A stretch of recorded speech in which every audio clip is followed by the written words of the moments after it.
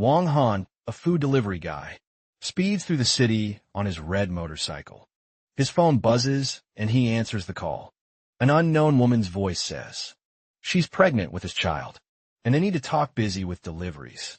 Wang Han dismisses it as a scam, tells her he has no time, and hangs up annoyed. He then speeds off again, weaving through traffic. Wang Han arrives at the XX food delivery center, where his coworkers are gossiping outside, with a cigarette in his mouth. He asks a heavier-set coworker what he's mumbling about. The coworker explains that the prestigious Su family's daughter is marrying the city's richest man's son, a topic irrelevant to Wang Han. The coworker then shows a phone picture of the beautiful Su family daughter, complaining it's a waste for a perfect girl to marry the rich man's son, whom he calls an ugly, useless sleazebag.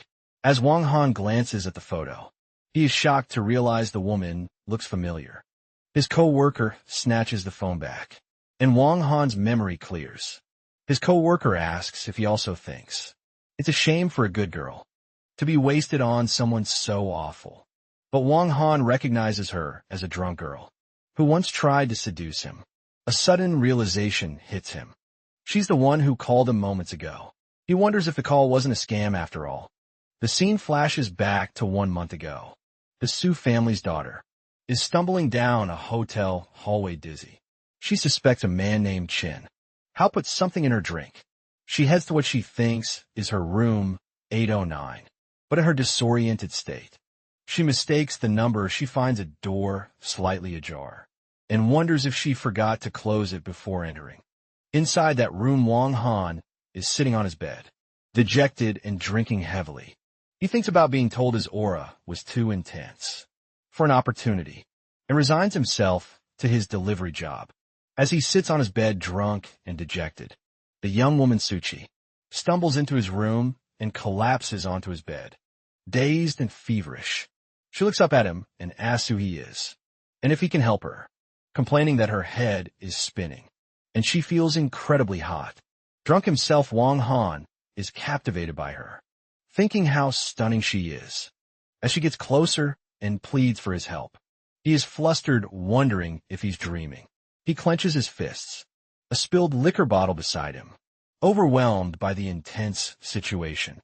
Snapping back to the present, Wang Han is lost in this memory, staring at Suchi's photo on his co-worker's phone.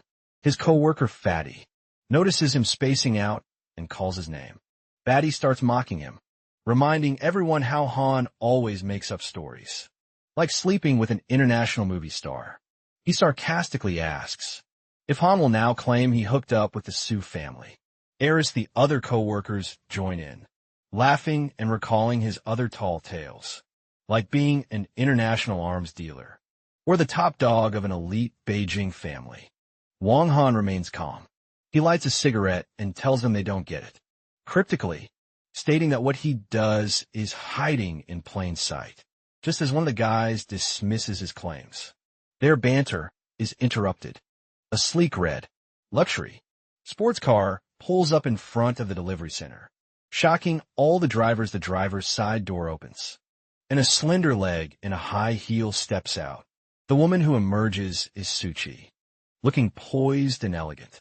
Wang Han's co-workers are mesmerized, their eyes turning to hearts as they gawk at her beauty, calling her a total knockout. As she walks towards them, one guy recognizes her from the photo.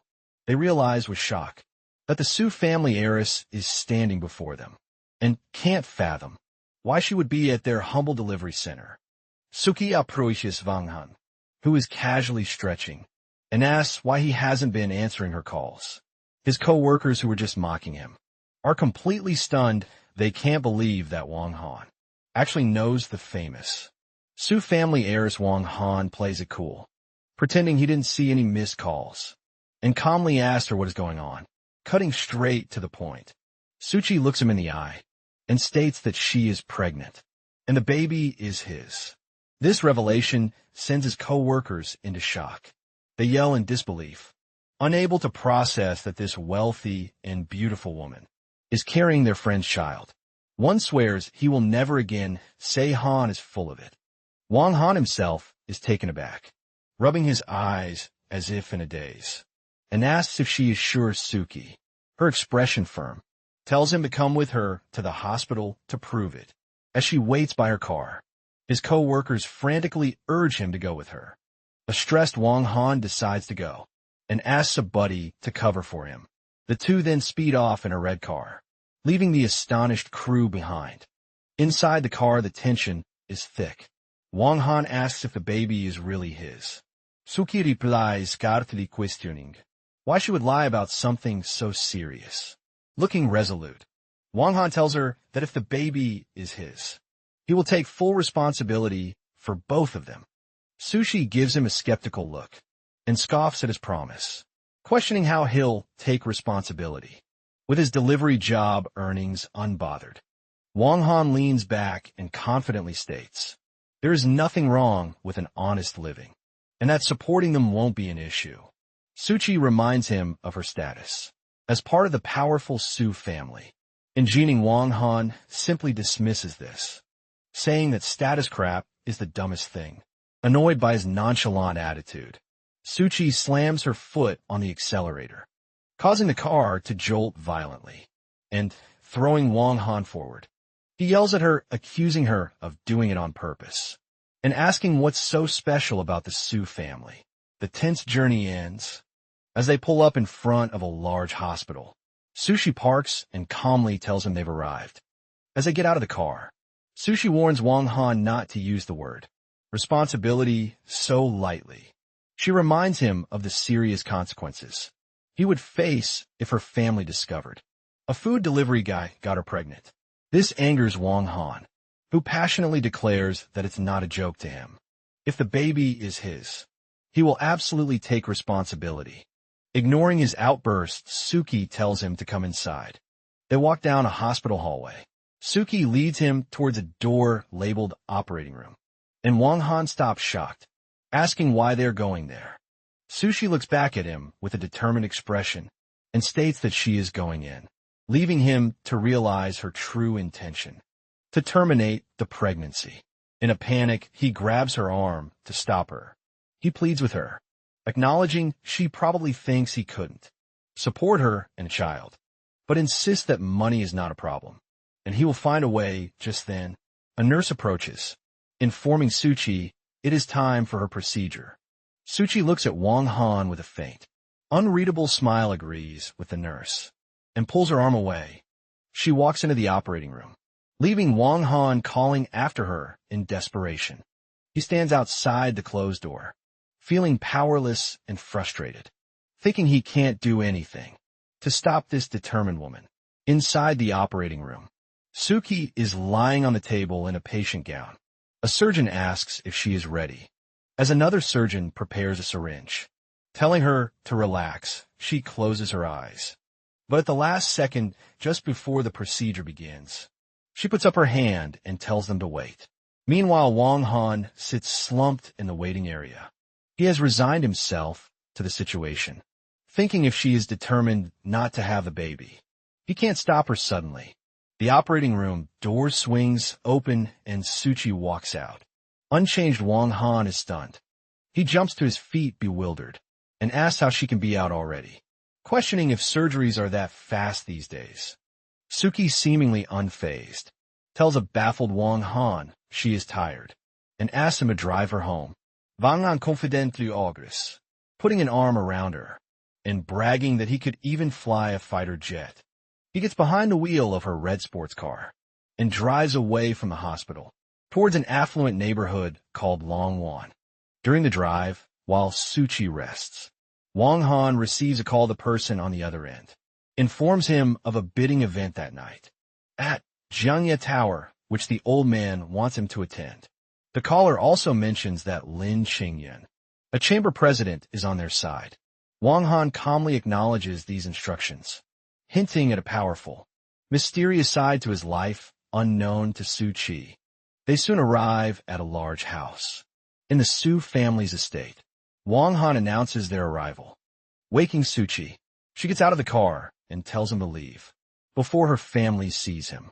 Noticing she looks pale, Wong Han offers to walk her to the door, but she coldly rejects his concern, telling him to stay out of her business, however. As she turns away, her heel gets caught in a crack, causing her to lose her balance and cry out. As she falls with stunning speed, Wang Han lunges forward and catches her just before she hits the ground. As he helps her up, he chides her for being a klutz. Annoyed, Suki asks him to repeat himself, and he doubles down, calling her unbelievably clumsy. In a flash of anger, she pinches his side with all her might, causing him to shout in pain. The sudden exertion takes a toll on her, and she winces seeing her discomfort. Wang Han surprises her by sweeping her up into his arms. He carries her inside the lavish house and gently places her on a sofa. Opening a first aid kit, he begins to tend her bare foot, which she twisted in the fall. She protests, telling him to go, but he firmly tells her to stop moving. Just as he is wrapping her ankle, they are interrupted by two women who have entered the room. The newcomers are Yang Huimin, Suchi's mother, and Lin Shuifu, her best friend. Suchi's mother looks at the scene in shock and demands to know what her daughter is doing. Wang Han and Suchi simultaneously explain that she twisted her ankle. Then, looking at her stunned mother, Suchi calmly announces that her boyfriend was just helping her apply some medicine. Wang Han is completely blindsided. Her mother, Yang Huimin, is even more shocked, pointing a trembling finger at the uniform-clad Wang Han and yelling in disbelief, asking if this man is really her boyfriend. Reeling from her daughter's announcement, Yang Huimin furiously demands to know what is going on and who this delivery guy is. After a moment of silence, Suki backtracks, telling her mother with a forced smile that she was just joking. She explains that she twisted her ankle, and the man simply helped her inside. Her flustered but relieved mother tells Suchi she scared her, reminding her that she is about to marry into the prestigious Qin family and cannot afford any mistakes.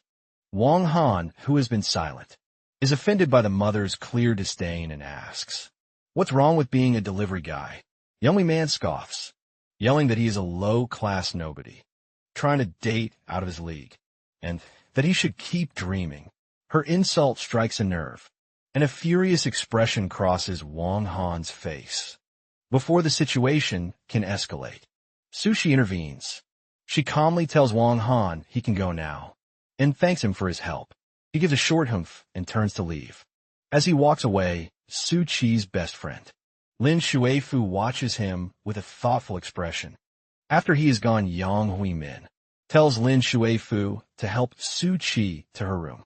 With disgust, she orders someone to wipe the floor, where the filthy delivery guy stood.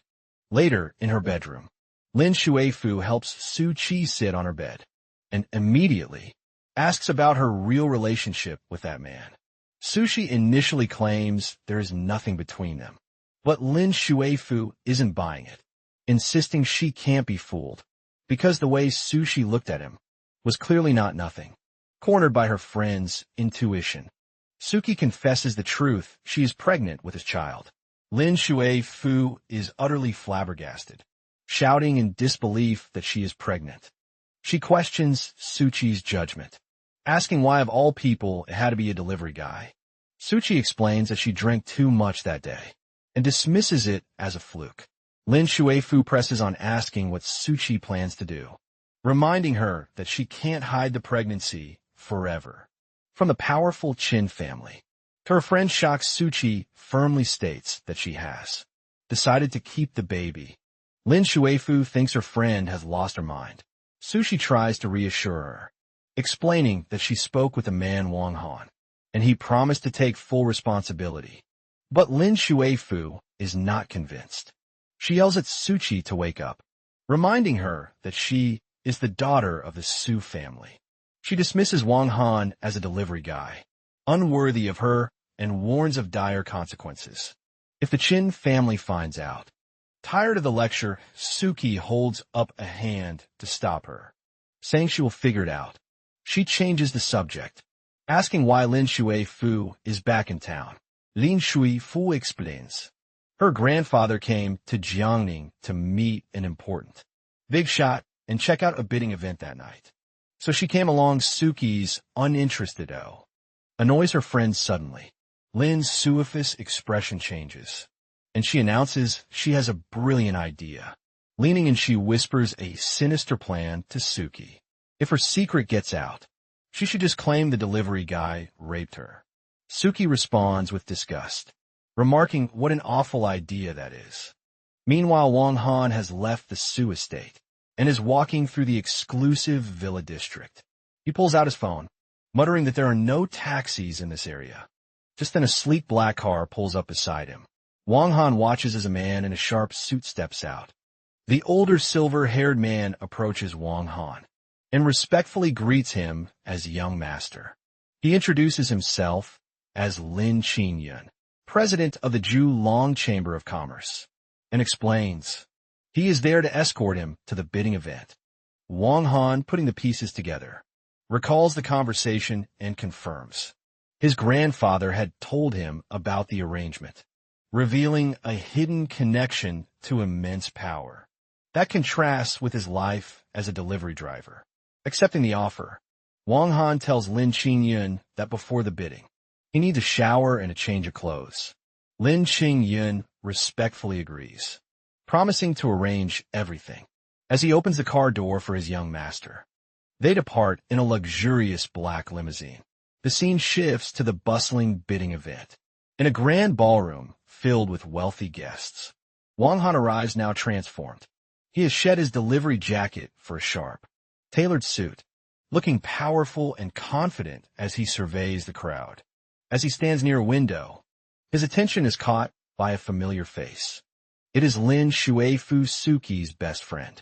In a stunning white evening gown, she approaches him with disdain and asks what the delivery guy is doing at such an exclusive event. Before he can answer, she jumps to a conclusion, accusingly asking if he is working a part-time job. Before Wang Han can correct her, she grabs his arm and forcefully pulls him away, saying she needs to talk in a more secluded spot. She confronts him, declaring that Suchi is her best friend and is pregnant because of him. She fiercely warns him that if he doesn't take full responsibility, when the baby is born, she will make him regret it. Wang Han is completely shocked by this. He tells her he thought Suchi had gotten rid of the baby. At the hospital, Lin Shuifu furiously informs him he is wrong, and Suchi decided to keep it. This new information stuns Wang Han, who exclaims her name in disbelief. He realizes she must not have gone through with the surgery.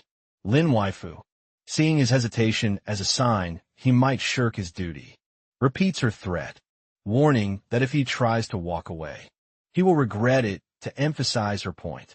She forcefully grinds her stiletto heel onto his shoe, causing him to cry out in pain, as she turns away with grim satisfaction. Just as Lin Shuifu leaves, an announcer's voice cuts through the ballroom, informing guests the bidding is about to begin. Still processing that Suchi kept the baby, Wang Han is filled with a new urgency. He can't believe it, and resolves to finish his business quickly, so he can go find her at that moment. A woman in a business suit approaches, and respectfully greets him as young master. She introduces herself as Lu Yu, his new assistant assigned by Chairman Lin Qingyun. Acknowledging her, Wang Han states that it's time to go. The two walk towards the main event area, with a powerful presence as they find their place. A stout, flamboyantly dressed man makes his way to the front. He smugly announces to the attendees that the day's main bid, the new district project, is being claimed by the Qin family. Twirling his mustache, he warns everyone to show them respect, or face the consequences. This arrogant man is Qin Lei, the eldest young master of the Qin family. Wang Han asks his assistant who the man is. Lu Yu explains he is from the Qin family, one of the richest families in Jiangning, and their biggest rival for the project. With a dismissive air, Wang Han questions if a guy like that could compete with him. Lu Yu elaborates that the Qin's plan to win the project, and then leverage their marriage alliance with the Su family to help them out of some trouble. Mention of the Su family makes it all click for Wang Han. He remembers his co-worker's rant about Miss Su being married off to a trashy rich guy. He realizes this arrogant man Lei is the fiancée Su Chi is supposed to marry. With a grim, looking now, sees the full picture. Connecting su KS engagement. Your family's troubles and this bidding war. The auctioneer presents the main item. Lot 053 in a new district. Without hesitation, Lei raises his paddle and opens with a bid of 5 billion. The crowd erupts in shocked whispers, realizing the Qin family is dead set on winning. They murmur that with the upcoming Qin-Su marriage, no one would dare challenge them. Just as the auction seems decided, Wang Han calmly raises his bidding paddle and counters with 6 billion. The room is stunned into silence, then breaks out into frantic chatter. Guests wonder who this audacious man is, assuming he must not be a local, to dare go against the Qin family. They believe the project was a sure thing for the Qins, and they won't let this slide. Across the room, Lei's smug expression vanishes, replaced by pure rage. He clenches his fist so tightly his knuckles turn white. He glares furiously at Wang Han and yells across the room, demanding to know who the hell he is, and accusing him of looking for trouble. The confrontation has begun. Facing Lei's outburst, Wang Han remains composed. He calmly points out that they are at an auction, where the highest bidder wins, and asks if there's a problem. Lei, his face contorted with rage, retorts asking if Wang Han didn't hear him say that the Qin family wanted this project. With supreme confidence, Wang Han replies that he heard perfectly fine, but questions what that has to do with him. The surrounding guests are shocked, murmuring about who this mysterious man is, that he would dare to challenge the mighty Qin family. Not to be outdone, an enraged Lei raises his paddle and shouts, a bid of 700 million without missing a beat. Wang Han counters with 800 million. The bidding war continues and the tension thickens. Lei storms over to Wang Han with his entourage, getting in his face and screaming that in Jiangning City, the Qin family is the law. He makes a final desperate bid of 900 million, daring Wang Han to keep bidding if he has a death wish. Wang Han simply laughs a picture of calm amusement and casually announces a bid of 1 billion. Having been utterly and publicly humiliated, Lei finally snaps. He screams that Wang Han is asking for it and threatens to chop him up as he throws a wild punch at Wang Han's face. But Wang Han is impossibly fast. He easily dodges the clumsy attack and with a single motion, delivers a powerful punch to Lei's face. As Lei is sent flying, crying out in pain, Wang Han contemptuously asks if he thought he could take him on alone. As Lei lies dazed, his 2 bodyguards leap to their feet and charge at Wang Han. The ensuing fight is brutally efficient. Wang Han moves with incredible speed, effortlessly, dispatching them with powerful kicks and strikes, leaving them defeated on the ballroom floor. Lei struggles to his feet, holding his bruised face in disbelief. He screams at Wang Han, accusing him of having a death wish for daring to lay a hand on him. Wang Han, with a cold smirk, retorts that he is the one doing the hitting now. He launches another attack, sending one of Lei's men flying through the air. With a powerful kick, the bodyguard crashes down with a loud thud, directly on top of his boss, knocking them both out in an undignified heap. With the fight over in seconds, Wang Han stands calmly amidst the chaos. He turns to the stunned room and casually asks the terrified auctioneer if anyone else is going to bid.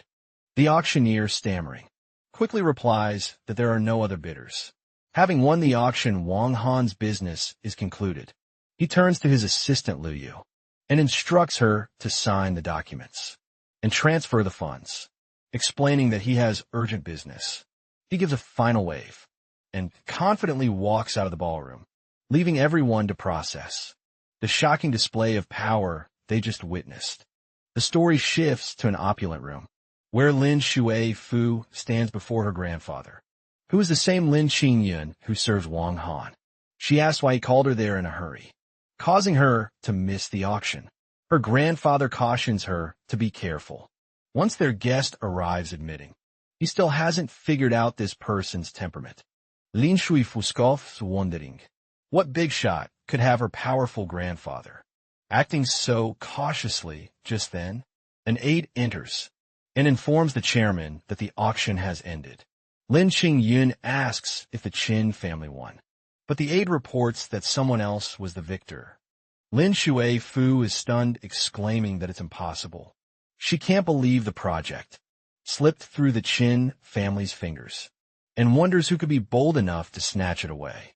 Her grandfather calmly informs her that the person they are waiting for has arrived, looking at her phone, likely a news update. Lin Suifu remarks that this person is way too arrogant, deciding this news is too important to wait. She tells her grandfather she is stepping out to call her friend, Nanan Suki, as she walks down a hallway. She is absorbed in her thoughts and her phone call. She thinks about how the Qin family's failure jeopardizes their planned cooperation with the Su family, determined to deliver this news to her best friend. She doesn't pay attention to where she is going. She walks straight into Wang Han, who is heading in the opposite direction. The collision is jarring, and she lets out a small cry as she bumps into his chest, furious. She looks up and is shocked to see his face. She yells at him, demanding to know why it's him again, and berating the stinking food delivery guy for not watching where he's going. However, her urgent call takes precedence. She quickly turns her back on the silent Wang Han and continues walking, speaking into her phone to tell Su Qi her important news. Wang Han simply watches her go with a quiet, unreadable expression after Lin Shifu leaves. Wang Han enters to meet with Lin Qingyun. The older man greets him respectfully. Wang Han confirms his business at the auction is done, and then casually asks about the woman he just ran into. Lin Qingyun introduces her as his granddaughter, Lin Shuifu pointedly mentioning she is unmarried. He praises her, saying she greatly admires Wang Han and has always wanted to meet him. This attempt at matchmaking amuses Wang Han, who dismisses it with a weary, "Give me a break." Changing the subject, Wang Han sits and asks Lin Qingyun if he knows Su Qi. Lin Qingyun explains that she is the young lady of the Su family, the most outstanding talent of her generation, but has been kept out of the spotlight because the family favors sons over daughters. He confirms the Qin family intended a marriage alliance with the Su family after winning the project, but because Wang Han intervened, that plan is now delayed. Curious, Wang Han probes for more personal details, asking about Su Qi's daily life and romantic history. Lin Qingyun informs him that the Su family has a very strict upbringing, and Su Qi has a stubborn personality. He states that she doesn't get involved with people easily, and as far as he knows, has never had a boyfriend. This new information brings a sly, knowing smile to Wang Han's face. Just then his phone rings. The caller ID shows Su Qi's name, and he answers smoothly, telling her he was just thinking of her. On the other end, Su Qi asks if he has time and says she would like to see him. Wang Han immediately agrees and asks for her location. His urgent business now clear, Wang Han stands to leave. He tells Lin Qingyun he is leaving and that he can report back to the old man. As Wang Han walks out, Lin Qingyun makes one last attempt to promote his granddaughter, mentioning she graduated from the Royal Academy in London. Just like Wang Han, uninterested, Wang Han brushes him off, saying they can talk about it next time. The scene shifts to a park overlooking the city, where Su Qi is sitting alone on a bench, looking thoughtful. A moment later, Wang Han arrives on his red motorcycle, now back in his sharp suit.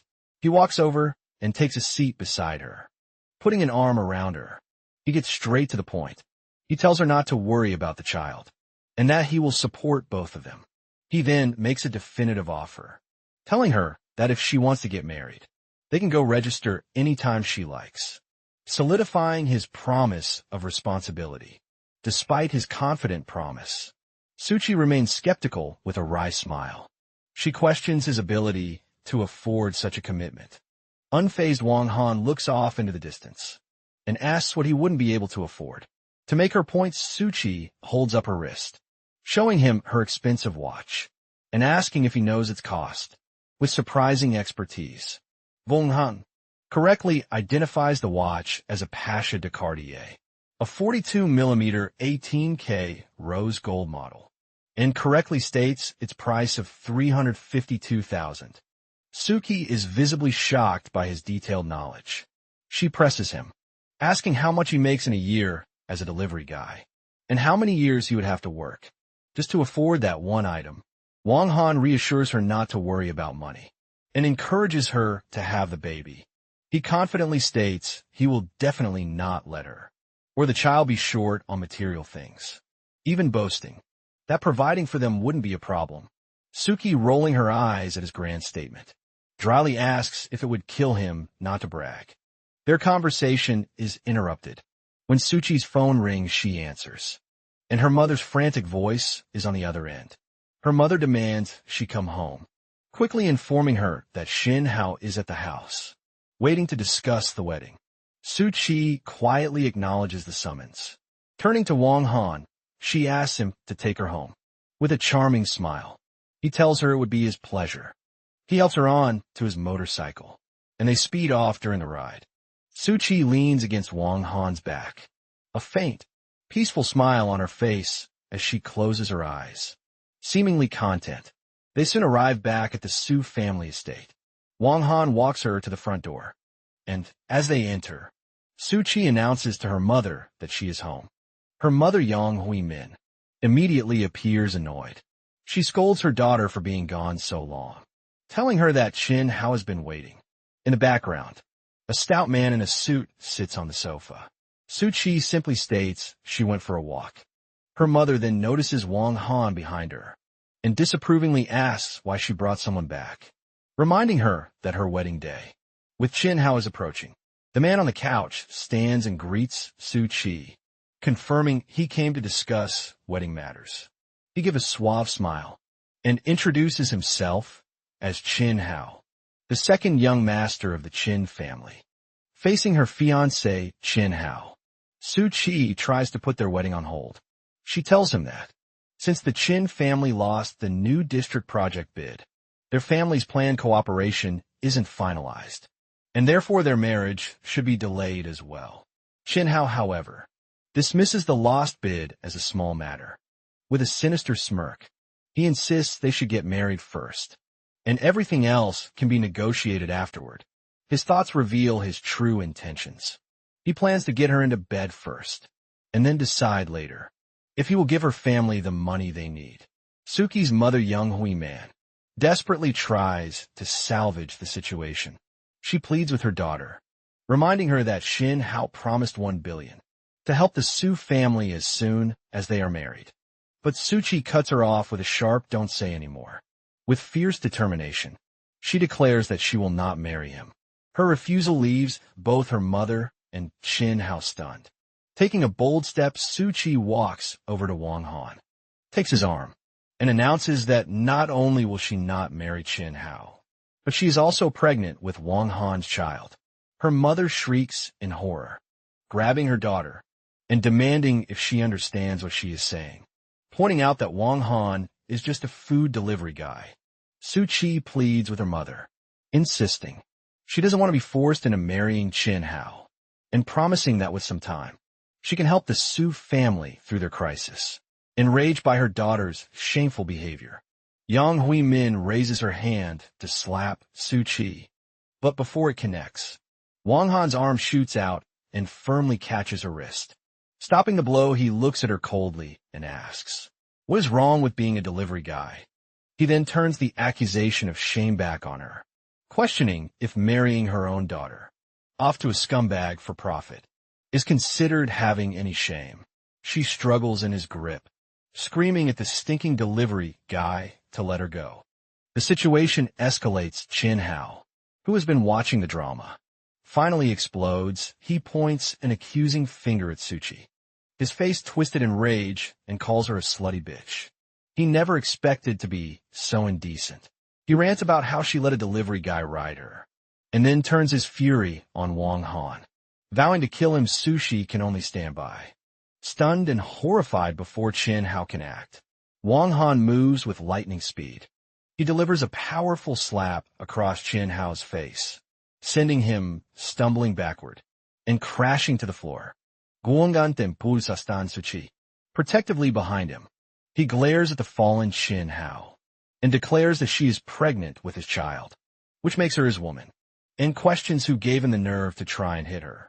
Scrambling on the floor, Chin Hao howls, in disbelief that Wang Han dared to hit him, his fury boiling over.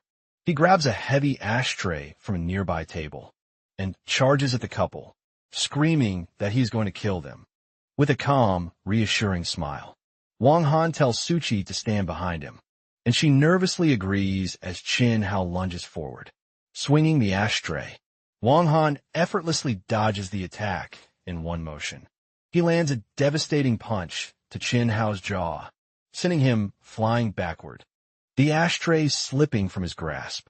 As Chin Hao lies dazed, Wang Han stands over him and declares that he dares to touch his woman. Not finished, Wang Han gets on top of the beaten man, grabs him by the collar, and says that today he is going to teach him a lesson. He rains down a series of brutal punches on Chin Hao's face, ignoring his victim's agonized screams and desperate cries for help. Just as he raises his fist for another blow, Sushi calls out for him to stop. At the same moment, a powerful voice echoes, demanding to know who dares to act so presumptuously. A group of imposing figures has entered, led by an elderly, dignified man with a long white beard and a cane. Suki looks at the man with shock and fear and addresses him as Grandpa. The arrival of the family patriarch freezes everyone. Suki's grandfather, flanked by other family members, surveys the scene. Chin Hao beaten on the floor, Su Chi with a strange man, and her mother in shock. The old man's expression is grim as he announces he heard everything. He turns his piercing gaze on his granddaughter and, striking his cane on the floor, demands to know if it is true that she is pregnant with this delivery guy's child. With quiet resignation, Suki confirms that it is. The confession sends the Su family into a panic. They cry out that the situation is outrageous, and they cannot afford to offend the powerful Chin family. Her grandfather, his face contorted in fury, roars that the only solution is for the child to be aborted immediately. Chin Hao, however, struggles to his feet and disagrees. He yells that even if she aborts the child, a bitch like her will never set foot in his family's home, leaving the Su family aghast. The weight of the situation becomes too much. They begin to wail that everything is over, blaming each other for spoiling Su Chi, and lamenting that the Su family is now finished. Su Chi stands silently amidst their accusations, her face a mask of sorrow. Finally she snaps, telling them all to stop arguing. The emotional and physical stress takes its toll, and she cries out in pain, clutching her head as dizziness overcomes her. Before she can fall, Wang Han is there to catch her. He holds her steady and reassures her, telling her not to be afraid, and that he will take her away. As he scoops her into his arms, her family, including her parents, rush forward, demanding the stinking delivery guy let her go, and threatening to break his legs. Wang Han looks back at them with utter contempt and asks if they even call themselves human. Without another word, he turns and starts to walk out of the house, carrying the now fainting Su Chi. When her parents try to block his path, he effortlessly kicks them aside. Sending them sprawling, he pauses at the doorway and turns back to the stunned and terrified family. With cold, unwavering determination, he declares that he is taking Su Chi with him and asks if anyone has a problem with that, leaving them utterly powerless to stop him. With Su Chi unconscious in his arms, Wang Han tells her stunned family that, since no one objects, he is leaving. He takes her from the chaotic Su estate to his modern, high-rise apartment inside. He gently lays the still unconscious Su Chi on his sofa. As he does, a card slips from her purse and falls to the floor. After making sure she is resting, Wang Han spots the card and picks it up. He examines it, and is surprised to realize that today is her birthday. He feels a surge of pity for her, thinking that, even though she comes from a wealthy family, it seems no one remembered her special day. Looking at her sleeping form, he resolves to show her what he is capable of, reaffirming that she is his woman. About 20 minutes later, Suchi begins to stir. She slowly sits up groggy and disoriented, rubbing her eyes and wondering where she is. Just then Wong Han emerges from another room.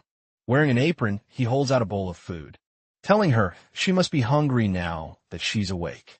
Suki walks over to the dining table, where Wong Han has laid out an elaborate meal he made especially for her.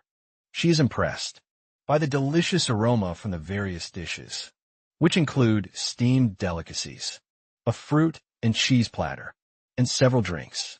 Wong Han boasts that his cooking skills are so good that even a princess from Dubai would beg for a taste. Amused by his arrogance, Suchi smiles and asks if it would kill him not to brag. As they sit down to eat, Suchi becomes serious. She tells him that for today, he is forbidden from saying the word die, leaving Wong Han confused. Before he can ask, he reveals his surprise.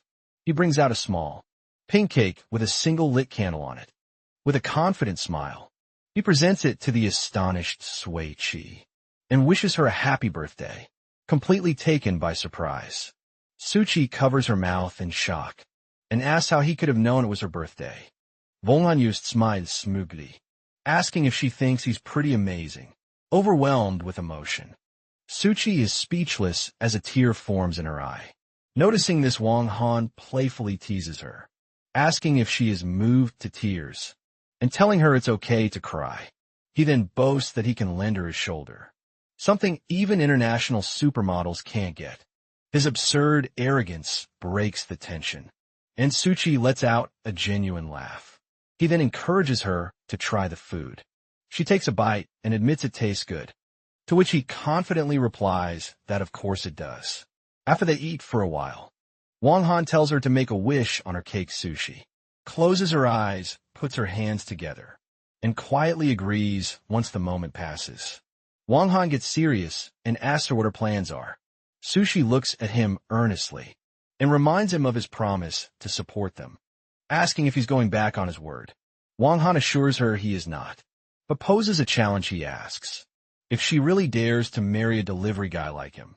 Fired up, Suchi stands and declares she dares, adding that if he fails to support them, she will simply remarry. Hearing this, Wong Han decides and tells her they will register their marriage the very next day. With fierce determination, she agrees, stating that she is not afraid. Satisfied, Wong Han leans back with a smile and says that it's settled. Their plans are interrupted when Wong Han's phone buzzes. He tells Su Chi he has to take the call, and she nods. He steps out onto the balcony to answer. The person on the other end, whom he calls Xiaohua, frantically warns him he is in danger. Xiaohua, who calls Wong Han boss, says an assassin named Hydra is coming to Jiangning City to kill him. Wong Han remains calm and asks if the source is reliable and if they can confirm Hydra's location. Xiaohua reports Hydra was last seen near the Lin family's villa, lighting a cigarette. Wong Han coolly tells his subordinate he understands and will make time to take care of the assassin. Tomorrow, while Wong Han is on the balcony, Su Chi sits on the sofa, talking on her phone and eating her cake. She is on a call with her best friend Lin Shui Fu, who wished her a happy birthday and asked if she was the first one. With an amused smile, Su Chi tells her friend she was second. Lin Shui Fu is shocked, immediately asking who was first, and hoping it wasn't Qin Hao. Su Chi, glancing towards the balcony, reveals that it was him. Her friend is furious, demanding to know how she got mixed up with that delivery guy again. As she takes another bite of cake, Su Chi sighs and tells an astonished Lin Shui Fu that it's a long story, but they have decided to register their marriage tomorrow. This news sends her friend into a panic, who asks if she has gone crazy for marrying a delivery guy and demands her location. Suki calmly replies that she is at his place. A worried Lin Shui Fu tries to calm her down, promising to figure something out. She declares She will go and beg the mysterious big shot, who won the auction, the one her grandfather knows, to help Suki no matter what. However, the call suddenly cuts off, and Suki is left wondering what happened. Meanwhile, on the balcony, Wang Han's tense conversation continues. His subordinate adds more worrying news, informing him that the eldest princess had asked about his whereabouts.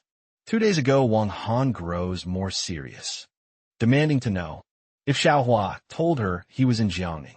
His subordinate nervously explains he had no choice, as he knows the princess's temper, and feared she would have castrated him if he hadn't complied. The news is so shocking that Wang Han is speechless, and drops his lighter. He yells into the phone, furious that his trusted subordinate sold him out.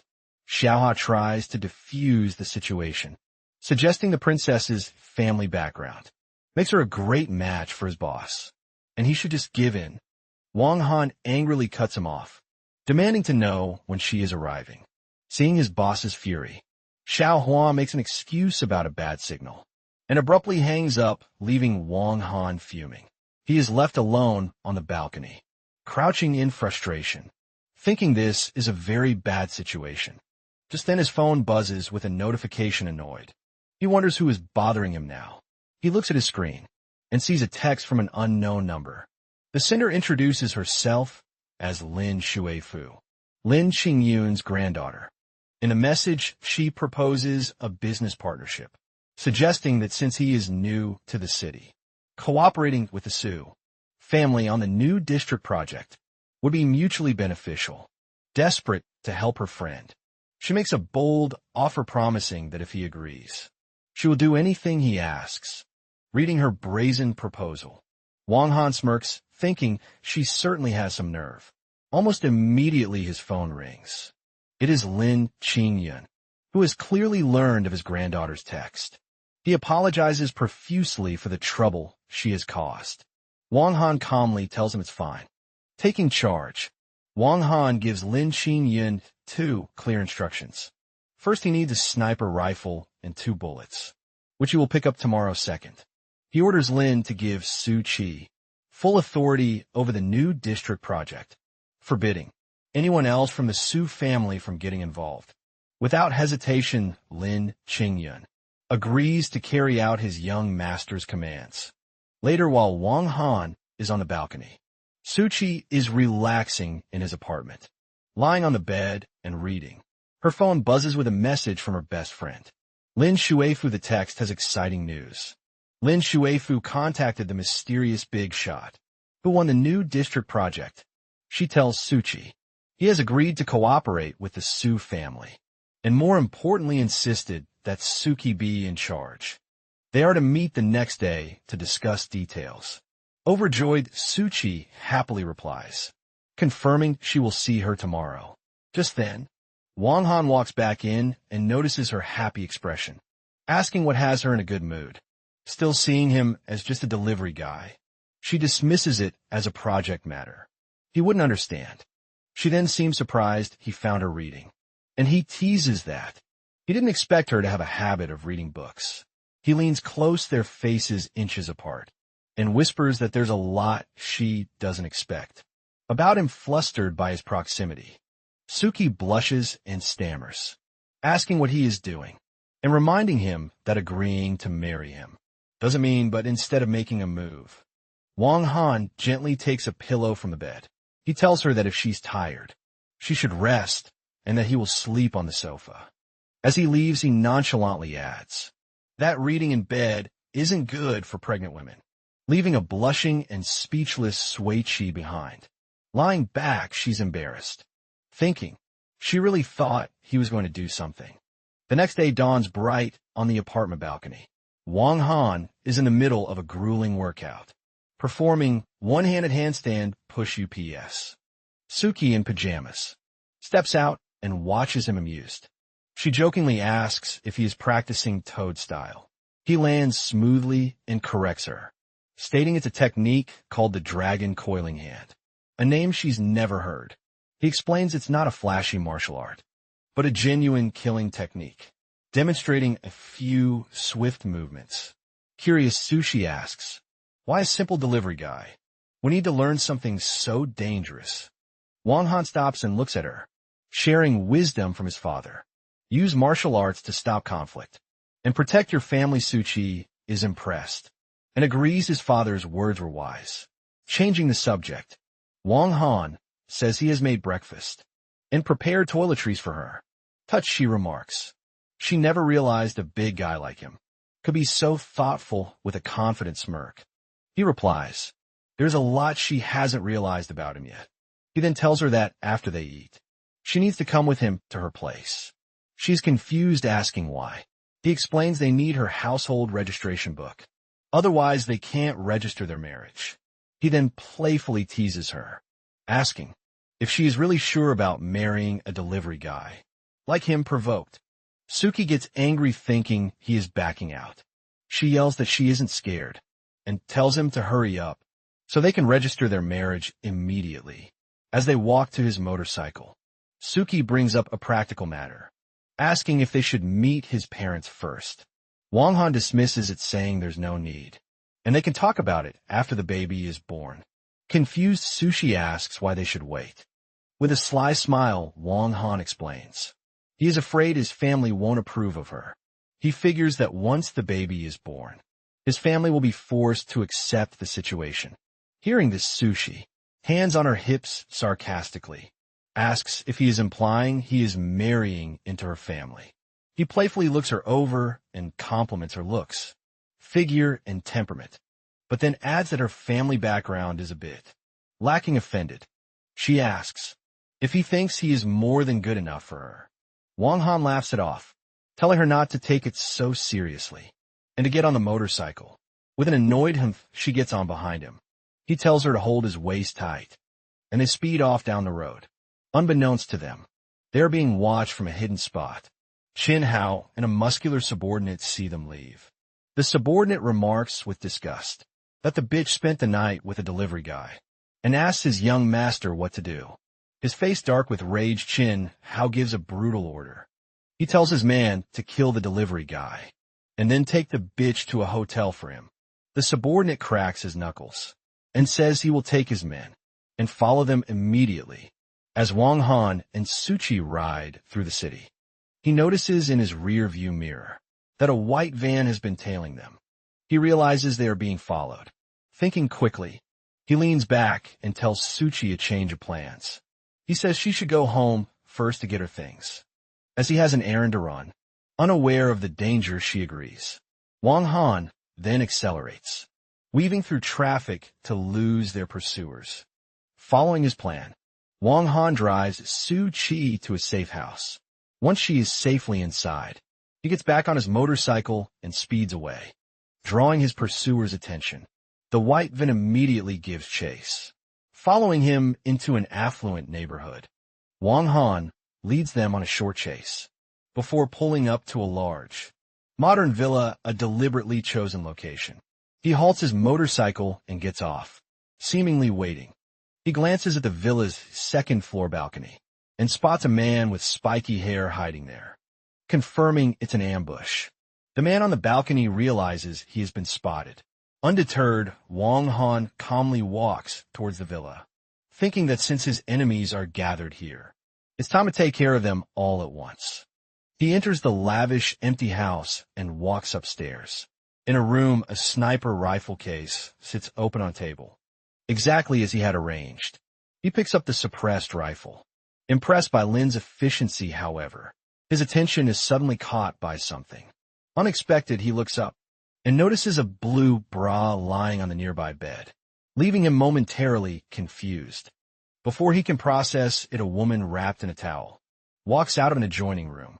Is Lin Shuefu, Suichi's best friend, who lets out a terrified scream upon seeing a strange man in her room, holding a high-powered rifle. Recognizing him, Lin Shuefu furiously demands to know what the stinking delivery guy is doing in her home, reminding him he is trespassing in the Lin family's villa. But before their argument escalates, a red laser dot appears on her forehead. Seeing the sniper's laser, Wang Han instantly screams at her to get down. Without a second to spare, a bullet smashes through the window. Wang Han lunges across the room, tackling a terrified Lin Shuifu, and knocking her out of the bullet's path just in time. They crash onto the bed, and she struggles against him, yelling for the bastard to let her go. He holds her down firmly, his expression serious, and quietly warns her to stop yelling, telling her that if she makes another sound, she will be killed getting to his feet. Wang Han grabs the sniper rifle. As a stunned Lin Shuifu asks what is happening, he ignores her, moving to the shattered window and taking aim at the villa across from them. He mutters a taunt that Hydra must not have 9 brains, and fires a single precise shot. A bullet flies across the courtyard and finds its mark, hitting the ambusher on the opposite balcony. The sniper is killed instantly, slumping to the ground with a bullet in his head. Wang Han lowers his weapon with a casual salute, remarking with disappointment that Hydra was taken care of so easily. Before he can celebrate, a frantic Lin waifu grabs him, demanding an explanation for the gun in her house. But at that moment, Wang Han senses flare as he detects another threat. A second bullet rips through the air, shattering another window from a different angle. Reacting with incredible speed, Wang Han again shouts for her to get down, and throws himself on top of her, shielding her with his body. They crash to the floor as the bullet zips past, where they had just been standing, impacting the wall behind them. Still on the floor with Lin's waifu, Wang Han realizes there are more attackers outside. Thinking fast, he grabs a piece of her clothing from the bed and throws it into the air as a decoy. He mentally lists his opponents, the assassin Hydra, the thugs from the van, and this new sniper. He grimly concludes he has several guests to deal with today. The decoy works. As the enemy sniper fires at the movement, Wang Han takes aim with his own rifle, a terrified Lin Shuifu watching from behind him. He returns fire with his second and final bullet. The shot flies across the open space and strikes another sniper, hiding in a different location, taking him out immediately. Heavy suppressing fire erupts from a third location, as another assassin on a nearby rooftop unleashes a volley of shots at their window. Wang Han grabs Lin Shuifu and dives behind a sofa for cover, as the wall behind them is peppered with bullets. Pinned down in a compromising position, she screams and calls him a pervert. Once the shooting stops, Wang Han calmly plucks one of the enemies. Spent bullet casings from the wall. He examines it closely and recognizes a unique 6-pointed star insignia on the base.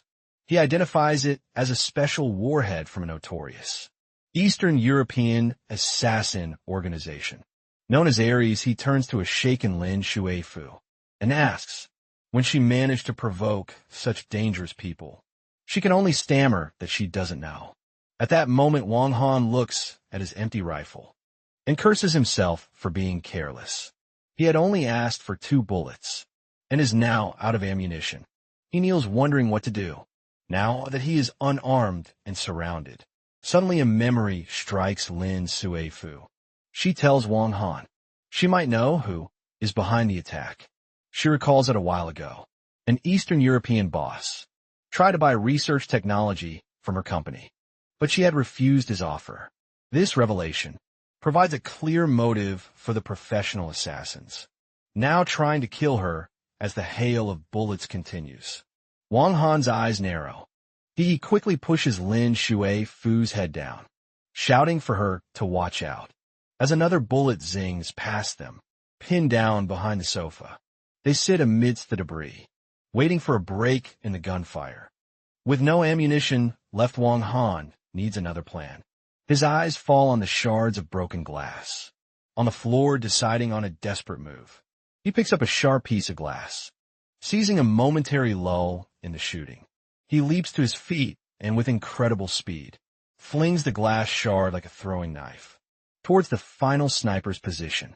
The makeshift projectile finds its target, and the assassin cries out in pain.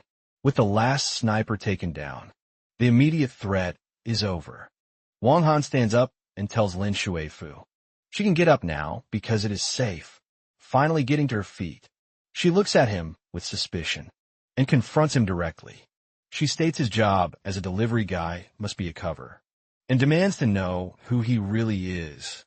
Wang Han coldly dismisses her question, telling her she doesn't need to know his identity. Furious at his secrecy, she threatens to tell Suchi everything, but he quickly holds a finger to his lips.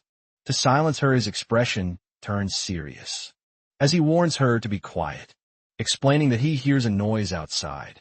A look of terror crosses Lin's waifu's face, as she asks if there are still more enemies.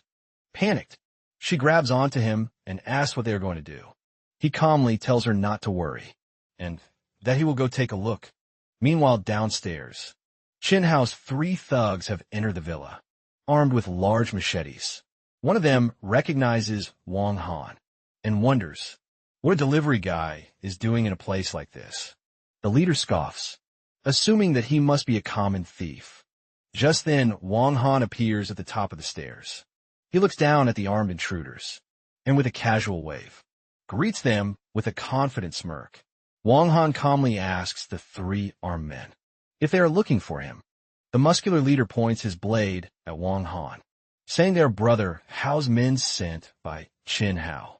He accuses Wang Han of sleeping with their boss's woman, Suki, while another thug impatiently says to stop talking and just break his legs completely unfazed. Wang Han simply asks what they plan to do about it. Enraged by his arrogance, the thugs charge forward. Screaming insults, the fight is brutally short. Wang Han moves with incredible speed, intercepting the first attacker with a powerful kick to the face that snaps his head back in seconds. 2 of the thugs are unconscious, leaving only their stunned leader. Muscular thug stares in disbelief, wondering since when the standards for delivery guys had gotten so high, and realizing his opponent is a trained martial artist, refusing to accept defeat by a mere delivery guy. He lets out a furious yell and charges at Wang Han with his machete. Wang Han effortlessly leaps over the wild swing, and in a single motion, delivers a devastating kick to the man's arm. The blow sends the machete flying and knocks the thug to the ground. With all 3 attackers defeated, Wang Han stands amidst the scattered bodies. Lin Shuifu, who watched the fight from the top of the stairs, finally lets out a terrified scream. The sound alerts the downed leader, who, though beaten, is still conscious angered by her screaming. He struggles to his feet and sees an opportunity, lunging towards the defenseless Lian Shuifu. Before she can react, he grabs her and holds his blade to her throat. Taking her hostage, he glares at Wang Han, threatening to kill her if he takes another step. A terrified Lin Shuifu warns him that her grandfather will not spare him if he dares to harm her. However, Wang Han remains utterly calm. He looks at the thug and, with a chilling lack of emotion, simply tells him to go ahead and do it. Ignoring the blade at Lin Shuifu's throat, Wang Han walks slowly towards the panicked thug, taunting him and asking why he hasn't acted on his threat. As Wang Han continues his relentless advance, he coldly asks if the man is too scared. The thug, sweating and terrified, screams at him to stop in a blur of motion. Wang Han closes the distance in an instant. Before the thug can react, Wang Han catches the flat of the sword blade between his thumb and forefinger, stopping the weapon completely. He looks at the thug with contempt and asks if he really thinks he is skilled enough to brandish a sword in front of him. The thug is shocked by Wang Han's impossible strength, realizing with horror that he cannot move the blade at all. Wang Han continues to mock him, asking again why he doesn't just make his move. Then with a simple flick of his fingers, he shatters the steel blade, sending shards of metal flying, as the thug and Lin Shuifu stare in stunned disbelief. Before the thug can recover, Wang Han grabs him by the throat, lifting him off the ground. He asks if a stinking, rotten shrimp like him is even worthy of fighting him. Choking the thug, tries to save himself by gasping that he is a member of the powerful Black Dragon Society. Wang Han is unimpressed, dismissively asking, "So what?" before slamming the man's head into the floor. knocking him unconscious, however. The thug suddenly recovers and tries a new tactic. He scrambles to his feet, pleading with Wang Han not to go down a path of crime. This bizarre appeal has no effect. Wang Han delivers a brutal stomp to the man's face, causing him to scream in agony as blood flies from his mouth. Completely broken, the thug begs for mercy. He pleads for Wang Han to stop making up a story about having an 80-year-old mother. In a final desperate bid, he tells Wang Han he has important information to report. Standing over him, Wang Han gives the beaten thug 3 seconds for his last words. The man quickly reveals his crucial information. Brother Hao has already gone to find Suchi, and if Wang Han doesn't hurry, he will be too late. This news shocks Wang Han, furious that the thug didn't tell him this vital information. Sooner, he delivers one last vicious kick, knocking him out cold. Just then, they hear a loud knocking at the door. A voice from outside announces they are the police. Realizing he must leave immediately, Wang Han tells Lin Suifu he's going to find Suchi, and is leaving the situation in her hands. He gives her one final instruction, not to tell anyone he was there. As he runs out, she tells him to go, assuring him she knows what to say. A moment later, 2 police officers enter the villa. The lead officer shows Lin Suifu his badge and asks what happened. As 2 police cars pull up outside, she begins to explain that she was showering when 3 men broke in with knives. Following her statement, the police arrest the 3 unconscious thugs. An officer reports to his captain that they found 2 dead bodies, the snipers Wang Han had killed, in the villa across the street, and that they do not look like ordinary people. Shocked, the captain orders his men to take everyone and everything to the station for investigation. Meanwhile, Suchi is being cornered in a bedroom by a furious Chin. How he reveals his sinister intentions, reminding her of the time he drugged her drink, and gloating that he is going to force himself on her. Now a terrified Suchi tells him to get out, but he only becomes more enraged. He sneers that he has sent men to kill the delivery guy, and that when they are done, he will force her in front of him. With a final lunge, he vows that he is going to play her to death. Chin Hao is pinning a struggling Suchi to a bed. She tells him to let go, but he taunts her, saying she can scream all she wants, because no one will save her. He adds with a sinister grin that the delivery guy is busy with his own problems, and that today he is going to force himself on her. Just as he leans in, a powerful slap cracks across his face, sending a tooth flying. Chin Hao is sent tumbling across the room. Landing in a heap in the doorway stands Wang Han, who looks down at the fallen man and coldly states that he must be tired of living to dare touch his woman. Struggling to his knees and holding his bruised face, Chin Hao furiously asks the delivery guy if he knows who his father is. Unimpressed, Wang Han tells him that no matter who his father is, he will pay for having a son like him. Enraged, Chin Hao gets to his feet, shouting that his father is Chin Gang, the richest man in Jiangning City, and that going against him is a death sentence. He then lunges forward to attack. Wang Han effortlessly steps the clumsy attack and delivers a powerful kick, dismissing him as a loser.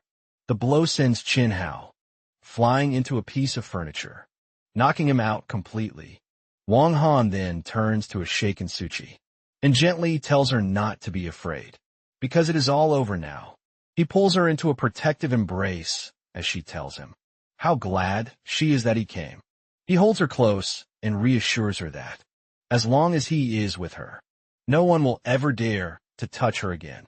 Meanwhile, the beaten Chin Hao struggles to his feet and stumbles out of the room, shouting one last threat at the stinking delivery guy to just wait with the immediate danger gone. Sushi looks up at Wang Han and asks what time it is. Confused, he asks her what is wrong. She explains she almost forgot an important meeting at her company and asks if he would go with her. With a warm smile, Wang Han agrees without hesitation, promising he will accompany her anywhere. Su Chi and Wang Han arrive in a red sports car. At a large modern corporate building, as they get out, a person greets Su Chi, telling her that President Liu is already waiting. In the conference room they enter, and Su Chi apologizes to a woman in a business suit. For being late, the woman, President Liu, is none other than Wang Han's assistant. Liu Yushi is shocked to see him, and almost addresses him as young master. But he quickly stops her with a gesture. Thinking fast, Wang Han puts an arm around her, and pretends they are old classmates. Di Stansuki, who can't believe Wang Han and the powerful President Liu know each other. Su Chi remarks on the coincidence, and Liu Yu nervously agrees as she is invited to sit with everyone seated. Liu Yu prepares to get down to business, and Suki agrees to begin. However, just as they are about to start, the door bursts open. Suki's grandfather, her father, and two other men from the Su family stride in, fawning over President Liu and expressing how honored they are. They insist that for such an important project, they couldn't possibly be careless. A shocked Su Chi asks her grandfather why he is there, and Liu Yu politely greets him. The grandfather explains he was so excited about the new district project that he rushed right over. His friendly demeanor vanishes when he notices Wang Han. Yangridi asks Su Chi why she would bring an outsider to such an important meeting. Su Chi stands her ground, reminding her grandfather that, since she is in charge of the project, it is her right to decide who she brings. This infuriates her father, Su Jianya, who yells at her, questioning when it became her turn to speak for the company. He belittles her, telling her she has no qualifications, and ordering her to give up her seat for her brother and go pour water for President Liu. At that moment, a smirking young man steps forward and introduces himself as Su Lei. He tells President Liu to discuss the project with him, dismissing Su Chi by saying she has no say.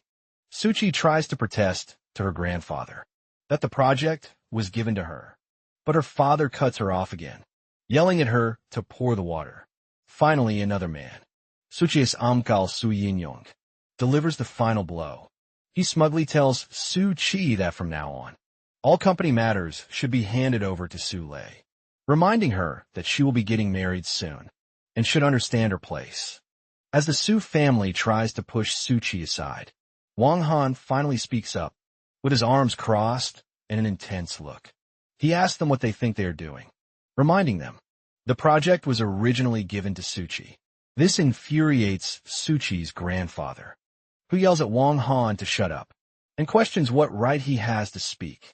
Zula join in with a smug look, mocking Su Chi for having a delivery guy as a boyfriend. He then tells his grandfather he heard she is also pregnant with this man's child. The revelation sends the grandfather into a rage. He points at Wang Han and orders Su Chi to get this low-class trash out immediately, declaring he and his dog are banned from the company. Su Chi leaps to Wang Han's defense, arguing it doesn't matter what he does, because he earns his money honestly. Her grandfather has no right to insult him. Her defiance only enrages the old man further. Seeing the situation is hopeless, Wang Han stands to leave with Su Chi. He tells her family they are shameless and repeats his condition. The project can only be handled by Su Chi. The grandfather confronts him, demanding to know what right a mere delivery guy has to make demands. Instead of answering, Wang Han turns to a nervous Liu Yu. He smoothly addresses her as his old classmate and asks her to do him a favor. He states that Su Chi is his fiancée, and the project must be given to her alone. Under his commanding gaze, Liu Yu reluctantly agrees. Su Lei is shocked and tries to argue, telling President Liu that Su Chi is irresponsible and knows nothing about the company, insisting he would be a better choice. But Liu Yu, following Wang Han's orders, ignores him and addresses the grandfather directly. She states her company will only work with Su Chi. If the Su family cannot agree, they will find another partner. The grandfather is stunned and asks to speak with her boss. Liu Yao delivers a final crushing blow. She informs him she has full authority and that he, the patriarch, is not qualified to meet her boss. Harsh words leave the old man sweating and completely speechless, utterly defeated and humiliated in front of his family. Completely defeated. Suki's father Sujiani quickly changes his tune. He tells President Liu not to be angry and assures her they will meet her demands, agreeing to put Suchi in charge. His father-in-law agrees, saying that as long as they get the partnership, it's fine if Suchi is the one to do it. Satisfied Liu states that they will sign the contract today. Now in control, Liu Yu stands beside Suchi and dismisses the rest of the Su family. She informs them she and Suchi need to discuss the contract details privately, and that they can leave with no power to object. Su Jianya can only agree, and he helps his stunned father-in-law out of the room. As the defeated men file out, Su Lei tries to protest to his father, but he is quickly silenced and ushered out. Once they are gone, Wang Han watches the door close with a smirk, thinking what a bunch of clowns they are, and how they brought their humiliation upon themselves. Liu Yu then, professionally, hands the contract to Su Chi to review. Meanwhile, in an office elsewhere, an enraged Su Lei confronts his father Su Jianya, demanding to know how he could let that bitch Su Chi be in charge. Su Jinzhong, sitting calmly at his desk, tells him not to worry, assuring him he has a plan. When Su Li tries to ask their uncle, Su Jinzhong, to leave, his father stops him, stating they're all on the same side. He then reveals a shocking family secret. Suchi is not his biological daughter. Both Sul and Su Ji Hyun-young are stunned. Su Yi Hyun-young asks if his sister-in-law cheated on him, but Su Ji Hyun-yi clarifies the truth. He explains that his wife, Yang Wai-min, was unable to have children, so they adopted Su Chi. He then complains that she has now shamed the family by getting involved with a delivery guy. A thoughtful Su Jinzhong asks who Suchi's biological parents are. Shu Jiang Yi dismisses the question, saying he doesn't know and assumes they're long dead, having left her nothing but a worthless jade pendant. Impatient, Suliai interrupts, eager to hear his father's plan. With a sinister grin, Su Jiang reveals his scheme. He tells them to wait and lets Suchi take over the project for now. Once she has done the hard work, he has a way to snatch it away from her. Understanding the plot, Suliai agrees with a confident, sly smile, dressed in a suit with a cigarette. Wang Han approaches two security guards on duty and asks for a light. A heavier set guard offers a lighter. Noticing bang fans formal atida. The guard assumes he is there for an interview, but Wang Han says no, curious. The guard then asks what he is doing there. Very casually, Wang Han reveals he is a delivery guy. The two guards burst out laughing, one of them joking that delivery guys and security guards are lifelong enemies. Wang Han chuckles, but then he notices both guards grow serious and stand up straight, so he asks what is going on. Suddenly, the guards snap to attention. One tells the other that President Su has arrived. The heavier set guard explains, with admiration, that President Su is the most beautiful woman in the company, and that seeing her daily gives him the motivation to work. Wang Han scoffs at them for getting so worked up over a woman. Annoyed, the guard tells him not to act so high and mighty, reminding him that as a delivery guy, he is no better than them. At that moment, an elegant Su Chi appears. The two guards greet her energetically and respectfully. As President Su, she acknowledges their hard work and says she is going to get her car. As Suki walks toward her red sports car, the heavier guard is ecstatic, boasting to his colleague that President Su spoke to him. Wang Han, watching this, asks if such a big reaction is necessary. The guard approaches Wang Han and puts an arm on his shoulder patronizingly. He offers some advice, telling him that even as a delivery guy, it's still important to have dreams. Just then, Suchi pulls up beside them in her flashy red sports car. From the driver's seat, she looks at Wang Han and tells him to get in. Wang Han bids the guards farewell with a smile, telling them he will remember their words and see them later. He then gets into the passenger seat of the luxury car. The two guards are left completely frozen, watching in disbelief as the sports car speeds away, unable to process that. The humble delivery guy they were just pitying, left with their beautiful and unattainable boss. As they drive, Wong Han notices Suchi's happy expression and remarks that things must have gone smoothly. Suji agrees, explaining it was thanks to her friend Lin Shuifu, who found the mysterious big boss behind the new district project. She adds that she is determined to thank this person. Face-to-face amused, Wong Han tells her she should definitely thank him well. He then changes the subject, informing her he has already contacted the Civil Affairs Bureau, and they will register their marriage the next morning. Suchi calmly agrees to the plan, but lays out her conditions. She only wants the marriage certificate, so their child will have a father. After the baby is born, she will give him a monthly payment of 30,000. A surprised Wong Han asks if she is trying to keep him as a paid companion. Suchi tells him he can think whatever he wants.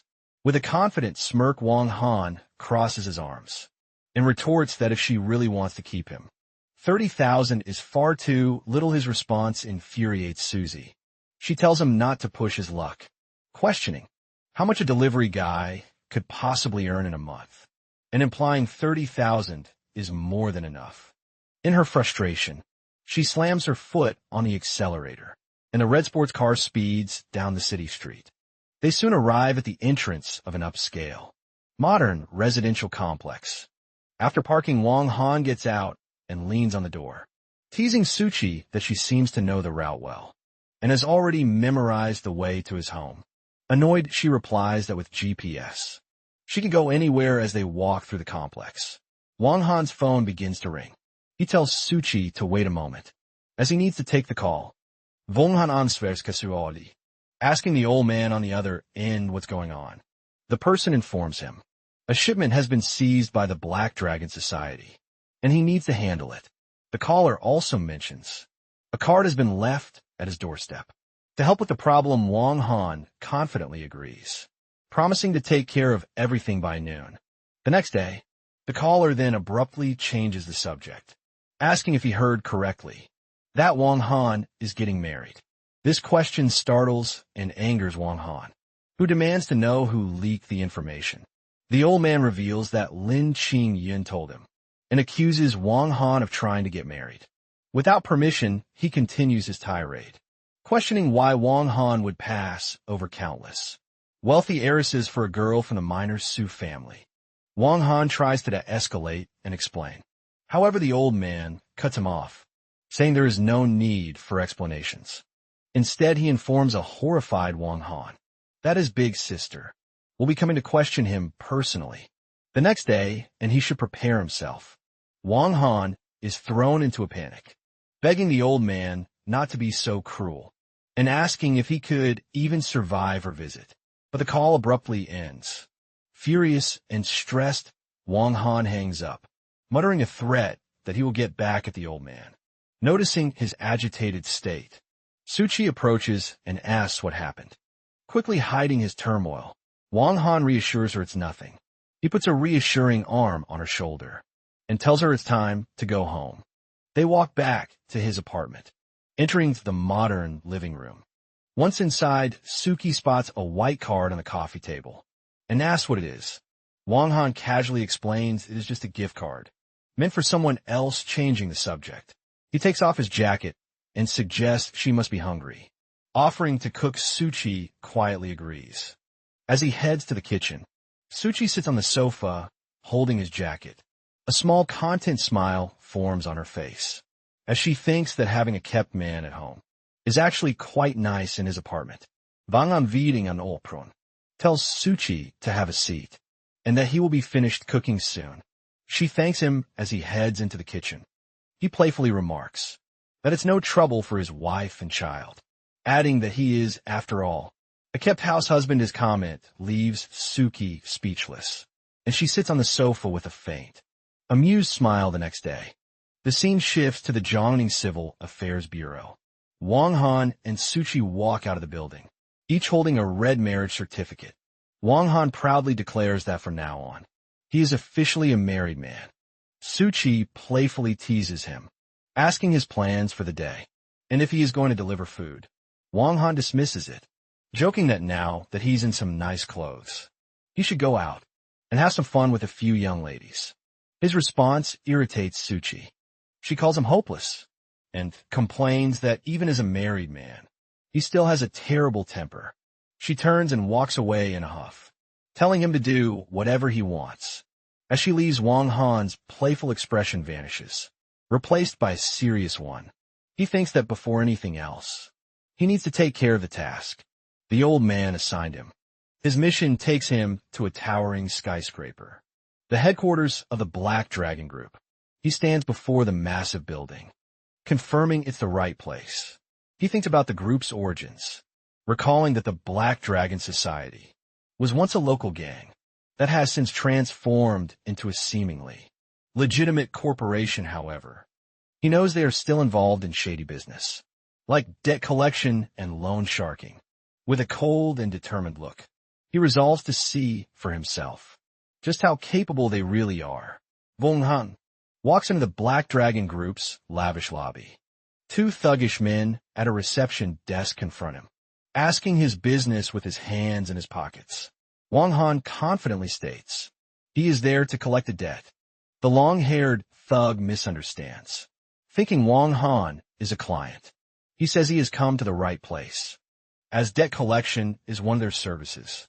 Wang Han calmly corrects him, clarifying he is there to collect a debt from a man named Baldy Liu. This statement enrages the two men.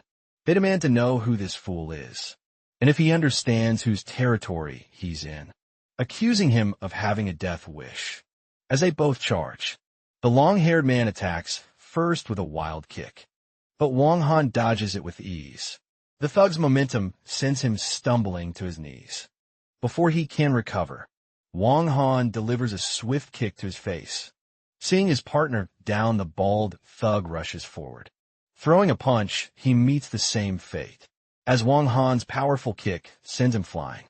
With both men defeated on the lobby floor, Wang Han stands over the conscious long-haired thug. His expression is cold as he calmly asks if the man is now ready to take him to see Baldy Liu. The scene shifts to an opulent office where Baldy Liu, head of the Black Dragon Group, is relaxing. A woman with long, purple hair is leaning over him intimately. She playfully licks a drop of red wine from his chest. He asks if it tastes good, and she replies that it has a lot of flavor. With a smug grin, Baldy Liu tells her that if she likes it, she could drink more, promising to feed her until she is full. Later, she playfully calls him naughty. Their moment is shattered when the office door bursts open. A tattooed man named Wen Long rushes in, panicked, and screams that someone has broken in. Enraged by the interruption, Baldy Liu yells at Wen Long for not knocking, asking if he couldn't see he was busy. He furiously declares this is his territory and questions who would dare to barge in. Wen Long stammers, trying to explain, but before he can finish, a body comes flying through the doorway. The man, one of the thugs from the lobby, crashes hard onto the floor in front of Baldy Liu's desk, leaving the boss and the woman stunned. His shock turns to rage. Baldy Liu leaps to his feet, pulling out a pistol. He points it at the door and screams, demanding to know what dog had the nerve to invade his turf. Following the thug, a black object flies through the doorway. It is a heavy, ornate card that embeds itself with a sharp thud into the desk, in front of a stunned Baldy Liu. Still holding his pistol, he cautiously picks it up. His expression shifts from anger to pure terror as he recognizes the insignia and screams, identifying it as a black card from the 10 Greats Association. From the floor, the beaten thug Wen Long looks up in confusion, asking what the 10 Greats Association is, and learning it is a terrifying organization of 10 powerful underworld bosses. At that moment, Wang Han steps into the office. He looks down with a calm, condescending expression and remarks that he is surprised they have even heard of the association. The sight of Wang Han triggers a horrified realization. In Baldy Liu, he screams out the title Ninth Young Master, finally understanding who has come for him. In shock, he stumbles backward, losing his composure. As Wang Han walks calmly into the office, he notes, it's impressive someone still remembers his name, as he's been out of the underworld for many years. Without hesitation, Baldy Lu drops to his knees, bowing his head in total submission. He asks what orders the ninth young master has for him. In a stunning display of the power shift, the kneeling gang boss respectfully holds out a lighter for Wang Han, who calmly lights a cigarette. Taking a drag, Wang Han gets to the point, mentioning he heard Baldy Lu had recently seized a shipment of goods. Panicked, the kneeling man insists it must be a misunderstanding. Wang Han looks down at him with a cold expression, remarking that he admires his nerve for daring to steal from the 10 Grades Association. While feigning submission, Baldy Lu promises to return the goods immediately. However, he is secretly reaching for a pistol, tucked into his waistband, preparing to make a desperate move. Aware of the deception, Wang Han remains unfazed. He looks at the gang boss and delivers a chilling warning, asking if he has ever heard the saying, when the black card appears, even gods and ghosts will submit. Pushed to a desperate act, Baldy Lu springs to his feet, aiming his pistol at Wang Han.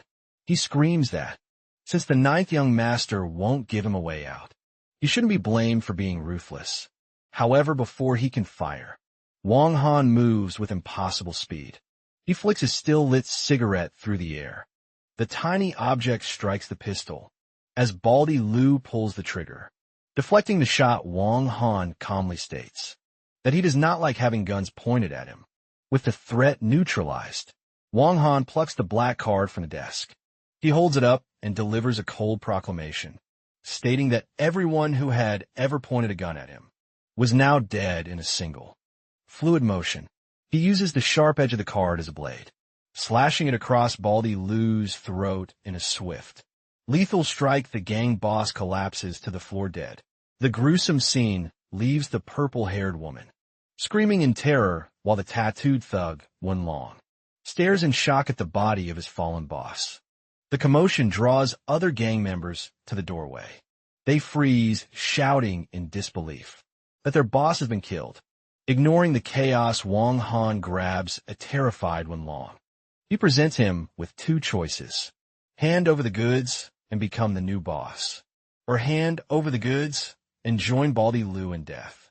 Faced with this ultimatum, Wen Long makes his decision instantly. He and all the other thugs immediately bow their heads in submission, pledging unwavering loyalty to the ninth young master, and disavowing any connection to their former bosses. Action satisfied, Wang Han accepts their pledge and calmly orders someone to take him to his shipment. His mission now complete outside the imposing headquarters of the Black Dragon Group. A car pulls up. Chin Hao gets out, accompanied by a thug on crutches, who is heavily bandaged. The subordinate nervously advises his boss to be cautious, warning that Wang Han is not to be taken lightly. However, Chin Hao, consumed by rage, dismisses the advice, declaring he will kill Wang Han today no matter what. He storms towards the entrance, shouting that he is there to see the boss of the Black Dragon Society. With a face twisted in fury, he vows that as long as the gang's boss, Old Lu, gets rid of that stinking delivery guy for him, he is willing to pay any price. Meanwhile, inside the office, the new hierarchy is established. Wang Han stands before the assembled gang members and appoints Wen Long as the new leader. He declares Wen Long is now in charge of the Black Dragon Group and promises a prosperous future to anyone who follows him. The other gang members quickly accept this, addressing their new leader respectfully.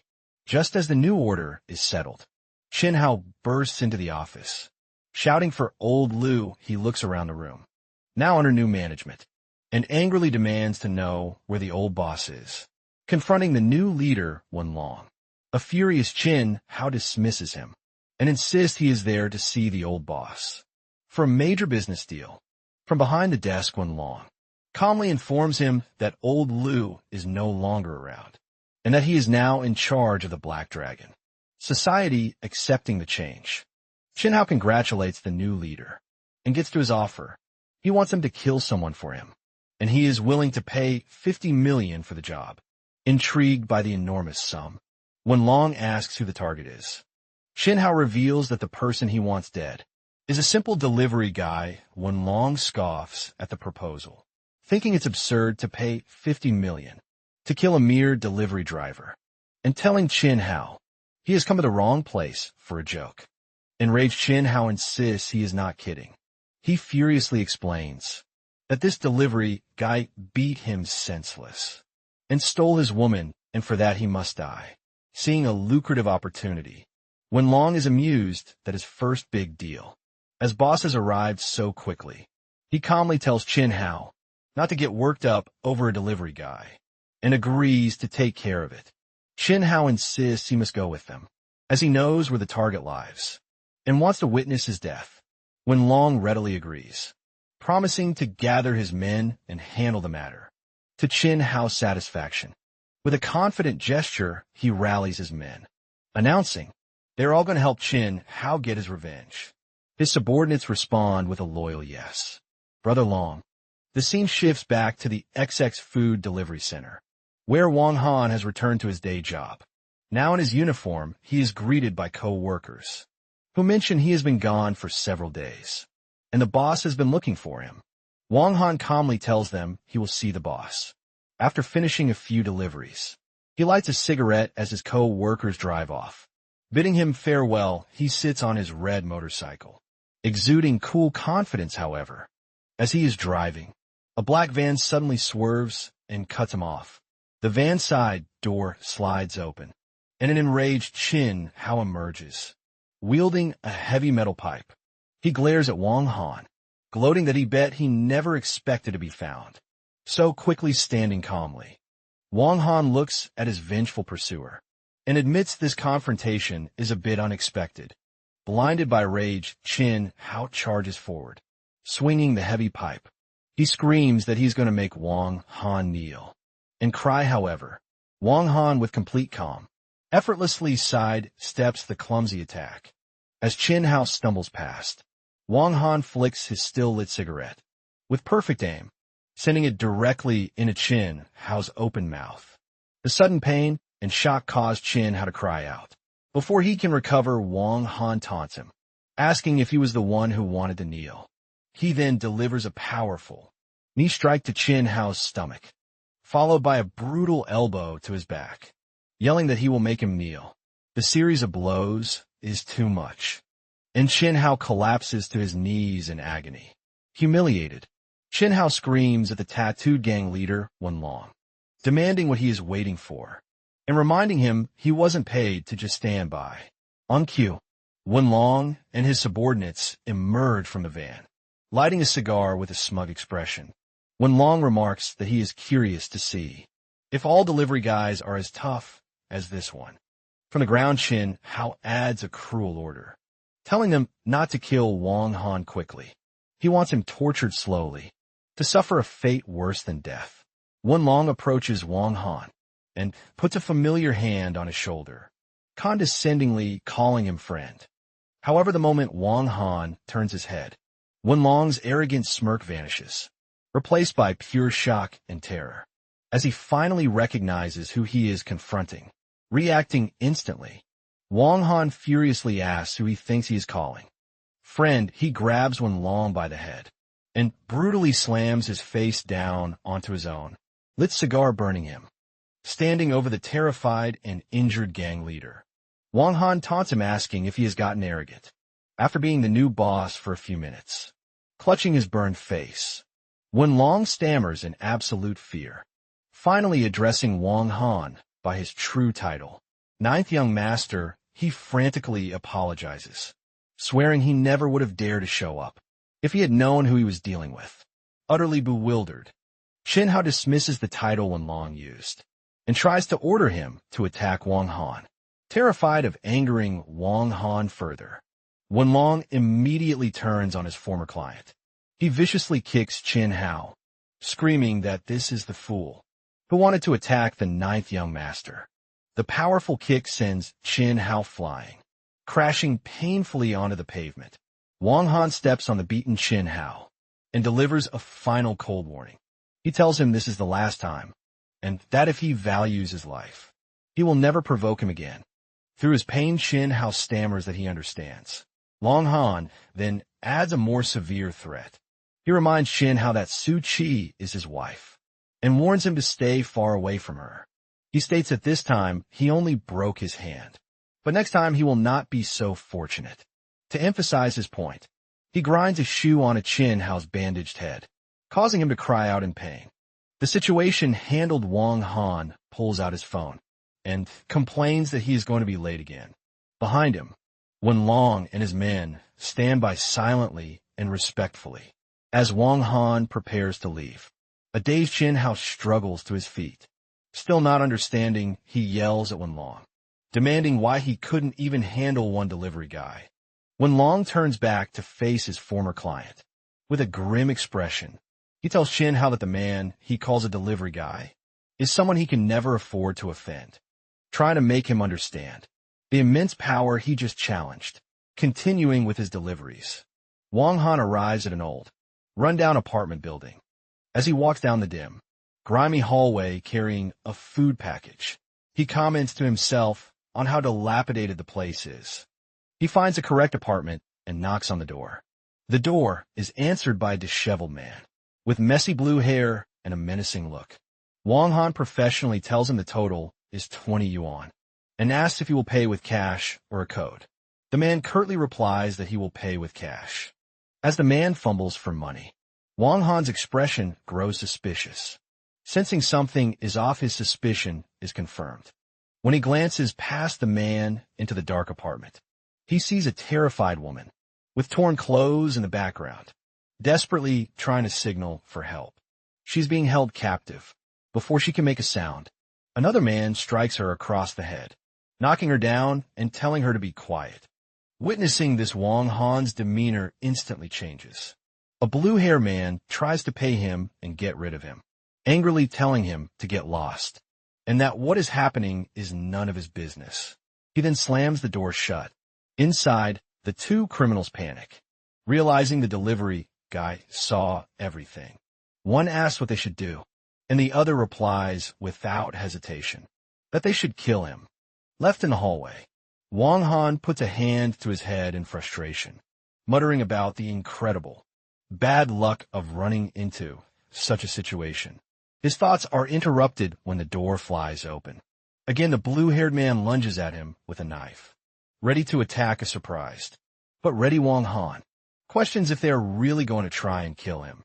In response to the knife attack, Wang Han instantly kicks the blue-haired man, sending him flying and disarming him. Standing in the doorway, Wang Han looks annoyed, remarking to himself that even a simple delivery is forcing him to get his hands dirty. Inside, the second kidnapper realizes the delivery guy is a trained fighter. Enraged, he grabs a machete and charges at Wang Han, yelling for him to die unfazed. Wang Han effortlessly stops the attack, grabbing the man's wrist and mocking his pathetic skills. He then delivers a brutal elbow to his face, sending him to the floor, crying for help. With both men neutralized, Wang Han kicks the door shut and turns his serious gaze toward the victim. He finds a terrified young woman tied up on a bed, weakly pleading for help. He approaches and begins to untie her gently, asking if she is able to walk. After she confirms she can, he kindly places his jacket over her shoulders. He tells her he has already called the police and offers to call her family to pick her up, to which she agrees. He then says he is going outside to tie up the two men to ensure they don't escape, leaving her with her phone. Wang Han stands over the two kidnappers, now tied up back-to-back on the floor. He tells the brats they got what they deserved for running into him. The rescued woman approaches, impressed that he handled both of them himself. She thanks him for saving her and introduces herself as Xiao Wangjin. Wang Han humbly replies that it was no trouble and introduces himself as Xiao Wangjing. Holds her phone, presumably after calling her family. She looks at the screen with a surprised expression. It seems an incoming call has interrupted her, and she hands the phone back to Wang Han. He answers professionally, but a furious female voice on the other end scolds him, asking if he's become bold enough to get married, without telling his family. A look of panic washes over Wang Han's face, as he stammers, recognizing the caller as his big sister. The woman commands him to meet her in Jiangning that night and to bring his new fiancée. All he can do is nervously agree. After she abruptly hangs up, Wang Han looks exasperated and mutters about how that shrew always hangs up, without warning at that moment. The door bursts open and an older man, flanked by 2 police officers, shouts Xiao Wangjin's name. Overjoyed, Xiaojing calls out to her father and runs towards him, while Wang Han stands calmly beside the subdued criminals. Her father pulls her into a tight, relieved hug, anxiously asking if she was hurt. Xiao Wanjing reassures her worried father that she is unharmed and points to Wang Han, explaining that this man saved her. As 2 police officers apprehend the tied-up criminals, a lead officer orders them to be taken away. Wang Han stones be, adding that he was the one who knocked them out. Xiao Wanjing's father approaches Wang Han, formally thanking him for saving his daughter, and asking if he subdued the 2 thugs. Wang Han simply confirms that he did. The older man is impressed, thinking it's unexpected to find such a powerful, hidden dragon working as a delivery man. He mentally assesses Wang Han's abilities, noting that based on his powerful aura, Wang Han must be at least a little grandmaster. He introduces himself as Zhao Tianxiong and offers Wang Han his business card. He tells Wang Han that he is greatly in his debt, and to call him if he ever needs help. In Jiangning City, Wang Han accepts the card, and recognizing the name White Tiger Martial Arts Hall, politely promises to visit when he can, as Wang Han says he has other business, and turns to leave. Shi Tian Shuang tries to stop him, offering him a job at his martial arts hall for 50,000 a month, certain it pays better than delivering food. However, Wang Han politely declines. Watching him go, Sha Tianxiong remarks on the impressive talent in such a young man. Shan Jing calls out after Wang Han, realizing he forgot his jacket, but he is already leaving. Down on the street, Wang Han walks back to his motorcycle as police load the kidnappers into their car. Getting on his bike, he thinks about how much trouble a single delivery caused him with that handled. He decides it is time to go find Suki. He starts his motorcycle and speeds off. The story shifts to the towering Su Group skyscraper. Inside an office, Suki is at her desk when a man in a blue suit enters.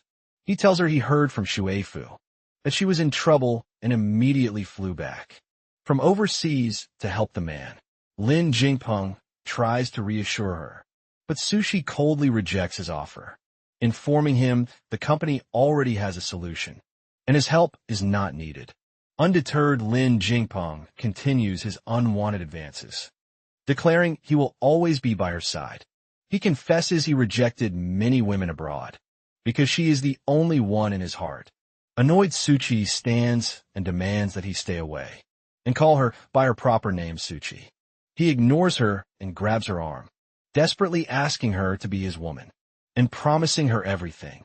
Having reached her limit, Suchi slaps him hard across the face. She tells him to respect himself, and then reveals the shocking truth. She is already married and pregnant. A stunned Lin Jingpeng holds his cheek, refusing to believe her and accusing her of lying. At that exact moment, the office door opens, and Wang Han walks in with 2 containers of food. He looks at the scene and remarks to himself that it seems he has quite a few love rivals. Seizing the opportunity, Suchi walks over to the stunned Lin Jingpeng and scolds Wang Han for not knocking, pretending to treat him like a disobedient employee. Wang Han plays along, asking what's wrong. Suchi then walks over to Wang Han and takes his arm. She explains to Lin Jingpeng that Wang Han brought her food because she can't go hungry while pregnant. Then, looking at the shocked man, she formally introduces Wang Han as her husband.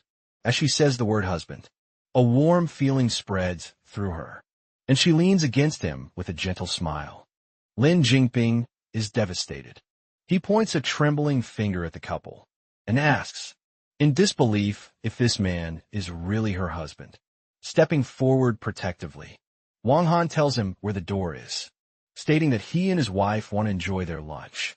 Alone as Lin Jingpeng tries to protest, Wang Han simply repeats his instruction, and the couple turns their back on him defeated. Lin Jingpeng storms out vowing he won't give up.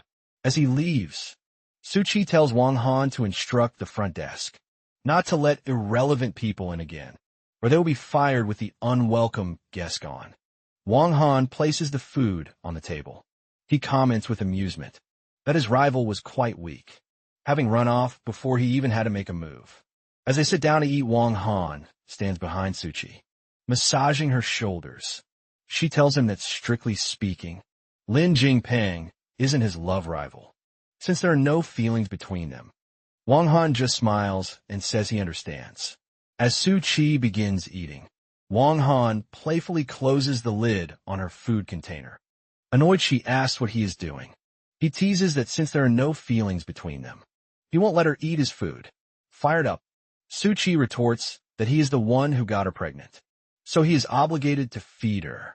After a bite, she admits his cooking is excellent, and Wang Han looks pleased. She tells him that since his cooking is so good, he should quit his delivery job, and she will invest in a restaurant for him. However, he arrogantly replies that not just anyone is worthy of tasting his cooking.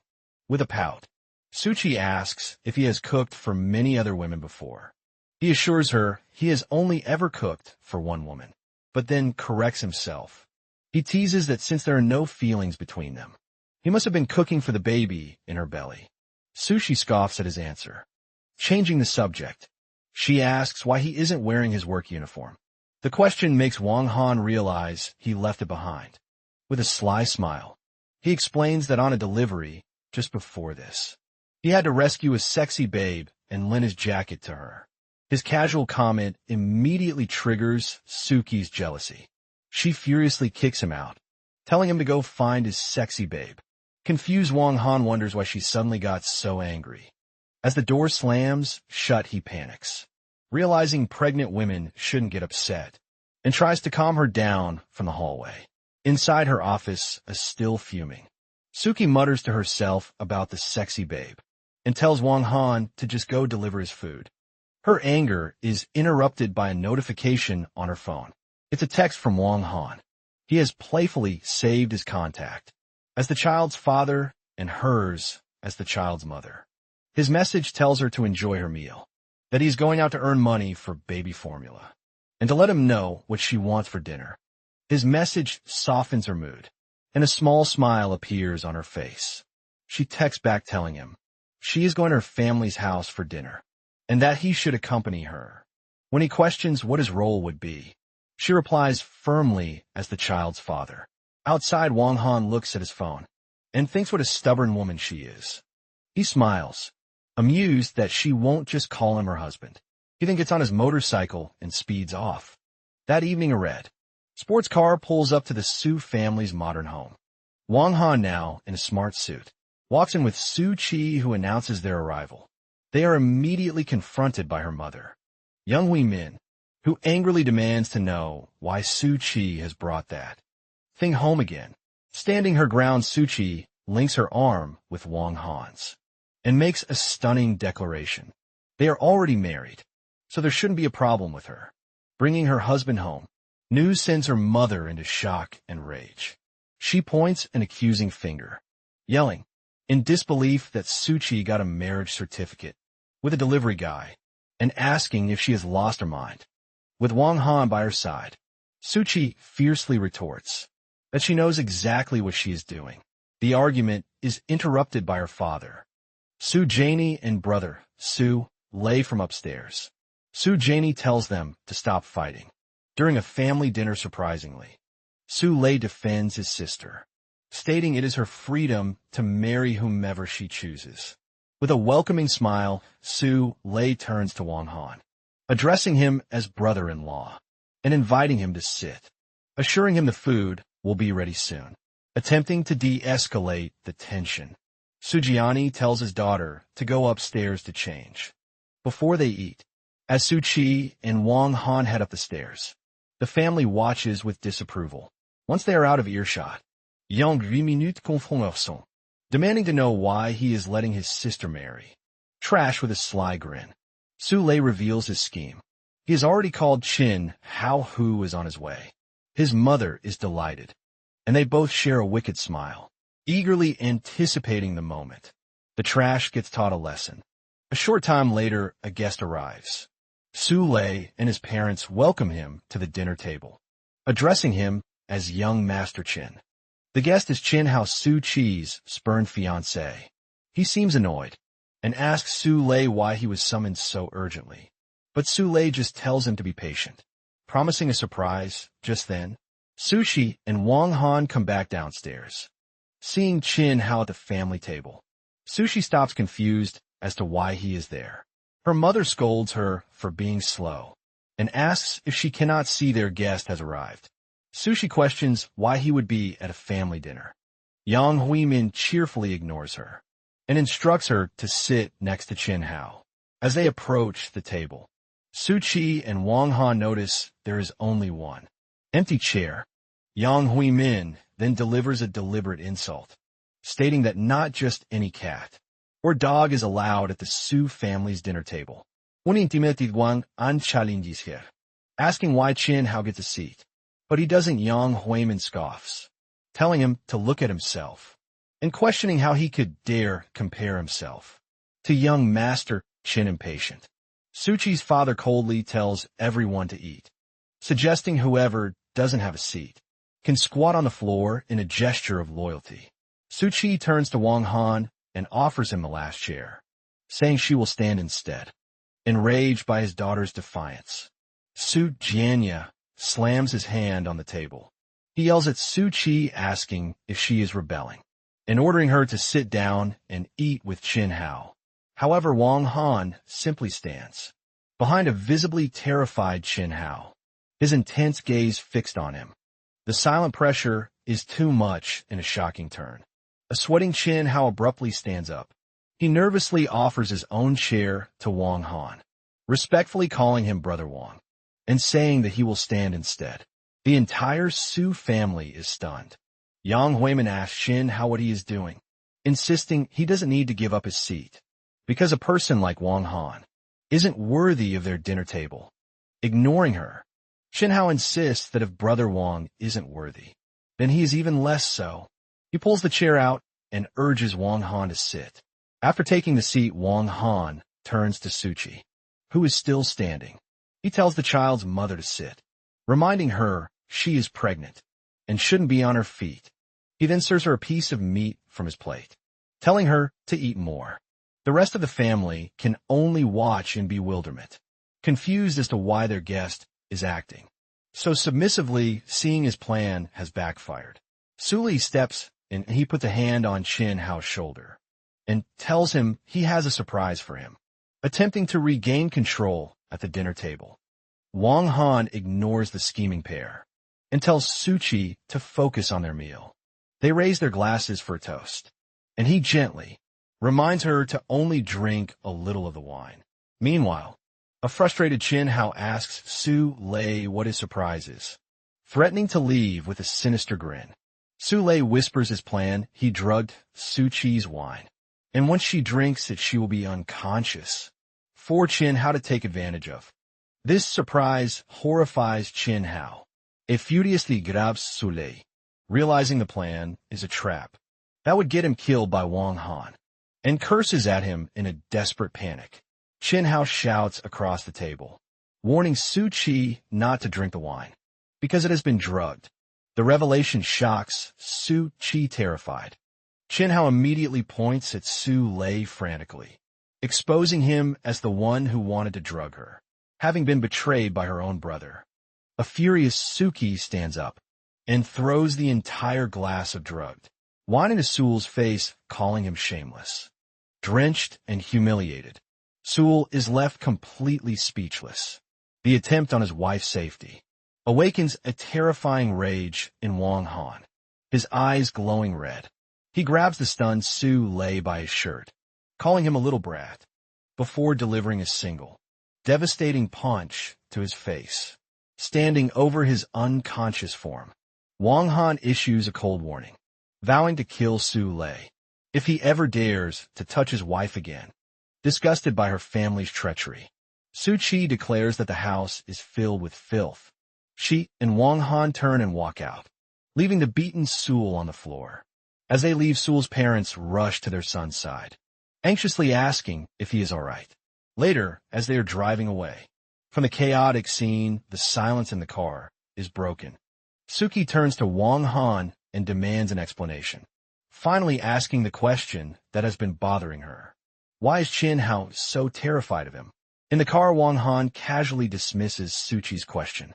He gives a vague, arrogant answer, stating that some people are thick-skinned and only learn to behave after a good slap. Suchi rolls her eyes, calling him a braggart again. She then turns serious, reminding him that given his background, it will be incredibly difficult for him to fit in with her family. Unfazed, Wang Han boasts that her family's rules are nothing compared to his own.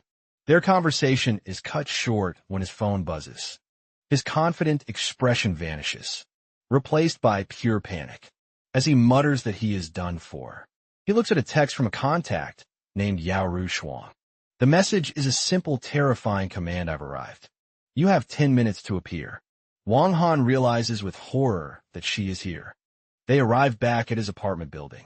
Noticing his panicked state, Suki asks who has arrived that could scare him so much. As they walk to the entrance, he warns her that his big sister is coming. He tells Suchi not to say the wrong thing, explaining his family has many rules. Skeptical Suchi scoffs at the idea that his humble family could have any significant rules. He just tells her she will find out soon, and repeats his warning to be careful with her words. They enter his apartment and find a woman already waiting. She is sitting on the sofa with her legs crossed, smoking a cigarette, with an aura of immense power and intimidation. Wang Han immediately plasters on a fake cheerful smile. He greets his big sister with exaggerated warmth, telling her how much he missed her, the woman Yao Rushuan. Wang Han's big sister is completely unmoved. She ignores his greeting and with a cold, commanding voice utters a single word: kneel. To Suki's utter shock, the usually arrogant Wang Han immediately drops to his knees. Without hesitation, Yao Rushuang then turns her cold gaze to Sushi and orders her to come over as well. Before Sushi can react, the kneeling Wang Han quickly intervenes. He pleads with his sister, explaining that Sushi is pregnant and cannot kneel. Hearing this, Yao Rushuang pauses and calmly puts out her cigarette, her expression unreadable. Yao Rushuang looks down at Suchi's hand with a cold expression and confirms that she is pregnant. Suddenly, her calm demeanor shatters. She springs to her feet and delivers a powerful kick to the kneeling Wang Han, sending him flying across the room. She furiously scolds him, saying, "A few years abroad have taught him plenty of bad habits." As a stunned Wang Han sits on the floor, trying to plead his case, she looms over him and declares that he will first receive the family punishment before he is allowed to speak. Seeing this, Su Qi immediately rushes forward and stands protectively between them, her arms spread wide to shield Wang Han. She confronts Yao Rushuang, declaring that, while she doesn't know their family rules, it is unreasonable to hit him without knowing what he supposedly did wrong. Yao Rushuang calmly explains that the Wang family rules are simple virtues, like benevolence and integrity. Sushi challenges her to name which rule he has broken. With cold precision, Yao Rushuang lists his 3 wrongdoings first. Getting married without informing his elders is disrespectful. Second, getting a woman pregnant before marriage is immoral. And third, finding a partner unworthy of him is unwise. The final insult enrages Suki. With her arms crossed, she demands to know what kind of person would be worthy of her brother. Yao Rushuang then begins to list the incredibly high status women their family had arranged for him, all of whom he rejected. She mentions the daughter of the Chu family, the granddaughter of a military elder, and even the holy maiden of the Miao clan. Seeing the situation escalating, Wang Han nervously tries to intervene, pleading with his sister to stop provoking Suchi, reminding her that she is pregnant. But Suchi has heard enough. She suddenly tells them to stop their act. With a cynical laugh, she says, she sees right through their childish performance. She accuses Wang Han of feeling insecure as a delivery guy and claims he staged this entire scene, inventing a powerful family and high-status fiancés just to feel better. Wang Han frantically denies that it's an act, but Sui doesn't listen. She tells them their behavior is too immature and that she doesn't want her child born into such an environment. With that, she declares she will contact him after the baby is born and walks out, leaving a desperate Wang Han, calling her name as the door closes behind her. As Wang Han tries to go after Suchi, his sister, Yao Ru Shuang, sharply orders him not to chase her. He pleads with her, reminding her that Suchi is pregnant with his child. Yao Ru Shuang dismisses his concern, stating that Suchi comes from a minor family and is too narrow-minded, suggesting a few days to cool off would be good. She then reveals she is in Jiangning, on a mission from the old man. A curious Wang Han asks what kind of mission she means. In response, Yao Ruo Shuang presents him with a small round object, explaining that it is a keepsake. She tells him that years ago, the master of Chao Fong Valley lost his child in Jiangning City. The only thing the child had was a similar keepsake. Yao Ru Shuang reveals that Wang Han is the dragon, and the lost girls is the phoenix, and that he has a prearranged marriage contract with her. A shocked Wang Han takes the golden dragon, engraved bead, and questions the idea of a betrothal, arranged before birth, reminding his sister that he is already a married man. His sister ignores his protest and gets close to him, her expression threatening. She asks if he dares to disobey the old man's direct order. To find this person first intimidated, Wang Han quickly relents, nervously agreeing to find the girl. The scene then shifts to a modern villa. At night, Suchi has gone to her best friend's house. Lin Shuifu welcomes her, telling her to stay as long as she needs. And Suchi thanks her later in the bedroom. A distraught Suchi sits in bed, telling Lin Shuifu she can't believe Wang Han is that kind of person. However, her friend is more skeptical and asks Suchi if she has considered that Wang Han was just putting on an act. Suchi finds the idea impossible, questioning why someone as important as the holy maiden of the Miao clan would ever be interested in a simple delivery guy. She concludes that Wang Han must have just hired some woman to play the part of his powerful sister. To fool her, Lin Shuifu offers a different perspective, suggesting that if everything Wang Han's sister said was true, then his identity must be far from simple. He playfully reminds Suchi not to judge a book by its cover, asking if she has ever heard of powerful bosses disguising themselves as delivery men. Suchi is surprised by her friend's defense of Wang Han and asks why she is suddenly speaking up for him. Lin Shuifu gets flustered and quickly denies it. Suki doesn't believe her and playfully grabs her arm, demanding to know what she is hiding. The tense conversation turns into a playful, tickle fight with both friends laughing together. After their playful moment, Suki turns serious again and asks Lin Shuifu for an update on arranging a meeting with the mysterious big shot. Lin Shuifu explains that her grandfather has been secretive with his phone lately, but she promises she will find a way to get the man's contact information for Suki. As they are talking, a knock on the bedroom door interrupts them. Lin Shuifu opens it to find Lin Jingpeng standing there, and she asks what he is doing at her house. With a smug smile, Lin Jingpeng tells Lin Shuifu that he knows the big shot they were just discussing and offers to arrange an introduction. A surprised Lin Weifu asks if he truly knows the powerful man.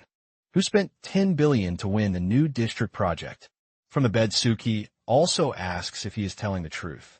Lin Jingping confidently confirms that his grandfather introduced them, and he can easily arrange a meeting the next day. Wang Han stands on his apartment balcony frustrated.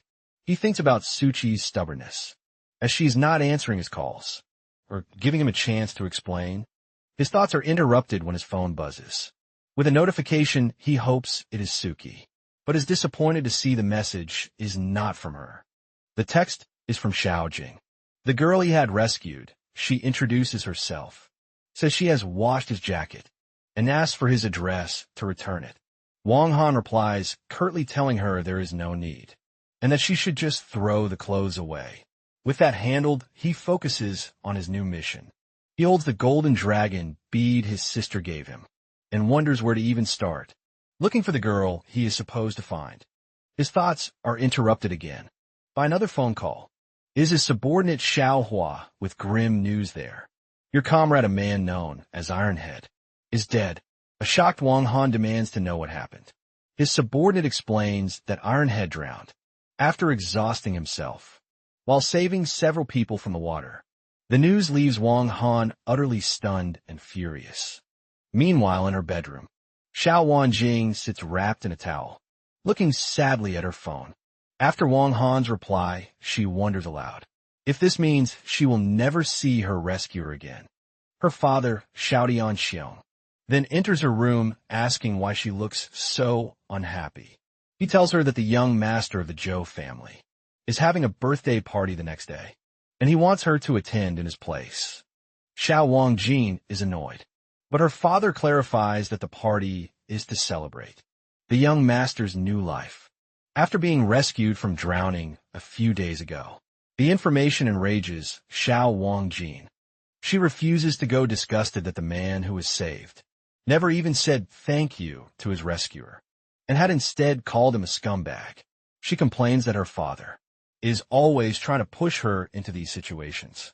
Changing the subject, he asks if she has contacted the delivery guy, whose favor she confirms she did, but tells her father he didn't even want his jacket back. Xia Tianchong looks disappointed, sighing that it seems there was no fated connection between them. The story shifts to the front of the impressive Taishan Grand Hotel. Wang Han arrives in a gray van and steps out, looking sharp in his suit. He is immediately greeted by 4 men who have been waiting. They are introduced as Lei Xiaohua, Flint Man Smiling Buddha, and Ague. They respectfully greet him as boss. Wang Han tells them it is time to go in, and they follow him into the hotel. Just as Wang Han's group enters, a white luxury car pulls up. Xiao Jing gets out accompanied by an older man. As she steps out, she catches a glimpse of Wang Han's back and thinks he looks incredibly familiar. Her companion asks her what is wrong, but she quickly dismisses it, telling him it's nothing, and she must have been mistaken. Inside, a large, lavish banquet is in full swing. The host stands on a stage and welcomes his guests, thanking them for attending his rebirth celebration. The man Zhou Feiyu arrogantly boasts that he survived his recent near-death experience purely because he is lucky. To celebrate, he has a massive 9-layer cake wheeled out for his guests.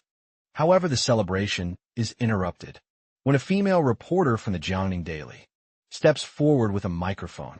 She asks Zhou Feiyu if he has any comment on the man who tragically lost his life while trying to save him. The question instantly enrages Zhou Feiyu. He furiously screams at his security, demanding to know who let a reporter into his private party.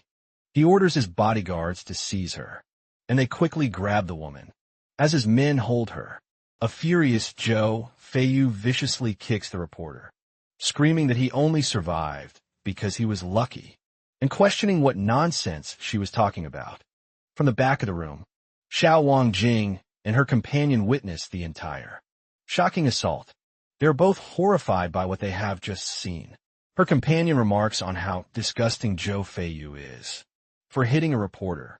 He then warns Xiao Wangjing not to get involved, reminding her they are only there to make a brief appearance, as her grandfather had instructed. Continuing his assault, Zhou Feiyu stands over the fallen reporter, stepping on her as he dares her to speak again. Enraged, he prepares to deliver another brutal kick, vowing to kill her, however. Just as he swings his leg, another foot shoots out and intercepts his attack. With impossible speed, a powerful kick sends a shocked Zhou Feiyu flying across the ballroom floor. He lands in a heap and looks up to see Wang Han standing there, flanked by his 4 subordinates and surrounded by unconscious guards. Wang Han coldly asks him who he was planning to kick to death. From the crowd, Xiao Wangjin is overjoyed, realizing it really was her rescuer. She had seen earlier struggling to his knees. A humiliated Zhou Feiyu glares at the intruders and fiercely orders his remaining men to kill them. The last of his bodyguards charge forward, yelling at the newcomers for daring to cause trouble on Zhou family territory. The ensuing fight is brutally one-sided. Wang Han's men move with incredible skill, easily dispatching the guards with a series of powerful kicks and strikes. With all of Zhou Feiyu's men defeated, Wang Han and his crew stand calmly amidst the chaos. Terrified, Zhou Feiyu stammers, asking who they are. Wang Han calmly pulls up a chair and lights a cigarette, finally revealing his motive. He explains his brother was Ironhead, the very person who had sacrificed his own life.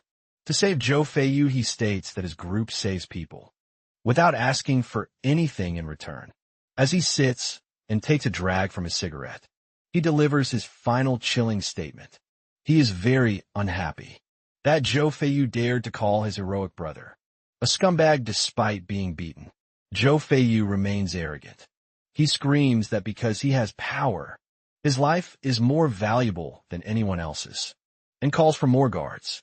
On cue, another wave of men in black suits rushes into the ballroom armed with batons.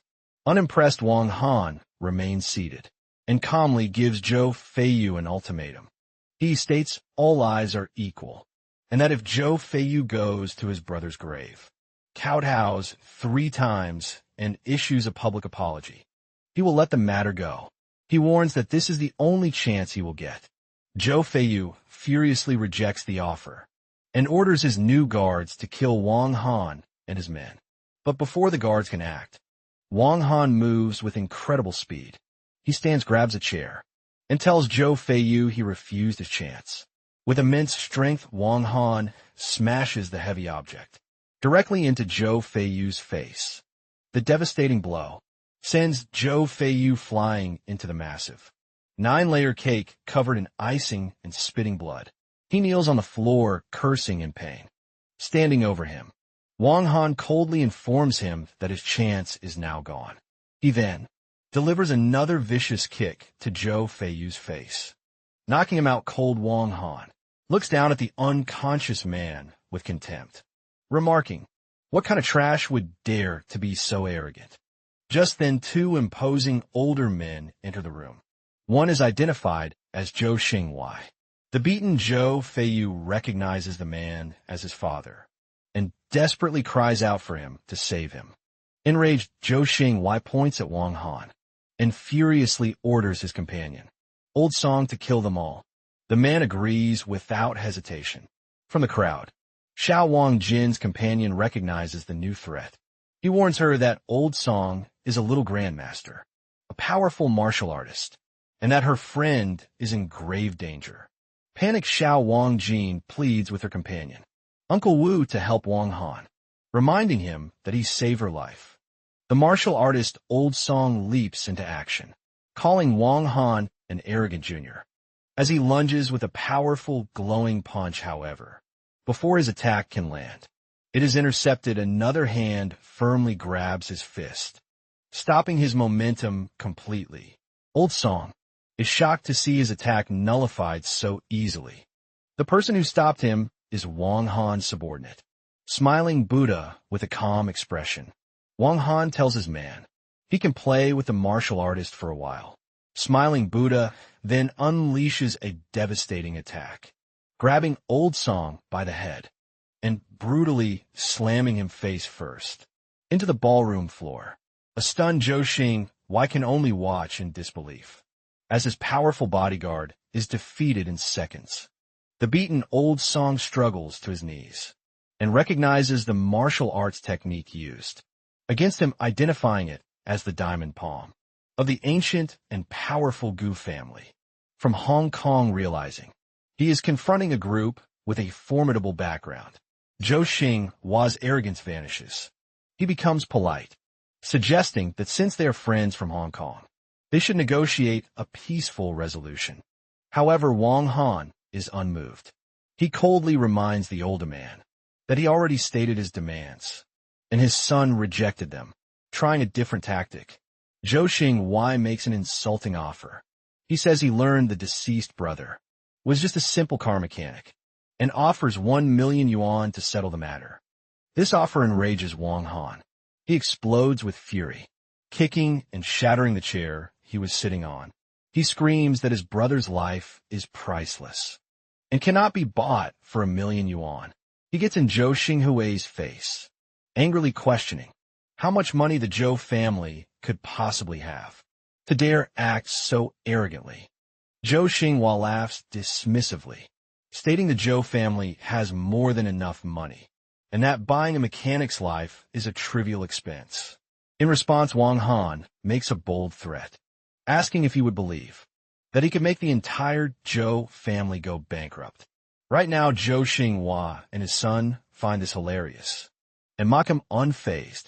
Wang Han calmly instructs his subordinate, Lei Xiaohua, to make a phone call. On the phone, Lei Xiaohua gives a single, chilling order. All of the Zhou family's businesses in Jiangning City are to be immediately shut down.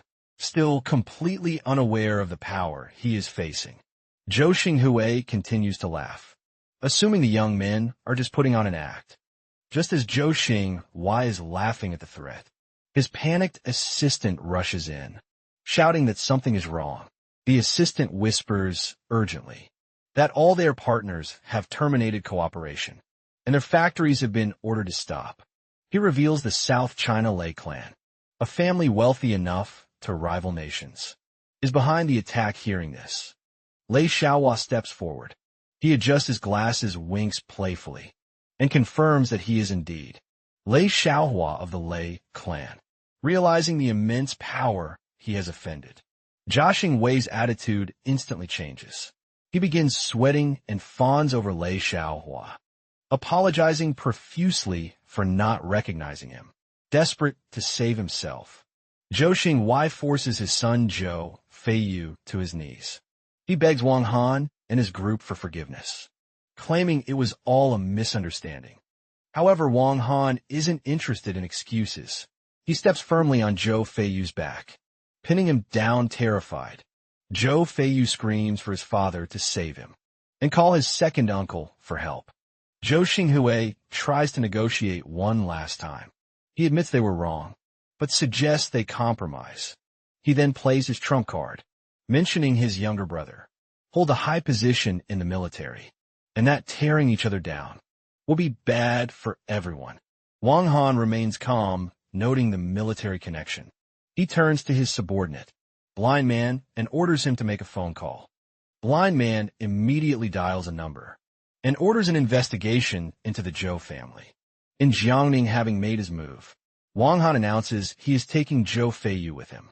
He challenges the Zhou family to come find him if they dare, and walks away, leaving his men to drag the screaming Zhou Feiyu out. As he is dragged away, Zhou Feiyu frantically begs his father to call his uncle. Zhou Xinghua promises to do so. Moments later, Zhou Xinghua's phone rings. Seeing it is his brother, he smirks confidently, believing his military connection has saved them. He answers the phone addressing his second brother, but is immediately cut off on the other end. His brother is furious. He screams at Zhou Xinghua, asking if he has a death wish. He reveals that Zhou Feiyu has offended a major figure in the Beijing military. The brother shouts that because of this, he is being suspended and investigated. Zhou Xinghua stands in shock, realizing their last hope is gone and they are ruined. The scene shifts to a solemn cemetery. Wang Han and his group stand before a tombstone, engraved with the name Iron Head. Wang Han orders Zhou Feiyu to kneel before the grave. Wang Han steps onto the stone platform and places his foot on Zhou Feiyu's head. Zhou Feiyu tries to resist, warning them that killing is a crime. Wang Han ignores him and stomps down hard, ordering him to kowtow and apologize to his brother. The force of the stomp smashes Zhou Feiyu's face into the ground. Finally, Wang Han, Lai Xiaohua blind man, smiling Buddha and Agway stand in a row, holding incense and cigarettes in quiet prayer. In front of them, Zhou Feiyu remains forced into a deep kowtow. Wang Han speaks softly to the grave, telling Ironhead they brought the boy to apologize, and asking his brother to visit him in his dreams if he needs anything, while Wang Han and his group are leaving. In the distance, bidding farewell to their fallen brother, Suchi arrives carrying a bouquet of flowers. She walks past them without noticing Wang Han, announcing to her late grandmother that she has come to visit. Suki kneels before her grandmother's tombstone. With a melancholic expression, she updates her on her life, confessing that she has married and is pregnant. She admits the father is a delivery guy, and her family disapproves, but she is determined to give birth to the child. Holding a jar of canned fruit, Suchi continues to vent. She tells her grandmother she doesn't want the child's father to be a hypocrite. She complains that he hired actors to pretend he was a wealthy young master, agreeing with her grandmother's old saying that men are no good. However, she tries to lighten the mood, mentioning she met a noble person who helped her secure the project. Unaware this was Wang Han, she places the jar of fruit and biscuits on the altar, telling her grandmother she bought her favorite snacks. Suddenly, a heavy rain begins to fall. Suki stands and apologizes to her grandmother, saying she needs to leave because of the weather, but promises to return. She walks towards the road, where a black car is waiting. A voice calls out to eldest miss to get in quickly, and she agrees inside the car. Suchi sits in the back, with her best friend Lin Shuifu in the front. Lin Jingpeng complains about the rain and orders the driver to speed up. He turns to Suchi, demanding she be more polite since he is her cousin. Suddenly the car screeches to a halt, as they're cut off by a massive convoy of vehicles. Furious Lin Jianping shouts, asking what reckless person dares to block his car. In the back, Lin Shuifu notices the luxury vehicles and remarks on them outside. A fleet of expensive black cars has stopped. Bodyguards in suits rush out with umbrellas. They run towards a man walking in the rain, respectfully addressing him as young master and shielding him from the downpour. The man is Wang Han. He walks with his core group, Lei Xiaohua, Blind Man, and the others. Wang Han instructs Lei Xiaohua that, since Ironhead's wife died early and left behind a daughter, they need to make arrangements to take care of the girl. Lei Xiaohua immediately agrees. Back in the other car, Lin Jingpeng looks out, wondering which underworld boss has come to sweep a grave. With such fanfare, however, Lin Shuifu spots something shocking. She points out the window and urgently tells Sui Chi to look, asking if that man isn't Wang Han. Sui Chi looks through the rain-streaked window, her expression turning to total confusion. She recognizes him, but can't understand why her delivery guy husband is surrounded by such power and respect. Lei Xiaohua respectfully opens the car door for Wang Han. Amidst the pouring rain inside the blocked car, Lin Shuifu points out the window, asking Suki if she sees who is opening the door for Wang Han. In the front seat, Lin Jingpeng is visibly shocked and sweating. He stammers that the man serving Wang Han looks like Lei Xiaohua, the crown prince of the powerful South China Lei clan. The cars eventually separate and drive through the rain. Inside his vehicle, Wang Han instructs his team to go to Ironhead's house. First, meanwhile, in the other car, Lin Shuifu rationalizes it must have been a mistake, questioning why the lair would open a door for a delivery guy. She suggests Su Chi call him to check sushi. Looking annoyed, refuses to call, believing there is no possibility that what they saw was real. The group in Lin Jingpeng's car decides the heavy rain caused a visual error, and agrees to head back Lin Shui Fu. Then asks Lin Jingpeng about meeting the mysterious big shot. Lin Jingping regains his composure and smugly flashes an okay sign, assuring them everything is arranged. He promises to take Suchi to meet the important figure. The day after tomorrow, the scene shifts to a humbler part of the city. An elderly bald man is sleeping on a bench. As Wang Han's luxury car pulls up, Wang Han and his 4 subordinates step out, confirming this is the location. Wang Han approaches the sleeping man, wakes him, and politely asks if this is Ironhead's home. The old man is confused by the nickname Ironhead. Wang Han clarifies.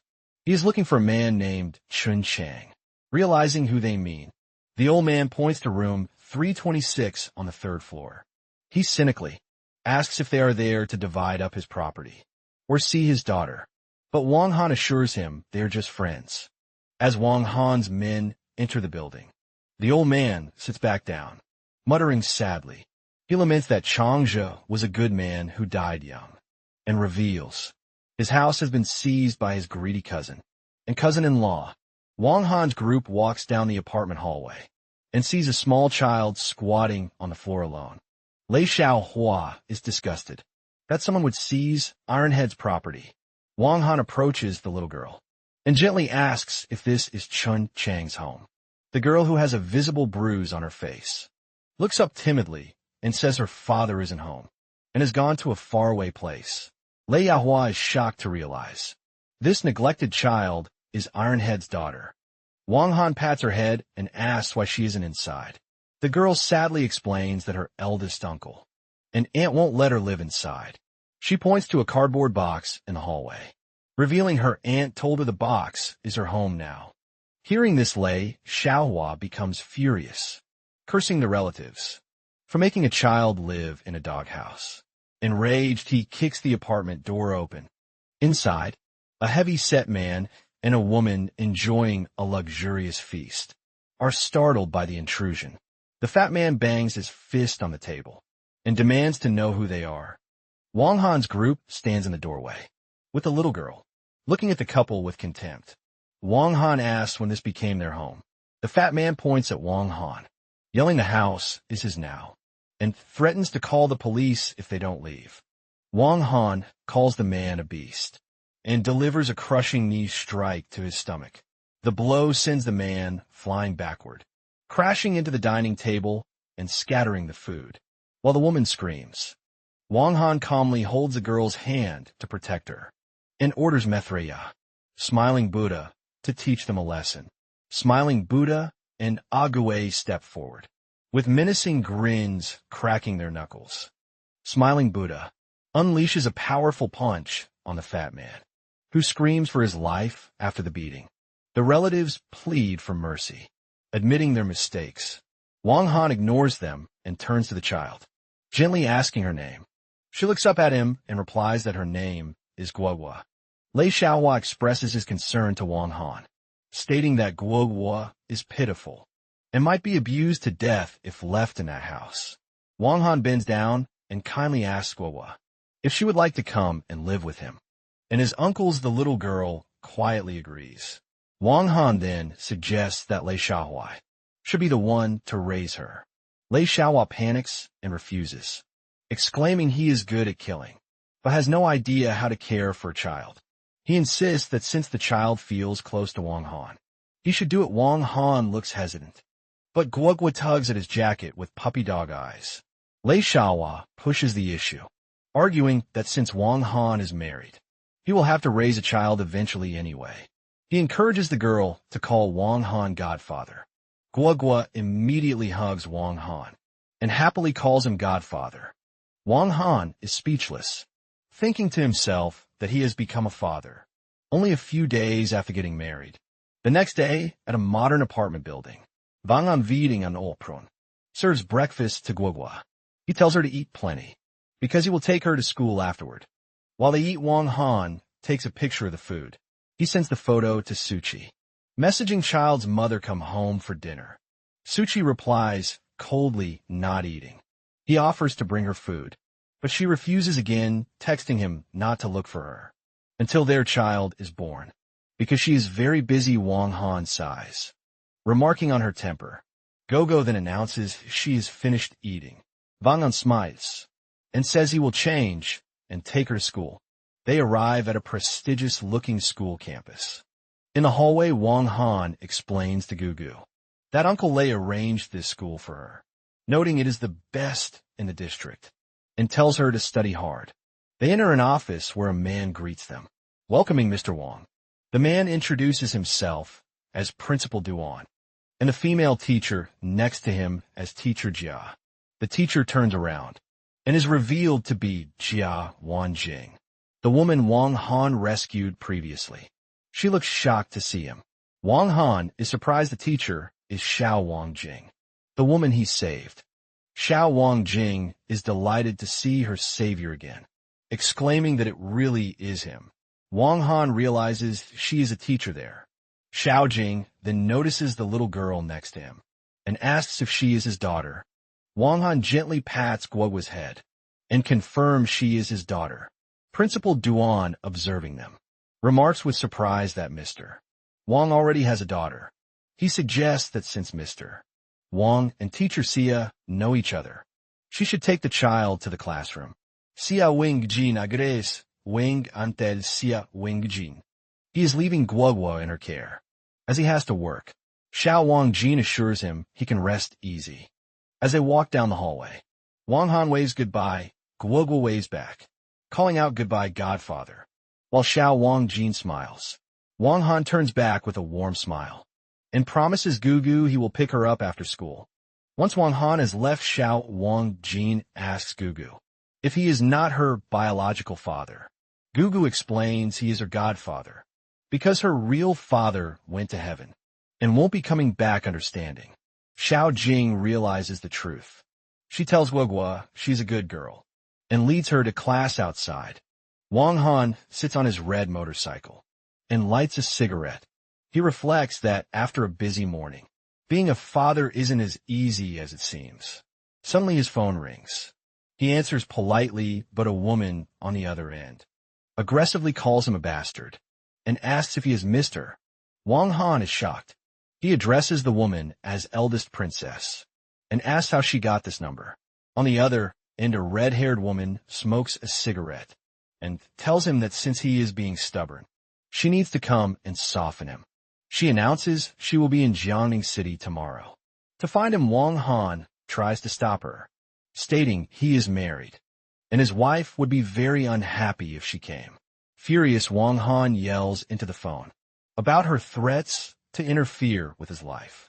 Before he can finish, she hangs up on him, leaving him sweating and muttering in frustration. The next morning, Wang Han drops his adopted daughter Gugu off at school. As he walks away, he decides to warn Su Qi about the eldest princess' arrival, not wanting to agitate her during her pregnancy. He texts her that if a woman with a ponytail looks for him, she should ignore her. Suki skeptically asks if he hired another actor. Wang Han tells her to treat it as an act if she wants. Sitting on his red motorcycle, Guangan lights a cigarette, sighing that women are difficult to handle. He checks his schedule and realizes a delivery is about to be overdue, so he speeds off by noon. His route takes him to a wealthy district, where he stops in front of a massive, European-style mansion. Looking up at the impressive architecture, he casually notes that it is quite a mansion. He rings the doorbell, announcing the food delivery. The door opens, and both are stunned to see each other. It's his wife, Suki, sweating. Wang Han forces an awkward smile and remarks on the coincidence. Inside the house, where a social gathering is taking place, a woman in a blue dress asks Suki who the man at the door was. Suki, trying to protect her reputation, replies that he is just a delivery guy. Wang Han hands the food to the woman. When she asks if he and Suchi know each other, Wang Han quickly lies, claiming that they were junior high classmates. This lie immediately backfires. The woman, Hoa Si Tong, is confused, thinking to herself that she was also Su Chi's junior high classmate, yet has no memory of this man. Wang Han invents a fake identity Zhang Wei claiming he had a low presence in school, which is why Hua Zedong doesn't remember him. However, a man in a suit scoffs, remarking that he doesn't recall any classmate named Zhang Wei either. The man looks at Wang Han with disdain, questioning how a former classmate of theirs could end up delivering food. The arrogant man turns to Su Qi, asking why a big boss like her would associate with a delivery guy. He lectures her, stating that the gap between social elites and the bottom of society is too wide, and knowing this kind of person will only bring trouble. To humiliate Wang Han, the man pulls out his wallet and hands him 200 yuan as a tip, treating him like a beggar. Suppressing his anger, Wang Han takes the money, while the man demands to know why he hasn't left. Wang Han forces a smile and thanks the boss. Suddenly a voice calls out, asking if the pizza has arrived. The arrogant man's face changes to a fawning smile as he addresses his goddess. Wang Ying, however, the woman who turns out to be Xiao Wang Jing, ignores him and looks at the delivery man in surprise. She exclaims, "Big brother Wang, it's really you," leaving the arrogant man confused. Wang Han greets Tisha Xia aufquadli. Xiao Jing excitedly explains to the shocked group that she knows him and that he is her savior. She enthusiastically grabs Wang Han's arm and invites him inside, while Su Qi watches with a complicated expression. Wang Han tries to decline, saying he has more deliveries. The arrogant man interjects again, rudely asking why they should delay a delivery guy. This angers Xiao Wang Jing, who snaps back at him. Wang Han uses the moment to excuse himself and walks away. Xiao Wang Jing chases after him, asking for a ride since she didn't drive. The arrogant man rushes to offer his Porsche instead, claiming Wang Han's bike is too dangerous. In the doorway, Su Qi stands silently, watching her husband get attention from the beautiful Telche. Wang Han glances at Su Qi, who turns her head away coldly. If you want to give her a ride, just do what she says, and don't look at me for approval. Outside, Xiao Wang Jing gets on the back of Wang Han's motorcycle and tells Su Qi and Hua Shitong she needs to return to work. With them gone, the arrogant man, Yuan Bo, turns to Su Qi with a bright smile, inviting his goddess, Su, inside to eat. However, Su Qi completely shuts him down with a flushed, annoyed expression. She lies that she has an urgent matter at her company and leaves immediately. Yuan Bo is left stunned as she walks away, coldly rejecting his offer to drive her. Meanwhile, on the road, Wang Han speeds through the city, with Xiao Anjing holding on to him. He asks if he is driving too fast. Xiao Anjing, leaning her head against his back with a shy blush, softly replies that it isn't too fast and feels nice. Their moment is interrupted when a red sports car aggressively swerves in front of them, forcing Wang Han to brake hard. It is Su Qi. She rolls down the window and firmly tells Xiao Wang Jing to get into her car, realizing he shouldn't provoke his pregnant wife. Wang Han quickly agrees. He lies to Xiao Wang Jing, claiming he suddenly has other business, and suggests she go with Su Qi. Before getting in the car, Xiao Wang Jing thanks Wang Han again and asks if he is free on the weekend, so she can treat him to a meal. He nervously stammers that he has to work. When she presses him, he vaguely replies that they can arrange it later, and excuses himself to deliver more food. Wang Han speeds away on his motorcycle, while Xiao Jing waves goodbye as he drives off, leaving the two women behind. Wang Han breaks into a sweat, thinking to himself that dealing with women is truly too difficult. Later that same day, Wang Han walks Guogua home through the apartment complex. He holds her hand and asks if she is hungry, saying he will cook once they get inside. Guogua happily says she loves the food her dad makes. When they open the door, Wang Han freezes. A pair of women's high heels sit on the floor. Gogo points at them. Steam drifts from the bathroom, showing someone just showered. Suddenly the door opens, and a woman in only a white towel steps out. It is the eldest princess, Zhang Dang. She looks at Wang Han with a teasing smile and says, "Darling, why are you back so late?" Wang Han panics, covers Gogo's eyes, and yells at Zhang Tong to get dressed. She stays calm and jokes that he has seen it all before. Wang Han reminds her there is a child here.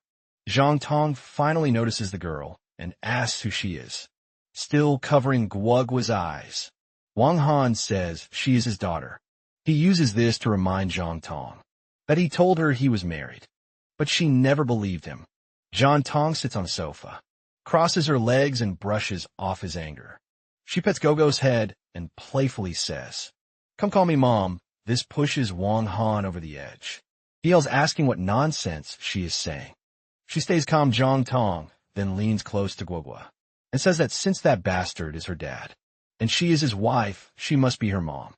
Knowing he can't argue in front of the child, Wang Han gives Guogua her backpack and gently tells her to go to her room and do homework.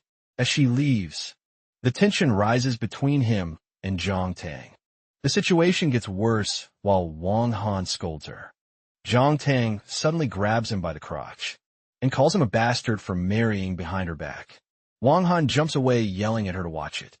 Zhang Tang then kicks at his head, asking if he missed her. Red with anger and embarrassment, Wang Han shouts at her to put clothes on.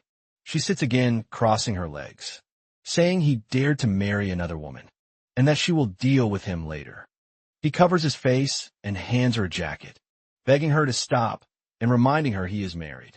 Yung Tang puts on the jacket and lights a cigarette. She says she already checked his background and knows he married Su Qi because of the pregnancy.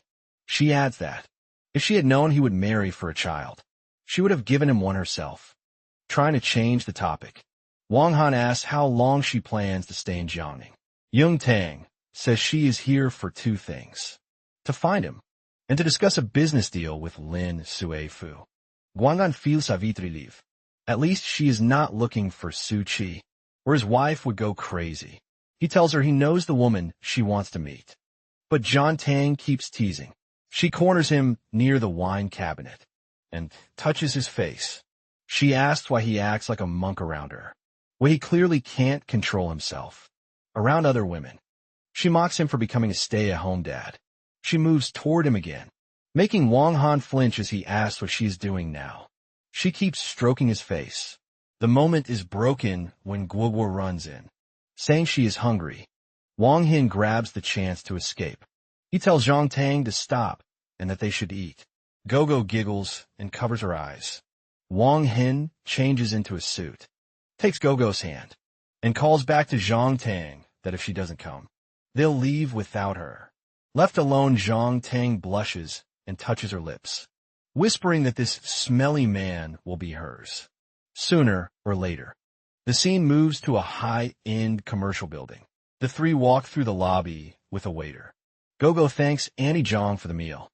Zhang Tang stops her and says she should call her godmother. The girl agrees happily. They enter a VIP dining room. Zhang Tong says it is fine. She then makes a teasing comment about being a godmother making. Wang Han scolded her for talking nonsense in front of the child in the hallway. A waiter greets new guests. Among them is Su Lei, Su Qi's brother, speaking to Qin Lei, the eldest young master of the Qin family. Inside their private room, Qin Lei says he still cannot find who took the project from the Qin family, only that they are tied to Lin Qingyun. They talk about Su Qi. Qin Lei heard she now controls the project. Su Lei complains that she planned this for a long time and kept them from interfering. Qin Lei then suggests a dirty plan. Since Su Qi married a delivery man, they should use the media to smear her reputation so they can steal the project back. Su loves the idea. Qin Lei then notices someone walking past their door. He turns shocked, saying, "The man looks like the one who bid against him at the auction." Su checks and sees it is the delivery guy. Su Qi's husband, confused why he is here. Su decides to look. He peeks into Wang Han's room and sees him eating with a beautiful woman and a child. They look like a happy family, as Wang Han and Zhang Tong feed Goku chicken legs. Su Lei hides and smirks, thinking he has found perfect dirt to use against Su Qi. Later that evening, the three leave the restaurant. Zhang Tang asks Guogua if she is happy, and the girl thanks her godmother. Meanwhile, outside Wang Han's apartment, Suchi waits, quietly thinking he is not home. Then the elevator opens, and Wang Han appears with Jiang Tang and Guogua, telling the girl to do her homework. They run right into each other. Suchi freezes stunned to see her husband with the same beautiful woman, while Wang Han realizes he has been caught in a terrible moment. The tension is palpable outside Wang Han's apartment. Jiang Tang steps forward and directly confronts Suchi, confidently asking if she is Suchi. Jiang Tang Si Li introduces herself as Wang Han's companion, seeing the disaster about to unfold. A visibly nervous Wang Han jumps in immediately, awkwardly, explaining that Zhang Tong is his aunt's daughter, his cousin, and that she's only in Jiangning on business. Not believing a word and feeling betrayed, Sukitaran Saraund coldly, saying she was only passing by and has other matters to attend to. She starts walking away, leaving Wang Han and Zhang Tang behind. Desperate to stop her, Wang Han suggests she at least stay for a meal, before leaving enjoying the chaos. Zhang Tang pours fuel on the fire, with her arms crossed and a mocking smile. She asks why if they're husband and wife, they don't live together, openly doubting their relationship provoked. Suchi stops and spins around furious. With newfound resolve, she orders Wang Han to open the door. She has decided to stay for dinner pleased. Zhang Tong backs her up immediately, trapped between the two women staring daggers at him. Van en feels incredibly stressed, thinking to himself that having them both in the same place is a battlefield once inside, trying to escape the tension. Wang Han announces he'll go to the kitchen to cook. Sensing the atmosphere, Gugu says she'll go to her room to do her homework, leaving Suchi and Zhang Tang alone in the living room. Standing, Suchi asks Zhang Tang, who is comfortably sitting on the sofa, since when Wang Han knows how to cook. Internally, Suchi remembers he once promised to cook for her, realizing he had been telling the truth out loud. Zung Tang de Colet, that she also wants to try his cooking. From the kitchen, Wang Han shouts that she just ate a ton and should not be hungry. Yung Tang switches to a coquettish tone, blushing and whining that she's hungry again. Exasperated, Wang Han yells at her to act normally, maintaining her cold composure. Suchi a potet diang tang, and offers her a bottle of water, referring to her sarcastically as Wang Han's cousin, and commenting that she must be thirsty. After eating so much, the two women exchange a hostile stare. Suchi thinks that based on Zhang Tang's looks, she should be calling Suchi older sister. But Zhang Tang cuts her off first, remarking with a hint of malice that Suchi does not look older than her at all. Zhang Tang returns to her playful attitude and shouts toward the kitchen, calling Wang Han big brother and asking when the food will be ready. He replies impatiently that it will be done soon. Wang Han comes out of the kitchen with a bowl of freshly made noodles, announcing that dinner is ready. He sets the steaming bowl in front of Suchi, who looks at it with a softened expression, clearly impressed by the gesture and the appearance of the dish. Seeing this, Zhang Tang immediately makes her move. Acting cute, she asks him to make noodles for her too, calling him big brother annoyed. Wang Han snaps at her to shut up. Suchi ignores their argument and starts eating. After the first bite, she seems pleased and tells Wang Han the flavor is really good and his cooking skills have improved. Then, in an unexpected gesture of truce, she tells him to go prepare a bowl for Jiang Tang as well, but to bring her the vinegar first, reminding him that pregnant women often crave sour foods. Wang Han nods and goes to get it. While his back is turned, Jiang Tang tells Suchi she could eat any amount of noodles he makes for her. At that moment, Gogo walks into the room, holding a book cheerfully. The girl announces she has finished her homework and asks if she can read a storybook. Seeing an opportunity to take the lead again, Yung Tae calls Gogo over, telling her to come to mommy, saying she'll read her story. Gogo approaches and politely thanks her, calling her Aunt Yung. But Yung Tae corrects her immediately, insisting she call her mom. Stroking her hair, she promises to buy her candy if she does. But the girl hesitates and calls her Aunt Young again. Intervening, calmly Susie asks her cousin, not to make things difficult for the girl. Then she calls Guagua over to her. With a gentle yet firm look, she asks the child to call her mom. Gogo goes silent, completely confused between the two women. Instinctively, she turns to look at Wang Han, who gives her a subtle nod, granting her permission with her godfather's approval. Guagua turns to Sui Chi and in a clear little voice calls her mom Sui Chi. Visibly delighted tells her she is a good girl and says she'll take her to the room to read her a story as they walk away. Sui Chi bids farewell to Zhang Tang, telling her to take her time eating, and leaves with Suchi and Guagua gone. Wang Han and Zhang Tong are left alone at the table. Wang Han serves her the bowl of noodles he promised, telling her to eat despite her obvious frustration at losing the small battle for Guagua's affection. She agrees and begins eating. While she eats, Wang Han lights a cigarette and asks if she's not planning to sleep soon, since it's getting late, without looking at him. Yung Tong says she'll sleep on the sofa, and he can use the other room. She provokes him again curiously, asking why they don't sleep together, if they're supposedly married. Visibly irritated, Wang Han sits down and tells her she talks too much, urging her to finish eating and go to bed. Right then Suchi appears at the bedroom door and orders Wang Han to come in and sleep. He obeys without hesitation.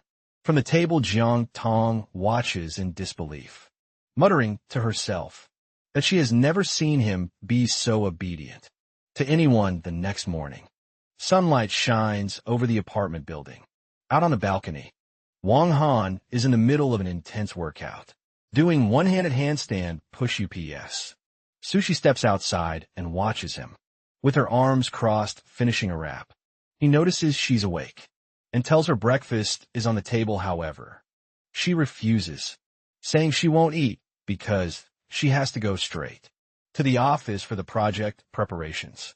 Wang Han offers to take her, but she coldly refuses, telling him his priority should be taking Guagua to school. He insists, asking if he can pick her up at night, but she declines again, without even looking at him before leaving. As he watches her go, Wang Han smiles to himself, thinking his wife definitely has a strong personality. Meanwhile, Suchi is driving to work when she receives an urgent call. She's hit with two disastrous pieces of news. Someone has paid unscrupulous media outlets to smear her, and as a result, her project has been shut down by the authorities. Shocked, she asked how the project could be halted. The person on the phone tells her to check the news link they just sent. The article is a media bomb. The headline accuses the Su family heiress of being the mistress in a relationship with a delivery man. To support the lie, the article shows two key photos, one of her with Wang Han and another from the previous night's dinner, where Wang Han, Yung Tae, and Guogwa look like a happy family, with Yung Tae feeding the child. Furious and confused, Suki wonders who on earth could be behind such a malicious attack. Meanwhile, back in the apartment, Yung Tong has just seen the news on her phone. She jumps up and yells at Wang Han, who is calmly eating breakfast, that his wife is in trouble. Wang Han, not understanding, defensively replies that she shouldn't talk nonsense. Yung Tong then reveals that his wife is the one in trouble. With a smug grin, she tells him that if he doesn't believe her, he should see for himself. Wang Han grabs the phone and, the moment he sees the defamatory article and photos, his expression hardens, cursing. He grows furious that someone dared to mess with him and his family without hesitating. He makes a call and tells Wen Long he needs a favor. The scene shifts to a luxurious hotel room. Sul is in bed with a purple-haired woman, clearly celebrating something. The woman asks why he's so happy. He smugly replies that of course it's good news, and that he feels amazing. Leaning over her, he explains that since that bitch, Suchi, is about to lose control of the company, they should celebrate together. Right then the door bursts open with a violent kick, startling Sului Wenlong, and two of his men step inside, their expressions cold and imposing. Sulai's arrogance vanishes, instantly replaced by sheer terror. as he recognizes the new leader of the Black Dragon Society. Stammering, he asks why Boss One is there. Wenlong calmly orders him to get dressed, because someone wants to see him. Still confused, Su Lei asks who would want to see him so urgently. Losing patience, Wenlong roars at him to get dressed and stop asking stupid questions. Moments later, Wenlong and his men escort a fully dressed Su Lei to the door. Wang Han is waiting outside with a cold expression. Wenlong informs him that the man has been captured. Su looks at the person who orchestrated his capture and is stunned when he recognizes his brother-in-law. Recovering from the shock, his fear turns into rage. He yells at Wang Han, calling him an idiot and asking why he's there instead of delivering food. With pure contempt, he demands to know what Wang Han is doing in his room. Without saying a word, Wang Han answers Su's insolence. With immediate and brutal action, he grabs a vase nearby and smashes it straight into Su's face. Shattering it on impact, Sulei stumbles back, blood dripping from the cuts, shouting in disbelief and fury, asking Wang Han if he has a death wish. For daring to touch him before he can recover, Wang Han slaps him with full force, sending him flying backward until he crashes onto the floor. But the beating isn't over. Wang Han walks up to the injured Su and yanks him off the ground by the collar.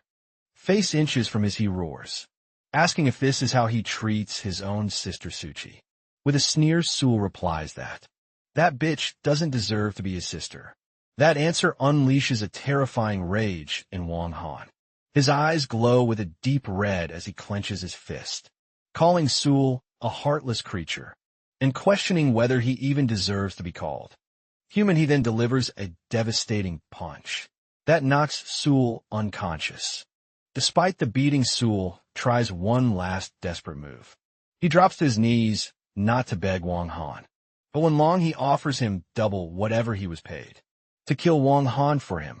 This insolence infuriates Wenlong, screaming at Su Lei for disrespecting his boss.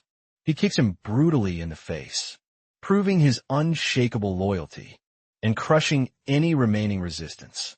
With Su Lei broken on the floor, Wenlong turns to Wang Han and asks what they should do with him. With calm indifference, Wang Han gives his orders. Su Lei must contact every shady media outlet he hired, make them delete all the fake news immediately, and issue a public statement explaining the truth. Wenlong crouches down, grabs the trembling Su by the hair, and warns him that he heard the orders and better do exactly what he's told. Even in his state, Su still doesn't give up and begs Wenlong again to kill that delivery boy for him. Fed up with his insolence, Wenlong punches him again, yelling that he doesn't want to hear another word and that he should rethink what he's saying. At last, Su's spirit breaks. Sitting on the floor, he raises his hand in surrender and begs them to stop hitting him. He promises to make the media back off immediately and issue the required clarification. Satisfied, Wenlong crouches in front of him with a mocking smile, commenting how much easier things would have been if he had been this obedient from the start. The scene moves to the towering headquarters of the Su group. Inside her office, Suchi receives bad news from an assistant. The woman tells her that the media claim they'll delete the articles only if they're paid 800,000. Outraged, Suchi shouts that it's daylight robbery. At that moment, the door bursts open and her father, Su Jianya, enters with her grandfather, furious. The grandfather yells that he can't believe she did something like this, accusing her of dragging the family's honor. Through the MUD, Suki tries to defend herself, insisting that things are not the way they look. But they ignore her. Her grandfather outright calls her the other woman, who breaks up families, while Su Jianya adds that he already called chairwoman Liu, who is on her way to handle the matter. Suki jumps to her feet, insisting she knows perfectly well she isn't a home wrecker, and someone must have framed her. Her grandfather ignores her, pointing his cane at her and ordering her to fix the problem immediately, no matter what it takes. That's when Su Jianya reveals his true intention. He tells her there is a way to solve the scandal, They can handle everything, but the condition is that she gives up her authority and control over the project. Suji realizes this was their goal. All along, Sujini adds disdainfully that the project should have been theirs from the start, and she only got it by pure luck. So she should learn her place. Even under intense pressure, Sushi refuses to yield firmly. She tells them they can forget about taking her power. She has a clear conscience, and the truth will come out.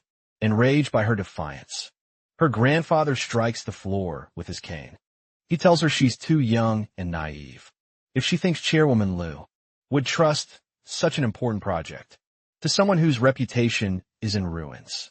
He gives her an ultimatum, saying this concerns the Su family's honor, and she has no choice but to hand over the authority, whether she likes it or not. The heated family conflict is interrupted by a knock on the door. It's Liu Yu, Wang Han's assistant, entering with a professional air. Suzian and her father immediately dropped their aggressive posture and switched to a servile one, respectfully greeting Chairwoman Liu as she approaches. Seizing the chance, Su Jianya apologizes profusely on behalf of the family, lamenting the shameful scandal. Behind him, a distressed Su Chi speaks up, promising Liu Yu she'll find a way to quickly resolve the negative press. Her grandfather mocks her promise, shouting and asking where she plans to get millions. To silence the media, he demands she give up and hand over the project already. But Suchi stands her ground and declares that she'll solve it, even if she has to take out a loan. Right then, Sushi's assistant returns to the office. She hands her a tablet and reports that all the negative media articles have already been handled. Sushi takes the tablet completely confused. She can't believe what she's hearing and wonders how the problem disappeared so fast. Her father and grandfather are equally stunned. Checking their own phones, they confirm that every defamatory article has been deleted, leaving them in shock as they wonder who could possibly have enough power to intervene. Refusing to give up the grandfather turns to Liu Yu, arguing that despite everything, Suchi has proven to be a problem and shouldn't be trusted with such an important project. But Liu Yu firmly cuts him off. She turns around and makes it clear that her boss came to the Su family for the sole purpose of working with Su Chi, and the rest of them should stop trying to take that away. With the matter settled, Liu Yu announces she has other things to attend to and prepares to leave, ignoring the grandfather's attempts to stop her. Suki, still trying to process how quickly everything was resolved, calls out to her, asking her to wait with the project settled. Suki stops Liu Yue as she is about to leave, curious about the mysterious and powerful person who helped her. Suchi asks if it would be possible to meet Liu Yue's boss. Liu Ya turns back with a polite but mysterious smile, explaining she cannot make that decision herself, as her boss's personality is unpredictable. After accepting the answer, Suki watches as Liu Yue waves goodbye, leaving her alone with her defeated father and grandfather. As they turn to leave her father, Su Jianya warns her not to get complacent. Her grandfather adds with disgust that the family business is being ruined in her hands. Angered by their audacity, Suchi retorts that everyone knows who is truly destroying the family. Once they're gone, she sits down, still pondering who could have solved the media crisis so quickly. Just then she looks at her phone, and her expression turns to shock. A news headline announces that the delivery man involved in the scandal has been fired from his job. The scene shifts to the food delivery center, where Wang Han pulls up on his red motorcycle. Unaware of the news, he greets his co-workers and asks his heavier set friend to borrow a power bank for his dead phone. His friend looks at him stunned and informs him that he is in the news. Wang Han casually dismisses it as boring gossip, but his co-worker bluntly tells him that he's been fired. Confident as ever, Wang Han scoffs, questioning who would possibly dare to fire him. At that moment, a man in a suit appears, whom the delivery men greet as the station chief. The man approaches Wang Han, and with a serious expression, informs him that due to the negative impact his affair has had on the company. They have decided to fire him. Wuhan argues back, stating that the news was fake, and the media has already published clarifications, questioning the basis for their decision. The station chief tries to soften the blow, explaining he has no power to overturn a decision made by the main company in a gesture of goodwill. He offers to help Wang Han find a new job, mentioning his cousin is a manager at a security company. The chief lights a cigarette for him and offers some advice, telling him that while it's normal for men to like beautiful, wealthy women, a man must ultimately rely on himself. He then hands Wang Han a business card for his cousin. Slightly stressed, Wang Han accepts the card and thanks him. As Wang Han walks away, his co-workers say they will miss him, but can't resist, teasing him about his habit of bragging, advising him to tone it down at his new job. Wang Han just smiles, thanks his friends, and offers them a smoke. Just then, a woman's voice calls out, asking if anyone there is named Wang Han, surprising his co-worker. A moment later, Sia Wang Jing appears, pleased she has found him. Wang Han is surprised to see teacher Sia there. She explains his phone was off when she tried to call, so she had a friend find out where he worked. Wang Han asks if she needs something, his co-workers looking on with great interest. Xiao Wang Jing explains that her father wishes to see him, and since it's not a good place to talk, she asks if they can go somewhere else, seeing as he was about to leave anyway. Vamhan Algris. As the two ride off on Wang Han's motorcycle, his former co-workers watch them go, speculating that the beautiful woman must be looking for him. To be her kept man, their gossip is interrupted when the station chief suddenly kicks the heavier set man from behind, yelling at them to stop envying Wang Han and get back to work. Their attention is quickly diverted when a sleek black car pulls up. The two delivery men are confused, wondering why so many luxury cars have been showing up at their humble station recently. Zhang Tang steps out of the car, confidently asking them where she can find Wang Han. The two delivery men are completely mesmerized by the stunning woman, who has just arrived, blushing as they ask what her relationship is to Wang Han. Zhang Tang coolly states that she is his wife, and she is there to take him home. This revelation sends the delivery men into shock. They can't believe Wang Han now has another beautiful wife, exclaiming how impressive he is. Recovering slightly, the heavier set man tells her that Wang Han just left with someone else and points her in the direction they went. With a look of annoyance, Zhang Tang crosses her arms and mutters to herself that the bastard is certainly fast at running away. Meanwhile, Wang Han is driving through the city on his motorcycle, with Xiao Wang Jing riding behind him. She gives him directions, telling him to turn left up ahead. They soon arrive at an impressive traditional building, with a sign that reads White Tiger Martial Arts Hall. Wang Han comments that the hall is quite large. As they walk into the courtyard, Xiao Wang Jing tells him that her father is upstairs. Inside, they are greeted by a muscular man in a white t-shirt, who seems surprised to see Xiao Wang Jing. She addresses him as Senior Brother Kong and explains she has brought Big Brother Wang to see her father. The man looks at Wang Han and assumes he must be a new student to avoid complications. Xiao Wang Jing quickly claims that Wang Han is not a student, but a new instructor her father has just hired the man. Kong Hong Jia scoffs at this, looking Wang Han over with disdain. He mocks his slender physique, telling Xiao Wang Jing she must be joking, and that this man couldn't withstand a single slap from him, questioning if her father's judgment is failing. Annoyed by his disrespect, Wang Han brushes the man's arm off his shoulder. Xiao Wang Jing tells her senior brother to watch his attitude and announces they are going to see her father now. Kong Hong Jie tries to block their path, claiming her father is busy with an important guest. He then attempts to charm her, offering 2 concert tickets. However, she flatly rejects him, stating she already has plans with Wang Han for the weekend. Taking the lead, Xiao Wang Jing takes Wang Han's hand and firmly asks Kong Hong Ji to step aside. She leads him towards the stairs, leaving the muscular man staring after them. with a furious expression. As they walk up the stairs, their hands remain intertwined. Left alone, Kang Hong Jae clenches his fist in a rage, vowing to tear apart the man who is trying to steal his woman.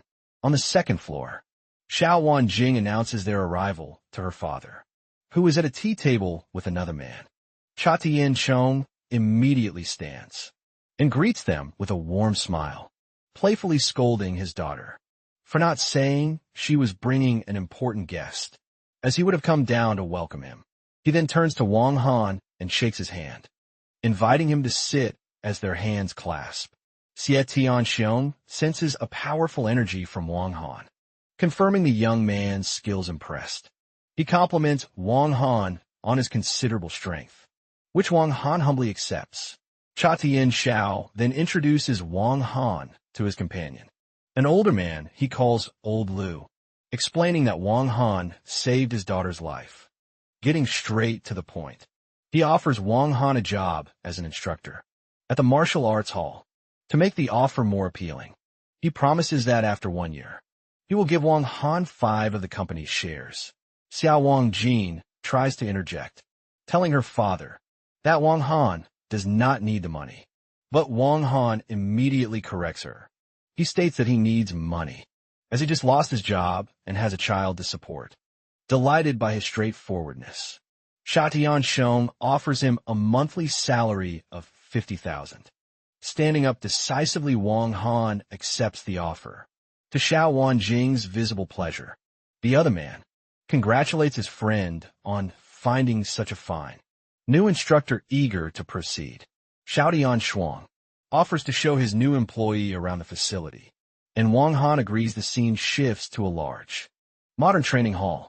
Xiao Tian-shuang calls all the students to gather around, standing before the disciples. He proudly presents Wang Han as the new instructor and invites him to say a few words. With a calm demeanor, Wang Han introduces himself, expressing his hope that they will all get along and can discuss fighting techniques together. The students are not impressed, murmuring among themselves that Wang Han's physique doesn't look like a master's, and questioning if he is any good. Kang Hong Jae steps forward as their representative, asking Wang Han what style of fighting he has studied. With an air of confidence, Wang Han replies that he knows a little of many different styles. Kang Hoon-ji mockingly asks him to elaborate, and perhaps teach him a thing or two unfazed. Wang Han calmly lists an impressive number of martial arts styles. In King Hung Quan Tai Ji and Wing Chun. This irritates Kang Hoon-jae, who accuses Wang Han of being a jack of all trades, but a master of none. Wang Han retorts that he has a big appetite and strong teeth, implying he can handle everything he claims. The other students agree with Kang Hong-ja, convinced Wang Han is all talk. They demand he stop talking and give them a demonstration. Xiao Wanjing steps in, scolding Kang Hong-ja for being so hostile to a new colleague. However, Kang Hong-ja argues that, since Wang Han is there to teach, they can't have a weakling in that position. The other students eagerly agree, urging him to fight Wang Han to test his skill. Sensing the mood, Xie Tianxiong suggests that perhaps Wang Han should give a demonstration. Wang Han calmly agrees, saying he has no problem with that. Stepping into the training area, Gang Hongji smirks and warns Wang Han that he is a heavy hitter. It reassures him that he won't actually kill him. Cracking his knuckles, Wang Han coolly replies that coincidentally, he also strikes hard. Want to make things more interesting. Gang Hongji propose à wager. He declares that if he wins, he will take Xiao Wangjin to the concert on the weekend, daring Wang Han to accept. Wang Han cleverly deflects, saying it would depend on whether teacher Xia agrees. Annoyed, Xiao Wangjin retorts, asking what will happen if Wang Han loses. Supremely confident, Kang Hong-ja laughs and states that if he loses, they can make any demand they want. Seizing the opportunity, Xiao Wangjin declares the terms if he loses. He must hand over the concert tickets, and she will go with Wang Han. Her father and Wang Han watch her set the stakes, and Wang Han calmly agrees. Kong Hongzhou turns to his master, Xiao Tianzhong, and asks, what should happen if the new instructor gets seriously injured? Xiao Tianzhong tells him not to be so arrogant and to keep it to a light spar. Fired up, Kong Hongzhou orders everyone to clear the floor so they can watch.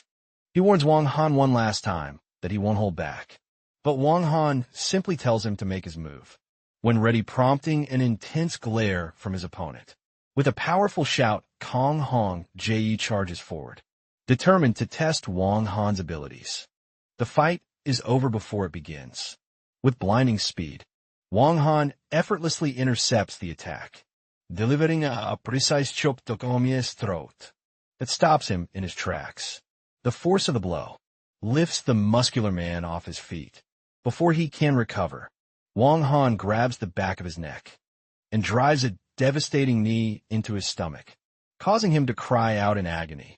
With his opponent neutralized, Wang Han releases his grip, letting the defeated man collapse. He calmly critiques Kong Hongzhou, telling him his speed was decent, but his power was lacking, and advises him to go back to training. As Wang Han walks away, leaving Kong Hongzhou groaning on the mat, a clearly impressed Xiao Wangjing exclaims how amazing he is. Watching from the sidelines, Xiao Tianshang's friend Lu Yongping remarks that Wang Han only used about 30 of his strength. He adds that if he had used any more, Xiao Tianshang's prized disciple would have surely ended up in the hospital. Utterly humiliated by his quick defeat, Kong Hongzhou glares from the floor, muttering curses, refusing to accept his loss. He suddenly lunges from the ground in a desperate sneak attack, aiming for Wang Han's back. As Shan Jing cries out a warning, he manages to grab Wang Han from behind, yelling for him to die, prompting a shocked reaction from Xiao Wangjing. He effortlessly flips Wang Han over his shoulder and slams him hard onto the training mat. Outraged Xiao Wangjing scolds Kong Hongzhou for launching a sneak attack, after Wang Han had already won and shown mercy. Hang Hongzhou, however, simply smirks shamelessly, stating that being merciful to an enemy is being cruel to oneself, and questioning how Wang Han can be an instructor if he does not understand that principle. As he gets to his feet, Xiao Wanjing complains to her father about his behavior, while Lu Yongping remarks that his friend's disciple seems to lack any sense of martial virtue. Ignoring them, Kong Hongzhou arrogantly raises his foot, declaring that in a fight, the winner is king. He brings his foot down in a powerful stomp, intending to crush Wang Han while he is on the ground, and telling him to eat dust. But with incredible agility, Wang Han easily leaps away, leaving Kong Hongzhou stunned that he missed. The shock on his face quickly turns to a mocking sneer as he taunts Wang Han, asking if all he knows is how to run and dodge. He then charges forward once more, throwing a wild punch. Wang Han easily dodges Kong Hongzhou's wild punch, calmly telling him his attack is too slow. Seeing his opponent's lack of skill, Wang Han decides to teach him a lesson. He explains a key principle of martial arts and fighting. Only speed is unbreakable, and those who rely on brute force are destined to fail. Kong Hongzhou grows more furious with each word. Enraged Kong Hongzhou tells him to stop talking and leaps into a flurry of attacks.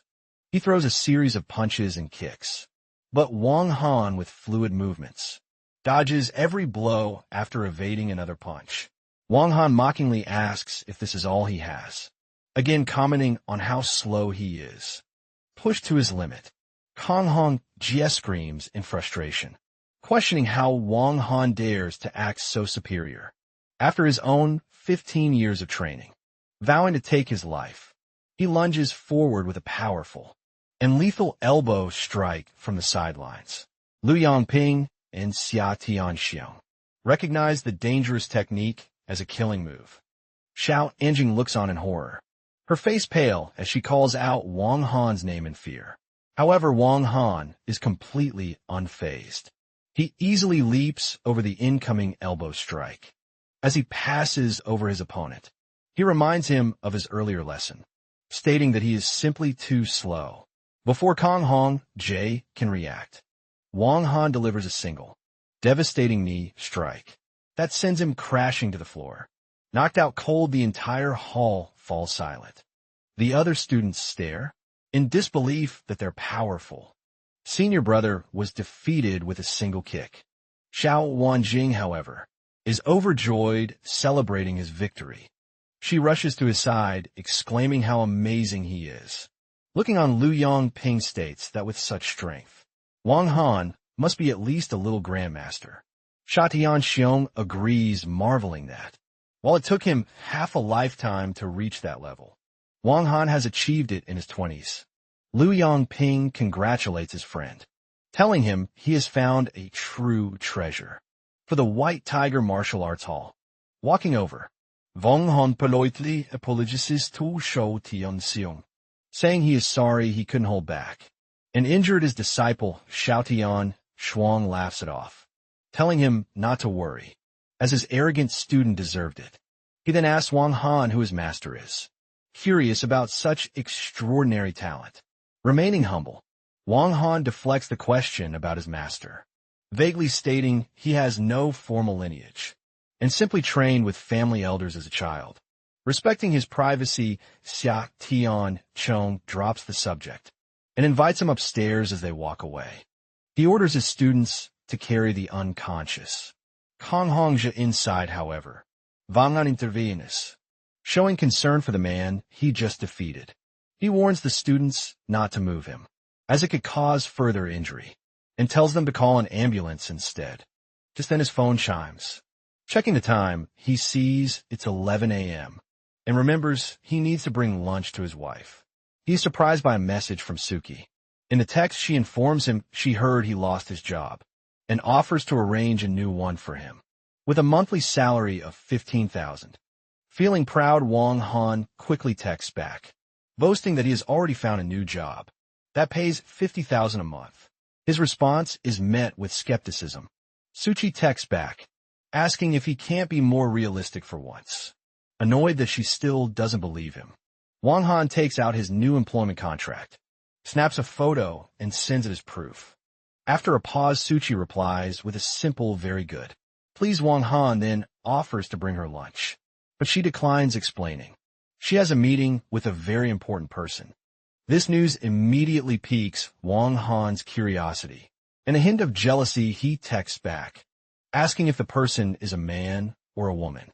Suchi tells him to get his mind out of the gutter, explaining she is going to meet the big shot, who gave her the project, to thank him in person, and then promptly ends the conversation, standing by his motorcycle.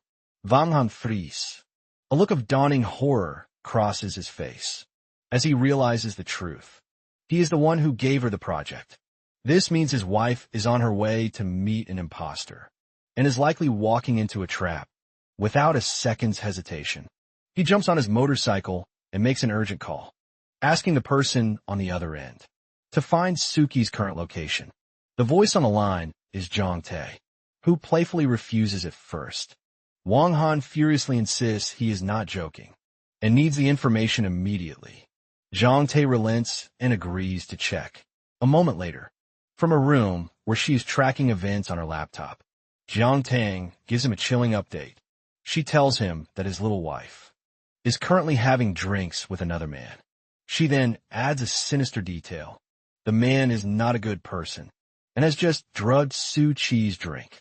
The news sends a shockwave of pure rage through Wang Han. He curses aloud, his face contorted in fury. He revs his engine and speeds off into the city streets, vowing that he will kill the man who dared to harm his wife. The scene shifts to a large, luxurious hotel inside a room. Suchi is lying unconscious on a bed, one of her high heels on the floor. Standing over her is Lin Jingpeng, who reveals, with a smug expression, that since she refused alcohol, he simply drugged the water he gave her instead. Rubbing his hands with a lecherous look, he gloats that she can no longer escape his grasp. His sinister plan becomes clear as he pulls out his phone to record a video of the helpless Suki. He muses aloud that even though she is usually so proud, she has ended up in his bed, He plans to use the video to blackmail her, imagining how her delivery man husband would die of anger if he saw it. With a wicked laugh, he declares that the show is about to begin. However, his moment is shattered by a deafening crash as Wang Han kicks the hotel room door clean off its hinges, startled and angry. Lin Jingpeng yells, asking who is there, and if they couldn't see the Do Not Disturb sign. He turns and sees Wang Han in the doorway, his eyes fixed on the scene. For a moment, he is frozen in shock, unable to comprehend how Wang Han could be there. Seeing his wife unconscious on the bed, Wang Han is filled with a cold fury, cursing the man before him as a beast.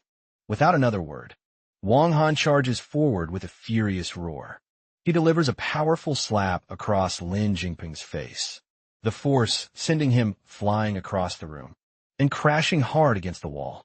Dazed but defiant, Lin Jingpeng tries to fight back, throwing a wild punch, but Wang Han easily dodges the clumsy attack. He then counters with a brutal elbow strike to Lin Jingping's back, sending him sprawling onto the floor.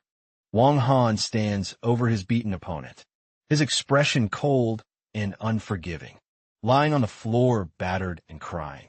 A desperate Lin Jingping tries to use his family's name. To save himself, he pleads with Wang Han to stop, offering him money and revealing a shocking connection.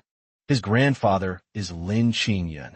Despite the beating, Lin Jingping's arrogance persists. Spitting blood, he threatens Wang Han, warning that he will have his entire family killed.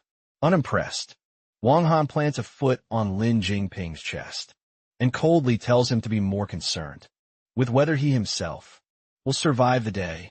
The threat shatters Lin Jingping's bravado. He pleads, offering any amount of money and frantically trying to bargain for his life. With 1 million yuan, Wang Han simply applies more pressure, causing Lin Jingpeng to cry out in agony. Just then, Suchi begins to stir on the bed, muttering about how hot she feels. As the drug takes effect, seeing his wife's distress, Wang Han's face hardens with renewed fury. Calling Lin Jingpeng a beast one last time, he delivers another vicious kick to his face. With his attacker dealt with, Wang Han goes to his wife's side and helps her sit up, trying to comfort her recovering against a wall. A desperate Lin Jingpeng makes a frantic phone call, crying for his grandfather to save him from someone trying to kill him. As he pleads into the phone, a large shadow looms over him. He looks up in shock to see Wang Han, who swiftly kicks the phone from his hand. The scene shifts to a different hotel room, where Wang Han sits calmly, while the beaten Lin Jingping kneels on the floor. A moment later, an elderly man with a cane enters. It is Lin Qingyun. He approaches Wang Han with utmost respect, addressing him as young master. Taking a drag from his cigarette, Wang Han looks at the kneeling man, and then at the newcomer, asking with cold sarcasm if this is his grandson. Lin Qingyun immediately bows his head in apology, stating it is his fault for failing to discipline his family. Seeing his powerful grandfather so subservient, Lin Jingpeng is confused. He points a trembling finger at Wang Han and yells for his grandfather to get someone to kill him. Clinging to his grandfather's leg, his face swollen, he asks in disbelief if his grandfather really came alone, failing to understand the power dynamic at play. Enraged by his grandson's insolence, Lin Qingyun screams, asking if he is trying to get him killed, and strikes him with his cane. As Lin Jingpeng cries out, still blaming the delivery guy, his grandfather hits him again, yelling at him to shut his mouth. With his grandson beaten and on the floor, Lin Qingyun turns to Wang Han with a grim expression. He asks his young master how he wishes to deal with the beast, leaving the final decision in his hands. Hearing his grandfather call the man young master, the situation's gravity finally dawns on a terrified Lin Jingpeng. Wang Han takes a final drag from his cigarette and looks at Lin Qingyun coldly, reminding him that he knows the rules of their organization with grim resolve. Lin Xing Yun recites the brutal law. Those who defile women shall be punished by castration. Wang Han then gives his final order, telling him to carry out the punishment himself. A trembling Lin Xing Yun turns to his grandson, his voice filled with fury and despair, telling him he has brought utter shame upon the Lin family. He raises his heavy cane high, and with a final desperate scream from his grandson, he brings it down with full force, carrying out the brutal sentence. The agonized scream echoes through the hotel. Awakening Suchi, she sits up groggy and confused, wondering how she got there. Just then the door bursts open and her best friend, Lin Suefu, rushes and she explains, with relief and anger, that she had asked her grandfather about the meeting, only to discover Lin Jingpeng had lied and didn't know the big shot. She then demands to know where the bastard is. Seeing her friend's distress, she asks if he hurt her sushi. Still dazed replies she can't remember clearly, only that someone burst in and beat Lin Jingpeng up. Relieved, Lin Jifu tells her they should leave immediately, and Sushi agrees as they get up. Lin Jifu notices a small, dark bead with a golden pattern on the sheets, and asks what is. Suki picks it up, and Lin Jifu remarks that it looks familiar, asking if the person who rescued her might have left it. Looking at the intricate golden dragon on the bead, Suki agrees it probably was, holding the mysterious dragon bead. Suchi is filled with a new resolve. She tells Lin Suefu to help her find out who her rescuer was, vowing she will settle the score with Lin Jingpeng. Later back in the other hotel room, Wang Han watches from the doorway as the two women leave, thinking they must have been thoroughly scared. With the crisis over, he adjusts his jacket and turns his thoughts to his other responsibilities, reminding himself to get on with the task his grandfather assigned him. However, a sudden realization strikes him. He frantically pats his pockets, a look of panic on his face, as he realizes the precious dragon bead is gone. He worries he might have dropped it during the fight, knowing that losing it would be a huge problem. Meanwhile, at the Su family residence, the grandfather and father question a badly beaten Su, Lei asking how he could have been thrashed by a mere delivery man. Suliai explains that Wang Han is not as simple as he appears, revealing his connection to the Black Dragon Group. Just then, Qin Lei, the eldest young master of the Qin family, enters with a dismissive smirk, stating that the Black Dragon Group is nothing. Seeing an opportunity, Suchi's grandfather asks Qin Lei if he has a plan. Qin Lei proposes a dark solution if Suchi were to die. Control of the project would naturally fall back into their hands. A shocked Sul asks him to clarify. Qin Lei's expression turns menacing, as he declares that anyone who stands in the way of the Qin family must die. He reveals he knows. Suchi returns home at 8:30 every night and suggests they send an assassin, eager for revenge. Sul adds that they must kill the delivery guy as well, his face contorted with rage. Qin Lei agrees it is best to act quickly, touching his own bruised face. Sul declares he will arrange for the assassination that very night, as he cannot wait another day for his revenge. Later that day, Wang Han brings his adopted daughter, Guo, back to his apartment inside. Zhang Tong is waiting. Wang Han tells Gugu to start her homework, while he cooks dinner with a warm smile. Xiang Tang offers to help the little girl with her schoolwork, affectionately calling herself godmother. While Jiang Tang is occupied, Wang Han pulls out his phone, his thoughts turning to his wife. He worries about Su Chi, thinking she must have been terrified by the day's events. He sends her a text, telling her he has cooked her favorite dishes and offering to bring them over. However, Sushi replies curtly, declining his offer and stating she will eat at home. Reading her response, Wang Han concludes she is understandably not in the mood just then. His phone rings. He answers and is surprised to find Suchi's brother, Suli, on the other end in a complete reversal. Suli speaks with a respectful and apologetic tone, addressing Wang Han as brother-in-law. He admits his actions were wrong and invites Wang Han to a family dinner that evening to resolve their issues. He asks if Wang Han can arrive before 8:30 p.m., and Wang Han agrees with his face still visibly bruised. Sul ends the call by politely saying he will see him that evening.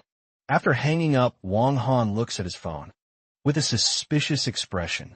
He finds it incredibly strange that Sul has suddenly become so reasonable and cannot help but feel that something is not right. Under the crescent moon, Wang Han speeds through the city on his red motorcycle, thinking he should be able to make it on time. He stops at an intersection, just as he sees a woman and her young son. Crossing the street suddenly, a black car barrels toward them at high speed, pursued by a police car annoyed by the reckless driving. Wang Han wonders if the driver has a death wish. The black car doesn't stop. It swerves and screeches to a halt, directly in front of the mother and child, blocking their path. The door flies open and a large bald man emerges. Without warning, the man grabs the frightened boy, who screams for his mother.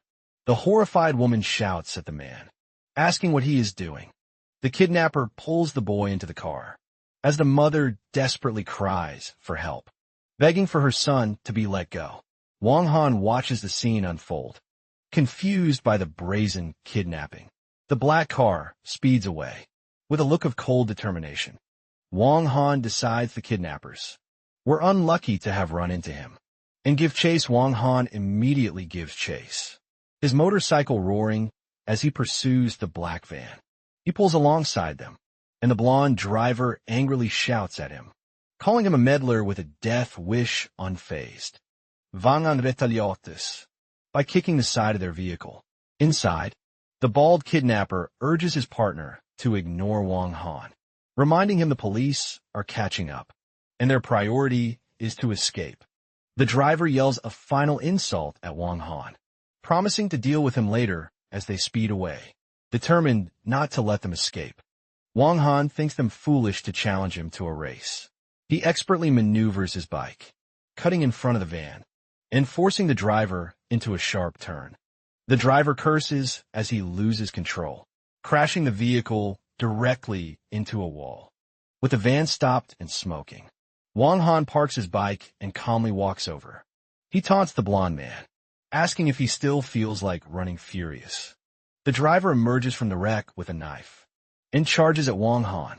Wang Han easily dodges the wild swing, and in a flash appears behind the man, delivering a swift chop to the back of his neck. The kidnapper is knocked unconscious, collapsing to the ground. Wang Han now stands before the open van door, where the terrified but safe little boy looks out. Wang Han kneels and calmly reassures the terrified boy, telling him not to be afraid, because his mother will be there soon. Just then the second bald kidnapper scrambles out of the wrecked van and runs for it. Wang Han watches him go, wondering if the man really thinks he can escape, as police sirens wail in the distance. He corners the thug in a narrow alley, who looks trapped but defiant. The chase continues as the kidnapper darts into a nearby apartment building, with Wang Han in hot pursuit. They race up the stairs and down a hallway, until the thug disappears into a room at the end. Wang Han follows him inside, only to find the room empty. He sarcastically asks if the man wants to play hide and seek. Then his eyes catch a woman's bare legs on a bed. He is surprised to see a scantily clad woman, lounging there with a seductive smile. She beckons him closer, holding a riding crop and offering to take care of him. Suddenly, the bald kidnapper, who is hiding behind the door, tries to sneak away at the same time. The woman gets off the bed and approaches Wang Han, asking if he is not satisfied with her. She tries to block his path with her leg, offering him her services at a discount. Annoyed, Wang Han pushes her leg away, telling her he's not there for her and to step aside. The standoff is interrupted when a female police officer suddenly kicks the door open and storms, and she points her gun at them, ordering everyone to freeze with their hands up. The woman on the floor immediately recognizes the officer and stammers that she wasn't conducting any business. Ung Han tries to explain, but the police officer ignores him. and orders the woman to put her hands on her head and squat down, which she does immediately. Suddenly, the officer hears a sound from behind a closed door. She spins around, aiming her weapon at the door and demanding to know who is there. While Wong Han puts his hands up, she then cautiously approaches the door and announces that the police are outside, warning the person inside not to resist.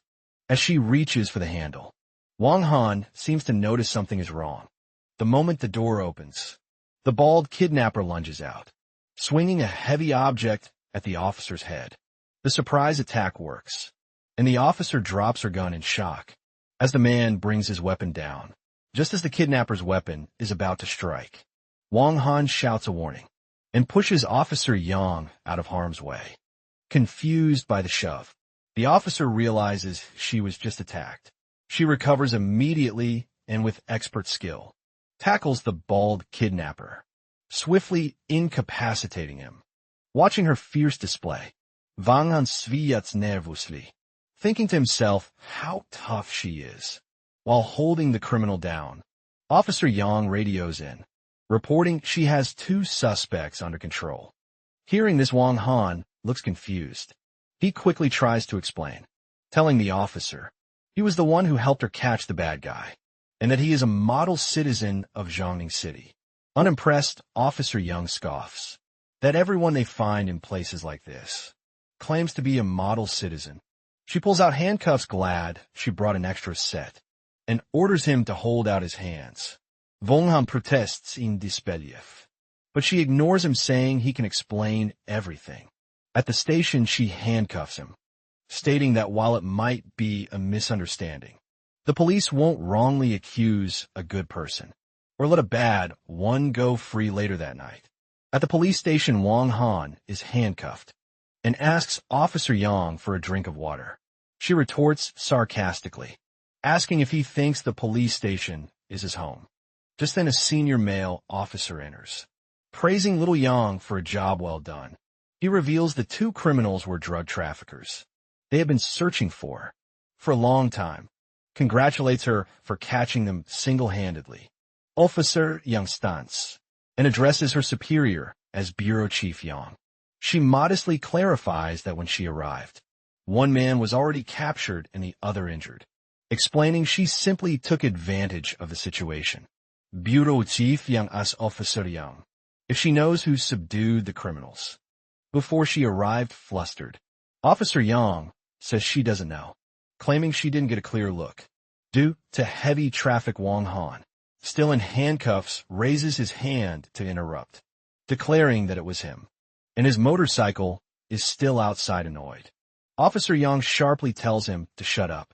Bureau Chief Zhang looks at Wong Han curiously and asks Officer Yang about him.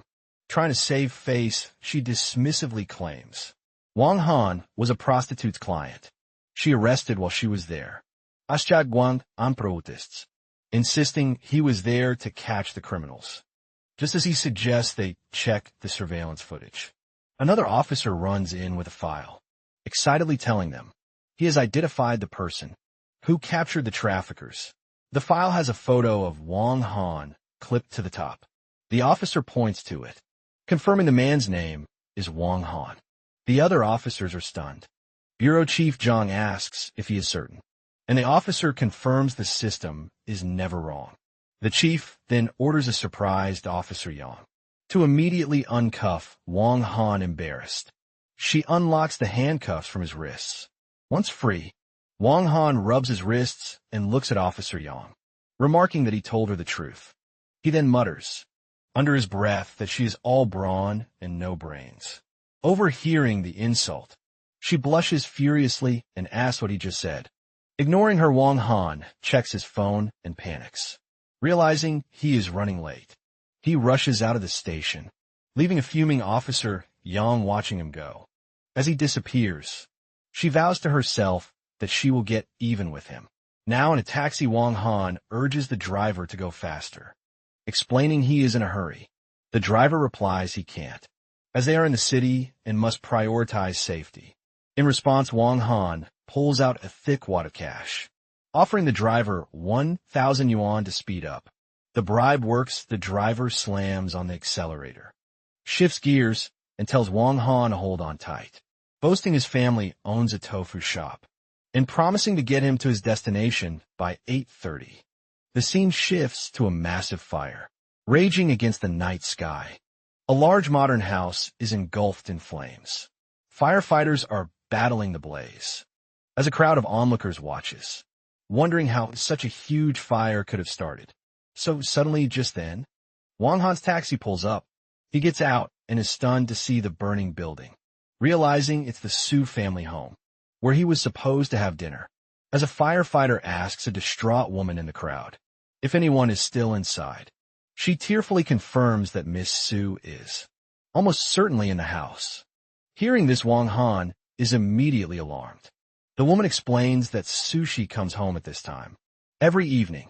The realization that his wife is trapped inside fills Wang Han with horror. He urgently grabs the woman's attention, asking her to confirm if she means Suchi is still in the villa without another thought. Wang Han throws off his jacket and sprints directly toward the inferno, shocking the onlookers.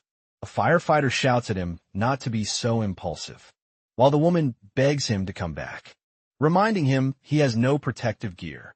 Another bystander speculates the maids must have set the kitchen on fire.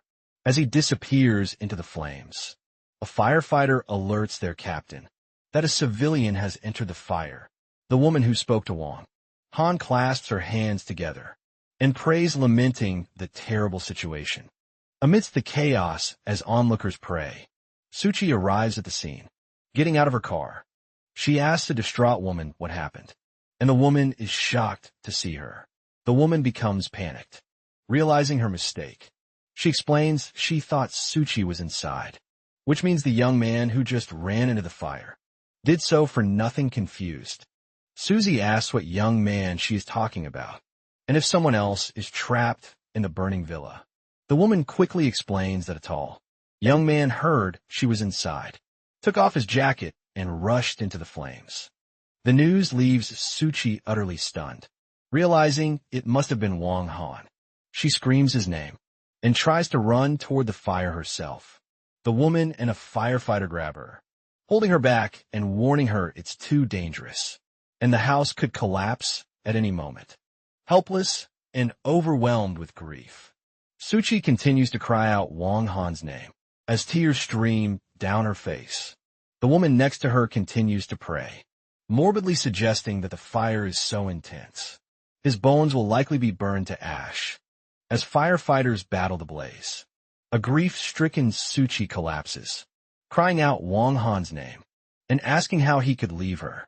Suddenly a figure leaps from a second-story window of the burning house. It's Wang Han. He lands hard, his clothes smoldering.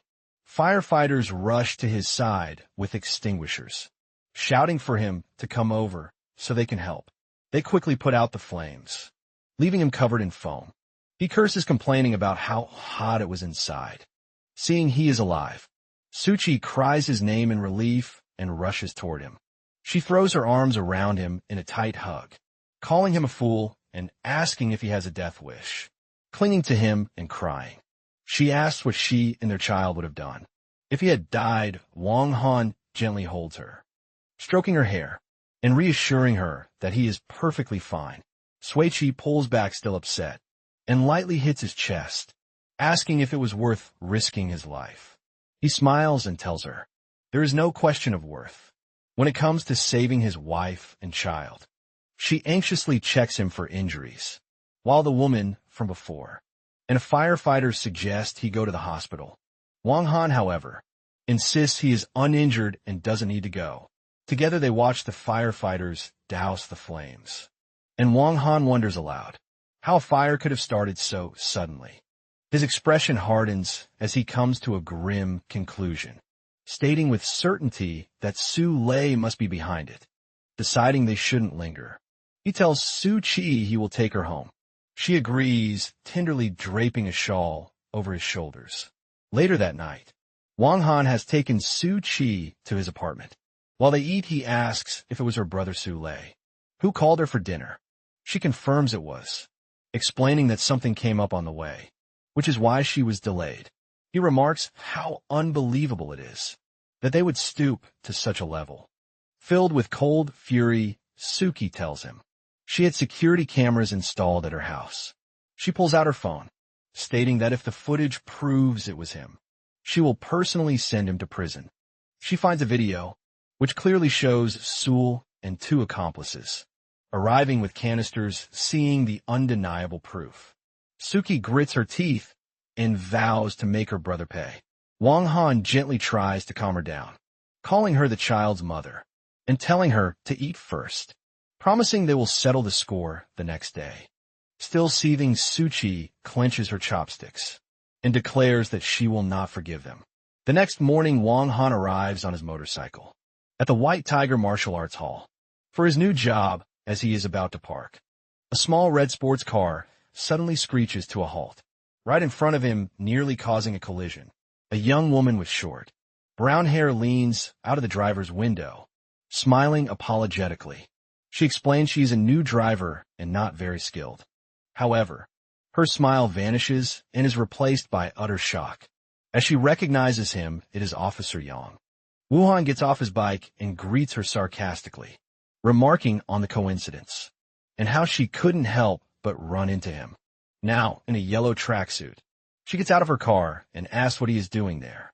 He replies that he works there.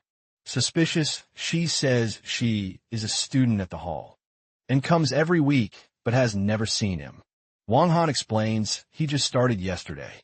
As they walk inside, just inside the entrance, two students in white uniforms see Wong Han and respectfully greet him as Master Wong. Hearing this, Officer Yang looks at him in complete disbelief, questioning how he could possibly be a master. Unfazed, Wong Han simply asks her what the problem is. Officer Yang points an accusatory finger at Wong Han, shouting, in disbelief at a man she so easily arrested could possibly be a master. As Wong Han turns to walk away, she challenges him, declaring that she doesn't believe his title and wants to fight him to prove it. As she gets closer, she angrily warns him not to stare at her.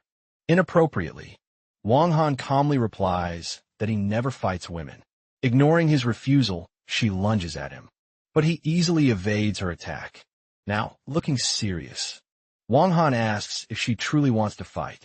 He then makes a provocative offer, stating he will fight her with one hand tied behind his back. But if she loses, she must run naked in front of him. Enraged, she calls him a pervert and launches a powerful kick toward his head. Wong Han effortlessly blocks the kick with one arm. A smirk on his face, he taunts her, asking if that's all she has, and commenting on how weak her kick is. He pushes her leg down, and she stumbles back into a fighting stance. Her eyes glow with renewed determination as she prepares for another attack. She leaps forward with a powerful high kick, but Wong Han easily ducks underneath it as she lands. Wong Han, now casually sitting on the floor, looks up at her with a smug expression. He mockingly asks if this is the extent of her skill, and questions if she only became a police officer because her family pulled some strings. Infuriated by Wong Han's taunt, Officer Yang tells him to shut his mouth and attacks with another powerful kick. Wong Han effortlessly flips away, landing gracefully a short distance away. He calmly warns her that if she doesn't have any real killer moves, I'm going to fight back undeterred. She tells him not to get cocky and charges at him again, managing to land a punch on his chin. However, Wong Han immediately counters, grabbing her arm and pulling her towards him. In one fluid motion, he spins her around and traps her in a hold, pinning her arms behind her back, with her body pressed against his. Completely immobilized and flustered, she calls him a pervert and struggles against his grip, demanding he let her go. Wong Han releases her and she stumbles forward, a look of shock and humiliation on her face. On the verge of tears, standing before a defeated Officer Yang, Wong Han calmly asks if she admits defeat. Annoyed but honor-bound, she concedes that his skills were better. With a sly smile, Wong Han reminds her of their bet. To his shock, she agrees to the terms, stating that it's just a naked run and she'll do it. Panicked Wang Han insists he was only joking, and she shouldn't take him seriously. However, Officer Yang is determined, declaring that a martial artist must keep their word. She grabs her jacket zipper, ignoring Wang Han's frantic pleas to stop. With a defiant shout, she pulls her jacket open, promising to give him a good look. Completely flustered, Wang Han covers his eyes, exclaiming he is a married man. He then quickly flees up the stairs, saying he has other business to attend to. Watching him run, Officer Yang zips her jacket back up with a smug, triumphant smile, thinking he's just a coward who dared to challenge her. In an upper room of the martial arts hall, Xiao Wangjing is playing a grand piano. Kang Hongjia stands beside her, fawning over her playing.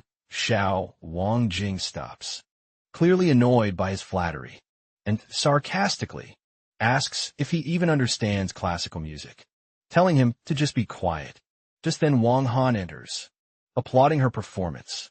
He remarks that he didn't expect teacher Xia's piano skills to be so high. Xia Wanjing looks up pleased and greets him. Annoyed by the interruption, Kang Hongyi confronts Wang Han condescendingly, asking if he can even understand the piece. Wu Han calmly replies that teacher Xia is playing Nocturne, a very beautiful piece. Delighted, Xiao Wanjing asks if Wu Han also likes the song, explaining that Nocturne is her favorite. Wu Han replies that it's a good piece, but jokes that he prefers a different song. Blushing, Xiao Wangjing shyly asks if he knows how to play, and if he would like to try. Before he can answer, Kang Hong just scoffs, declaring it is impossible for someone so rough-looking to know how to play the piano. Wang Han calmly replies that he knows a little. Ignoring Kang Hongshi, Xiao Wanjing takes Wang Han's hand and eagerly encourages him to play a song. Wang Han agrees and sits at the piano, deciding to play Nocturne again, much to Xiao Wanjing's delight and Kang Hong's annoyance. As Wang Han begins to play, his eyes are closed in concentration, and beautiful music fills the room. Xiao Wanjing listens with a blissful, amazed expression, thinking how wonderful it sounds, while a sullen Kang Hongji can only watch in disbelief, forced to admit the man can indeed play. When Wang Han finishes, Xiao Wangjing rushes to his side, praising his incredible performance. Wang Han modestly tells her that her own playing is good. She just needs to correct a few minor flaws. This enrages Kang Hongjae, who furiously accuses him of being arrogant, enough to critique Xiao Wangjing. Just because he can play a little, their argument is interrupted by the arrival of an elegant, older woman. She approaches Xiao Jing, asking if she was the one playing Nocturne, and compliments her, remarking she is surprised at how much her skills have improved, seeing an opportunity to get rid of his rival. Kang Hongye smugly tells Wang Han that Xiao Wangjing's piano teacher, Teacher Run, has arrived, so he can leave. Wang Han agrees and begins to walk away. However, when the teacher compliments Xiao Wangjing on the beautiful music, Xiao Wangjing clarifies that it was Wang Han playing. As Wang Han heads for the door, Teacher Ren looks at his back thoughtfully. Suddenly she calls out, asking him to wait, and questioning if he is Professor Wang. Wang Han turns and denies it, telling her she has the wrong person. Xiao Wangjing looks on in confusion, while Kang Hongjae scoffs at the idea, telling the teacher that Wang Han couldn't be a professor, since he used to be a food delivery guy. Ignoring Gang Vongya, the teacher reintroduces herself as Ren Jingjing, explaining she was his student at the Berkeley College of Music, and he had personally guided her. Recognizing here, Wang Han confirms her identity, noting it has been several years. He then checks his phone and excuses himself, saying it's getting late, and he needs to go home to cook. Ren Jingjing respectfully sees him off again, calling him Professor Wang. After he leaves, Kang Hongjae and Xiao Wangjing ask Ren Jingjing what kind of professor Wang Han is. He explains he is an incredibly famous honorary professor at Berkeley, and that whenever he lectured, the hall was always packed, with even professors from other prestigious schools coming to listen. The revelation leaves Kang Hong she completely stunned, stammering in disbelief. Ren Jingjing firmly states she couldn't be wrong, as she would never forget his distinct musical style. She then turns to a bewildered Xiao Wangjing and asks why she would need another teacher when she has someone as brilliant as Professor Wang. To guide her, Xiao Wangjing is left utterly speechless, unable to process the truth about the man. She thought she was just helping in. Inside her office at the Su Group building, Suchi is eating lunch when Wang Han arrives with food. She asks why he came, reminding him she told him not to bring her meals. He replies that a pregnant woman shouldn't always eat takeout. She asks how his new job at the martial arts hall is going, and he says it's pretty good. Suddenly his phone rings. He sees it's his grandfather, the old man. Wang Han walks to the window to take the call. On the other end, his grandfather scolds him for taking a job at a martial arts hall when he was supposed to keep a low profile. The old man then threatens to send Wang Han's big sister to deal with him panicked. Wang Han quickly backpedals. Grandfather ignores his excuses and informs him he has already spoken with Shatian Xiong, forbidding Wang Han from working there any longer. He orders him to find a stable job that doesn't involve fighting. Defaulted Wang Han reluctantly agrees. The grandfather then gives him a new mission. A group of thieves known as Changren has stolen a Buddha head from the museum and plan to sell it abroad. Wang Han's task is to retrieve it. He accepts the order. His grandfather elaborates that the Changren are a notoriously unhinged and dangerous organization. He also reminds Wang Han to continue his search for the girl with a matching phoenix bead his sister gave him. After hanging up, Wang Han thinks to himself that he must find that bead soon, or he'll be in big trouble with his grandfather. Noticing his serious expression, Suki asks if something is wrong. He reassures her it's nothing and says he has to meet someone that afternoon. She tells him to be careful as he turns to leave, and he agrees before walking out.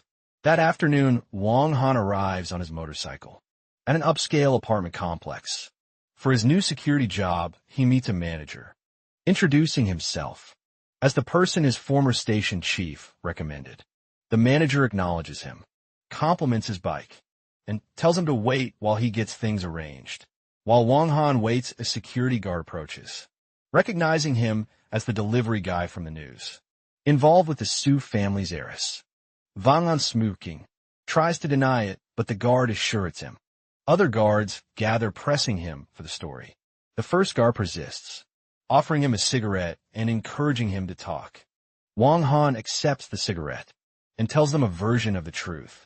He is married to the Su family's heiress, but her family disapproves because he is poor and is using the media to smear them. The guards are unconvinced, pointing out their different social statuses and questioning why he'd be a security guard if he were married to someone so wealthy. The lead guard tells Wang Han to stop bragging and reveals that Suchi has bought an apartment in this very complex and is renovating it. He playfully warns Wang Han that he might tell her about his bragging, leaving Wang Han shocked and speechless. The guards mock him, pointing out that if he were really married to Suchi, he would have known she bought a house there. Just then Suchi's red sports car pulls up. The lead guard snaps to attention, saluting her as President Su, annoyed that Wang Han is just standing there. The guard urges him to go to his supposed wife. Suki gets out and asks Wang Han why he isn't at the martial arts hall. He stammers that something came up and he had to resign. Suki sternly tells him to come with her, as Wang Han follows.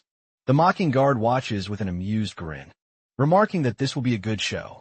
Before walking away, Wang Han discreetly gives the guard the middle finger. As they walk, Suzy asks how long he planned on deceiving her. He explains he just found out about the apartment and asks why she moved out. Sushi angrily retorts that a strange woman appeared at his place, making it impossible to stay. With a determined look, Sushi tells him to quit his new security job. Wang Han protests, but she offers him a job as her personal driver for 10,000 yuan a month. She adds that since he lost his last job because of her, She feels responsible and tells him to be ready in the morning. Wang Han quietly wonders if he's now being kept by his wife. The next day, Wang Han drives Su Chi to the Su Group headquarters. In his new role, he pulls up to the entrance and professionally opens her door. Suki informs him she has arranged a small office for him upstairs. As they walk toward the building, two guards salute President Su. One guard watches them smirking and thinking. Their relationship is clearly not ordinary. Inside an office, a manager leans over a female employee's desk. He mentions upcoming layoffs, threateningly, suggesting her life would become difficult if she lost her job. The woman acknowledges she needs the work, but refuses his implied request. He then makes his disgusting proposal explicit, mentioning her mother's hospital bills and offering her $30,000 a month to be with him. The woman stands up in anger, telling him she will not sell her body enraged. He lunges towards her, telling her to stop pretending. The manager-president's son corners the employee Lily, who pleads with him to let her go. At the same time, Wang Han is walking down the hall. Bored his thoughts are, interrupted by shouts from a nearby office. He hears Lily cry out as President Sun yells at her. Curious, Wang Han stops at the door inside. President Sun rips Lily's blouse open, terrified. She screams for help to silence her. He slaps her just then. Wang Han enters casually, asking if they are busy. Startled, President Sun demands to know who he is, screams at him to get out. Without a word, Wang Han responds with a powerful kick, sending him flying across the room. Struggling on the floor, President Sun scoffs that Wang Han would dare engage in workplace bullying. He gets to his feet enraged and threatens to call the police and have him jailed. He then turns on Lily, falsely accusing her of seducing him. A distraught Lily denies the claim. President Sun smirks, confident the police will believe his word. However, Wang Han calmly pulls out his phone, showing he has been recording the entire incident. The manager's confidence shatters into terror. In a desperate attempt to destroy the evidence, he lunges for the phone. Wang Han easily dodges and delivers another powerful slap. Standing over him, Wang Han coldly asks if the man thinks he wouldn't dare kill him. Completely broken, the manager begs Wang Han to stop, promising not to call the police. Lily, frightened by the violence, also pleads with Wang Han to let it go. Wang Han holds up his phone, telling the manager he will keep the recording as insurance and warning him to behave. The manager frantically promises he will never cause trouble again. With the situation resolved, Wang Han tells Lily they should leave. She gratefully follows him out of the office, leaving the beaten and humiliated President Sun on the floor. Once in the hallway, Wang Han notices her torn blouse and asks if she has other clothes. She confirms she does and thanks him again. She introduces herself as Lily and asks which department he works in. Wang Han explains that he is new and works as President Su's driver, and his name is Wang Han. Lily expresses her gratitude once more, offering to treat him to a meal whenever he is free. Wang Han politely declines, saying it was no trouble and that he enjoys helping people. He tells her that if President Sun bothers her again, she should come find him. He then says he is leaving and walks away. Outside the Su Group building, Guangan lights a cigarette, muttering to himself that the company has a toxic atmosphere. He approaches a security guard to ask for a lighter. The guard looks at him with familiarity, before his eyes widen in recognition. He excitedly asks if Wang Han is who he thinks he is, then happily introduces himself as Dachuan. Wang Han recognizes him as well, confirming the man is Han Dachuan. Dachuan is overjoyed, saying he has missed him dearly, and asks where he has been. Overcome with emotion, Dachuan gives Wang Han a big hug. He explains that years ago, his grandmother had told him Wang Han was destined for greatness, and urged him to follow him.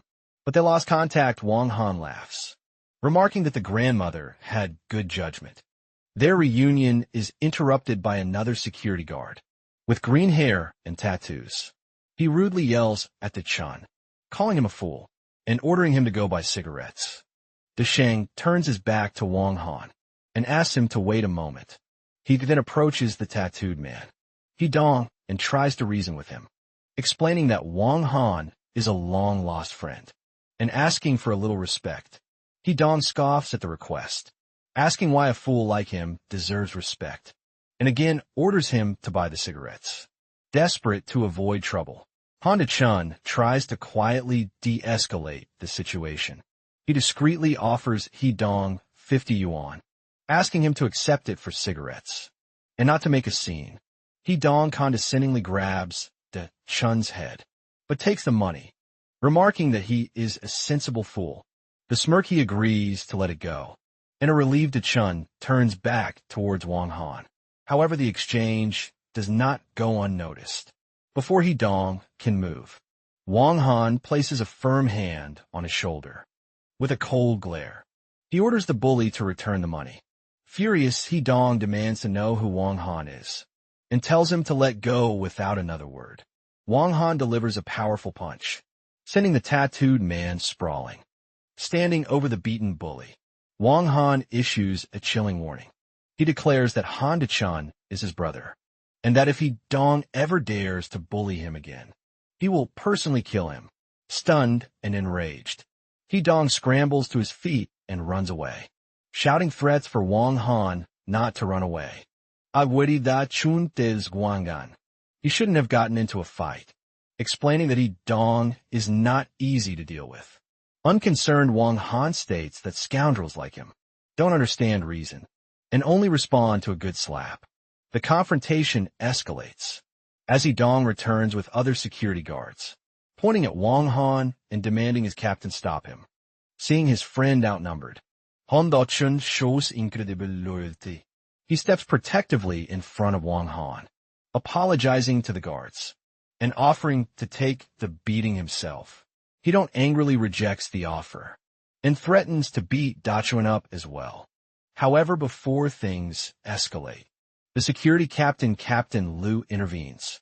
To He Dong's surprise, Captain Liu forcefully shoves him aside. The captain's allegiance becomes clear as he turns to Wang Han with a subservient attitude. He offers Wang Han a pack of cigarettes and apologizes on behalf of his subordinate, asking Wang Han to forgive the newcomer. A stunned He Dong can only stammer, asking what is happening. The captain turns his fury back on He Dong, kicking him and scolding him for being a troublemaker. He yells at him, pointing out Wang Han's connection to President Su, and questioning how he could dare to pick a fight with him. With the bully subdued, Captain Liu respectfully lights a cigarette for Wang Han. Wang Han calmly states that De-chun is his brother, and he does not want to see him bullied. The captain quickly agrees, declaring that Wang Han's brother is now his brother. Wang Han thanks him, and the captain humbly replies that having a man like Wang Han acknowledge them is an honor at that moment. Lily walks out, having changed her clothes and now carrying a drink. The other security guards are captivated by her beauty, exclaiming how gorgeous she is. Wang Han scoffs at them for staring, but one guard shares Lily's tragic story. He explains she has had a difficult life.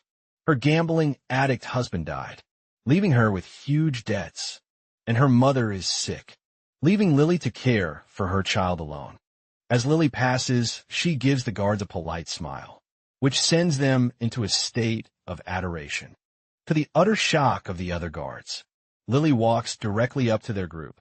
She kindly hands a cup of coffee to Wang Han, explaining she bought it for him, and advises him to smoke less.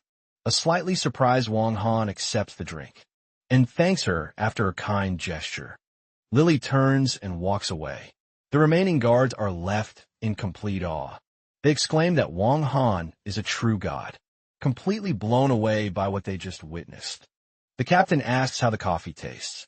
Wang Han takes a sip and casually replies that it's just average and a little bitter. The captain finds this hard to believe, insisting a coffee from her must be incredibly sweet. His friends gather around him, full of admiration. Boas, that his friend has always been popular with women, and the captain jokingly asks Wang Han to accept him as a disciple. Their conversation is cut short when an expensive, black car screeches to a halt in front of them. A beautiful and imposing woman with long, purple hair steps out, her expression annoyed. The security guards assume this is yet another beautiful woman who has come for Wang Han. However, their assumption is wrong. When a woman glares at the group and yells a name, Han Dachuan, declaring she has finally found him. The other guards are stunned, whispering in disbelief. That Dachuan knows such a wealthy-looking woman. A nervous Dachuan recognizes the woman. She strides up to him, leans in close, and disdainfully covers her nose, complaining that he stinks, and asking how long it has been since he last bathed. Insulted by Song Chien, Han Dachun is about to react when she explains why she is there. Their old class monitor, Ding Jing, is getting married tomorrow, and she is contacting all former classmates to attend. Song Chien then turns to Wang Han, remarking that he looks familiar. Before he can answer, Han Dachun proudly introduces him as his good friend and asks if she remembers him. After a moment, her memory clicks. She points at Wang Han and exclaims that she remembers him from school, mostly because he was constantly being reprimanded during the school-wide assemblies. Every Monday, unfazed by the embarrassing memory, Wang Han sips his coffee and remarks that a hero doesn't dwell on his past glories. Noticing his expensive suit, Song Chen asks what prestigious job he has. Wang Han vaguely replies that he does small engineering projects. Intrigued, she calls him a big boss and asks for more details. With a straight face, Wang Han gives his job a ridiculously long and important-sounding title: High Intelligence Biological Kinetic Transportation Engineering. Impressed, she leans in and asks what that actually means, to which he reveals the punchline. He is a driver for his boss. The nearby security captain can't help but stifle a laugh at the joke. Getting back to business, Song Chien asks Wang Han if he will attend the wedding. She points out that the groom is a senior executive at his company, and his own boss will be there, making it a good opportunity to make an impression. Vam Han agrees and tells her to send the details to Dachuan. She confirms the wedding is tomorrow at the Tai Fung Grand Hotel and tells them not to be late, then gets in her car and drives away. Once she is gone, a nervous Han Dachuan asks his friend for a favor. He asks if Wang Han could get him an Audi A6 for the wedding, explaining that he wants to make a good impression on his old classmates. Wang Han tells his friend to think bigger and confidently promises to arrange a true luxury car for him. Overjoyed, Dachun thanks his friend, saying he is the most capable person he knows. With his break over, Wang Han says it's time to head back inside. He bids farewell to the group, as Dachun happily calls out that he will wait for him. The next day, later that day, at a modern apartment complex, when Wang Han arrives at his apartment, he finds Zhang Tae waiting, freshly showered and wrapped only in a towel. She stretches and asks why he is home so early, and he retorts by asking why she is always showering. When he returns, she teases him flirtatiously, asking if he is upset that she did not wait so they could shower together. Ignoring her advances, a flustered Wang Han tells her to stop the nonsense and asks if he can borrow her car the next day.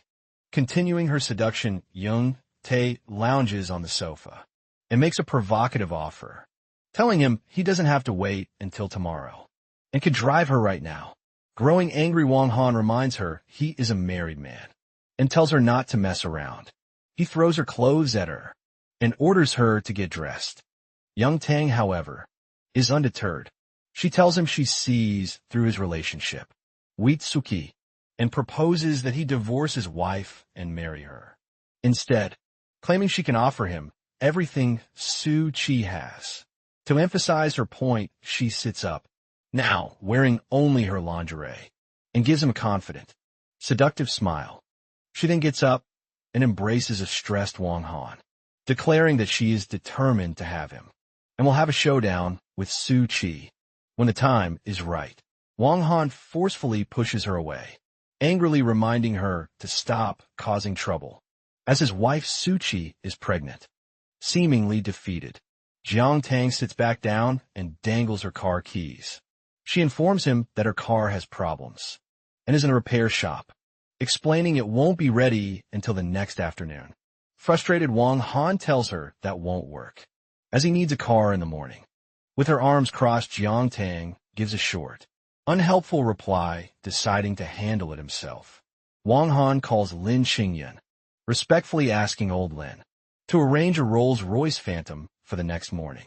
Lin Xingyun agrees without hesitation, as John Tong watches from the background, while Wang Han effortlessly solves the problem. Walking through an office hallway, carrying a slipper, Wang Han reflects on how his life has become boring. Now that he is an office worker, his quiet walk is interrupted when he rounds a corner and finds a young boy bullying a crying little girl. The boy cruelly taunts her, saying she doesn't have a father, and calling her a bastard. Wang Han is confused, wondering where the children came from and what is happening. Seeing the boy raise his hand to hit the girl, Wang Han immediately intervenes, grabbing the boy's wrist and demanding to know why he is hitting someone. Wang Han warns the boy to stop, but the child struggles defiantly, telling him to let go and then spitting at him. Having lost his patience, Wang Han uses the slipper in his hand to smack the boy's head, causing him to cry out in pain. The commotion attracts the boy's mother, who rushes in demanding to know who made her son cry. The boy, sitting on the floor, points at Wang Han and tells his mother that he was hit. The woman becomes furious, clenching her fist and yelling at Wang Han, questioning why he would hit her son. With a calm but condescending tone, Wang Han explains her son is poorly raised, and he was simply teaching him a lesson, so she doesn't need to thank him. Enraged, the woman retorts, asking who he thinks he is to discipline her son. She then cruelly defends her son, stating the girl really doesn't have a father, because he is dead, so her son wasn't wrong. Hearing this, Wang Han looks at her with contempt, remarking now he sees why the boy is so ill-mannered. The commotion draws Lily out, who rushes to her crying daughter, asking if she is all right, kneeling to comfort the girl. Lily listens as her daughter points at the boy and tearfully explains that he said she had no father and spat on her, the bully's mother. Manager Song remains unrepentant. With arms crossed, she condescendingly tells Lily her daughter is too spoiled, twisting the story to claim her son was just playing with her. This blatant lie enrages Wang Han. Lily, however, tries to de-escalate the situation by apologizing profusely to Manager Song on her own and Wang Han's behalf. Ignoring Lily, Manager Song glares at Wang Han, demanding to know his department. Wang Han glares back and declares that he is President Su's personal driver. She scoffs at his position, questioning what a mere driver can do, and arrogantly threatens to have him fired that same day as she storms off. A panicked Lily urges Wang Han to apologize, explaining the woman is the powerful finance manager, and they cannot afford to offend her. Wang Han, however, remains completely unfazed. He waves off her concerns, telling her to let the manager complain to President Su, as he's curious to see how his boss will react. Despite his confidence, Lily is left with a look of deep worry, convinced she has gotten him into serious trouble. In Sushi's office, the situation unfolds just as Lily feared. Manager Song is loudly complaining to Sushi. She viciously attacks Wang Han's character, falsely accusing him of hitting children and being too dangerous to drive. She ends her tirade by recommending Suchi fire him immediately, just as Wang Han walks into the office. Wang Han calmly tells Manager Song her son was poorly raised, and he was just helping her teach him a lesson, even joking he wouldn't charge for the service. He then casually sits at his wife's desk, crossing his legs confidently, enraged by his arrogance. Manager Song complains to Suchi, insisting his behavior is that of shameless street thug, not a proper employee. However, Suchi remains composed. She looks at Manager Song and coldly tells her that she understands the situation and the manager can now leave. Taken aback, Manager Song tries to press the issue. But Suchi cuts her off, snapping her book shut with finality. She repeats that she understands, and pointedly asks if there is any other business, making it clear the conversation is over defeated. Manager Song says she will leave Suchi to her work. As she walks out, Suchi adds one final command, telling her to remember to close the door. Once they are alone, Wang Han's demeanor softens. He walks over to his wife's desk and gently chides her for wearing high heels while pregnant. He then reveals the slipper he was carrying and kneels before her, taking off her shoe to replace it. The unexpected gesture leaves Suchi flustered. She blushes, thinking how this man can be so infuriating one moment, and so, carrying the next, noticing her foot is swollen. He offers to give her a massage. A flustered Suchi tries to refuse, but Wang Han gently insists, telling her to hold still, as he begins to massage her foot and ankle. As he massages her foot, she is overcome with emotion, never imagining he would do something so tender for her. Their intimate moment is interrupted when Suki's assistant walks in, announcing the arrival of a delegation from France. She stops mid-sentence immediately, blushing and closing her eyes in embarrassment, as she stammers an apology for intruding. Wang Han stands up, and Suchi, regaining her composure, turns to her assistant and asks what is wrong. Her assistant reports the French delegation has arrived, but the company's French translator is stuck. Inatrafik Jem a Apanik Tsuki asks if anyone else speaks a foreign language, but the assistant explains all their translators are for English, and the French experts only speak French. Suki then suggests using a translation device, but the assistant explains it wouldn't be accurate enough for the many technical terms. As Suki wonders what to do, Wang Han steps forward and offers to give it a try. A surprised Suki asks if he speaks French. He casually replies that he spent time wandering around France and knows a little of the language. With time running out, the assistant urges a decision. A worried Suchi asks Wang Han if he is truly capable, warning him that he cannot mess it up. With a confident smile, he simply replies that he should be able to handle it. With no other choice, Sudi agrees and tells him to come with her. In the conference room, Sudi professionally shakes hands with the head of the delegation, welcoming Mr. Chatham standing beside her. Wang Han smoothly translates her greeting into perfect French when Mr.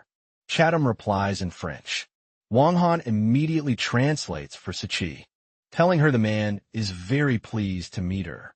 Suchi looks at her husband with shock and admiration, thinking that he is truly a man of hidden depths.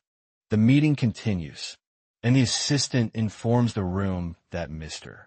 Chatham would like to bring in two other experts. Via video conference a moment later, two men appear on the screen. One of them begins speaking in Japanese, introducing himself. This new development throws Sushi into another panic. She turns to her assistant, asking why no one told her Japanese experts would be involved. While she worries, Wang Han once again steps in, calmly translating the man's introduction. He explains to Suchi that the man's name is Yamamoto Ichiro. He is the head of their company's East Asia region, and he is happy to share his experience. Completely shocked, her husband also speaks Japanese. Suchi asks if it's true, while her assistant exclaims how amazing he is. Wang Han simply explains he picked it up from his time wandering abroad, putting his skills to the test. Suchi asks him to translate an introduction of their project for the Japanese expert. Wang Han immediately begins speaking fluent Japanese, addressing Yamamoto Ichiro directly, as she watches him confidently navigate the complex, multilingual meeting. A blushing Sushi looks at him with newfound admiration, wondering if this skilled man is really the same food delivery guy she first met. 2 hours later, back in Sushi's office, the successful meeting has concluded. Her assistant reports Mr. Chatham's team was very satisfied and has been escorted back to their hotel. Suki acknowledges the report, and tells her assistant to arrange the follow-up work. Once they are alone, Suki turns to Wang Han and sincerely thanks him for his invaluable help. He smiles warmly, telling her it was a small matter, and there is no need for her to be so formal with him. He then sits across from her, playfully asking what reward she plans to give him. A slightly flustered Suchi tells him to be serious, reminding him they are in the office. Changing the subject, Wang Han asks if he can take the next morning off for a classmate's wedding. Surprised by his simple request, Suchi asks if that's all he wants. She readily approves his request, and he gets up to leave just before walking out. He asks what she would like for dinner, but she tells him they can talk about it later, as she is still busy as he leaves. Suki looks at the door with disappointment, thinking what a blockhead he is for not asking for a more personal reward. The next day, outside the Su Group headquarters, Wang Han meets his friend Han Da-chun, who is dressed in a new suit for the wedding.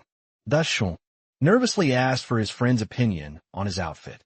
Wang Han gives him a thumbs up and praises him, joking he looks handsome enough to rival famous actors.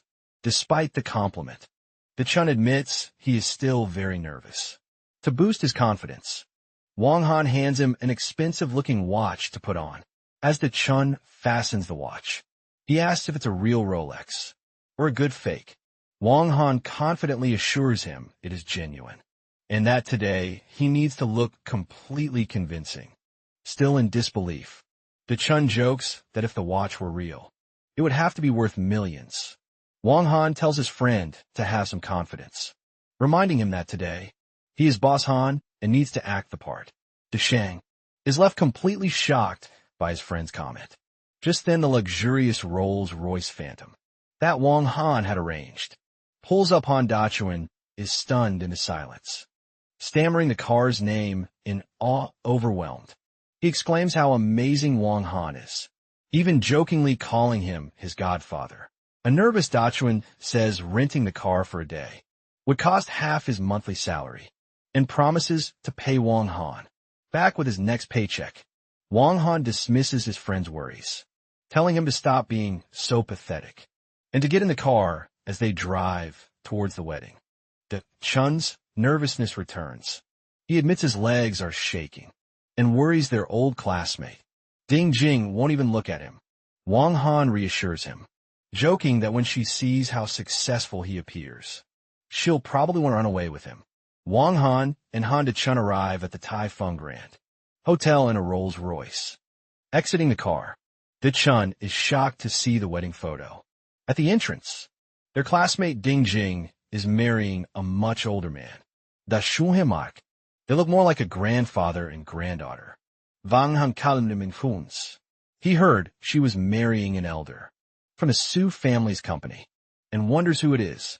A woman's voice then calls out Da-chun's name, asking why they were so late. The woman is their former classmate, Song Chien. She compliments Da-chun on how sharp he looks, causing him to blush. He nervously asks her not to expose his true circumstances. Song Chien agrees and urges them inside, explaining that many former classmates are already waiting. Upstairs, the three then enter the hotel. Inside the banquet hall, a man greets an older gentleman as Teacher Fong. The teacher recognizes his former student, Feng Jiang. He reminisces about their class, mentioning the two students who left the biggest impression were Han Da-shang, whom he calls a fool, and Wang Han, a little rascal. Just then Wang Han Da-chun and Song Chien arrive, surprising both Fong Jianzhe and the teacher. Teacher Fong immediately recognizes Song Chien, greeting her warmly. Wang Han respectfully asks Boss Han to take a seat. A flustered Da-chun stammers his thanks as he sits. Fong Jianzhe asks Song Chien who the distinguished-looking man is. Song Chien reintroduces him as Han Da-chun, which shocks the teacher, who exclaims his name in disbelief. Da-chun confirms his identity and politely greets Teacher Fong, who asks what he's been up to. Wang Han smoothly explains that Boss Han now runs a media company. Impressed, the teacher notes it must be a profitable business, and then turns to Wang Han, Asking who he is, Wang Han calmly replies that he is now Boss Han's driver. The teacher recognizes him immediately, exclaiming his name. He and Feng Jiang express disappointment, remarking that Wang Han hasn't done well for himself to end up as De Chun's driver. Teacher Feng adds that he had high hopes for Wang Han, and of all people he has fared the worst. Feng Jiang chimes in that it's not that they look down on drivers, but they had high expectations for him. The groom clears his throat, trying to smooth things over by saying, they're all old classmates, and there's no need to compare professions. Wang Han interrupts, changing the subject, to ask if anyone knows why another classmate, Zhuo Jing, hasn't arrived. Feng Jianji explains she's stuck in traffic, but will be there soon, adding that she is now a wealthy man's wife, whose husband earns millions a year. The teacher is impressed, remarking that their class produced many impressive people. Feng Jiangwo then adds with a pointed look that there are also drivers, but Wang Han simply smiles unfazed. Just then a glamorous woman in a pink dress arrives, apologizing for being late. Feng Jianji greets her as George, and she greets teacher Feng. The teacher praises her, saying he always knew she would be successful. George thanks him and then asks about the fool. Han De-chun, the teacher, corrects her, explaining he is now Boss Han with his own company. This news surprises Zhou Jing. Zhou Jing bursts into mocking laughter at the idea of Han De-chun owning a company. She tells everyone to stop listening to the lies, revealing that De-chun is simply a security guard at her husband's company. This creates confusion as Feng Jianji points out that Wang Han had just claimed De-chun was a business owner, and he was his driver. Zhou Jing condescendingly tells De-chun that, while everyone knows he had a crush on the bride, there is no need to invent a false identity and get Wang Han to lie for him. Embarrassed and angry, De-chun pleads with her to stop. However, Zhou Jing cruelly dismisses him, questioning why a fool like him deserves any respect. Wang Han, who has been silent, finally speaks. He coldly interrupts Georging's laughter and asks if she has had enough. His menacing tone offers to find her a private place, to laugh to her heart's content, a clear threat that silences her. Angered, Zhou Jing retorts, questioning who he is to talk to her that way, and begins boasting about her husband. Before the argument escalates, the groom stands and raises his glass, proposing a toast to teacher Feng in honor of their reunion. Everyone raises their glasses, however. As De Shang takes a sip, he suddenly starts coughing violently, spitting red wine all over a horrified Zhuo Jing. Furious, Yu Ying screams at De-chun, calling him sick and brainless. A panicked De-chun tries to apologize, insisting it was an accident. She ignores him, declaring her expensive dress, which she claims cost 38,000, is ruined and demands that he pay for it. De-chun is left stunned by the outrageous demand. It's just a small wine stain, and offers to wash the dress for her. Zhu Jing is disgusted by the offer, and furiously repeats her demand for 38,000. Feng Jingjing remarks to the table that the amount is nearly Daochun's entire annual salary, as he only makes 4,000 a month. Just then Wang Han coolly intervenes. He states that Boss Han is not bothered by such a small sum, and pulling out his phone, he asked Zhu Jing for her account number to transfer the payment immediately. This prompts Feng Jianji to mock Wang Han, sarcastically asking how much a driver could earn. Unfazed, Wang Han retorts that by working for De-chun, he earns Feng Jianji's yearly salary. In a single month, a moment later, a notification appears on Georging's phone, confirming a transfer of 38,000 has been received, leaving her surprised even after taking the money. Georgine remains resentful. She snaps at Wang Han, telling him to drop the act, and threatens to have the bride's husband fire De-chun. Then from a distance, she waves and calls out to her husband. A stout, bald man approaches the table. George introduces him as her husband Ginger, and then her classmates. She vaguely explains there was a small parking issue, Her husband then asks what happened and where she parked.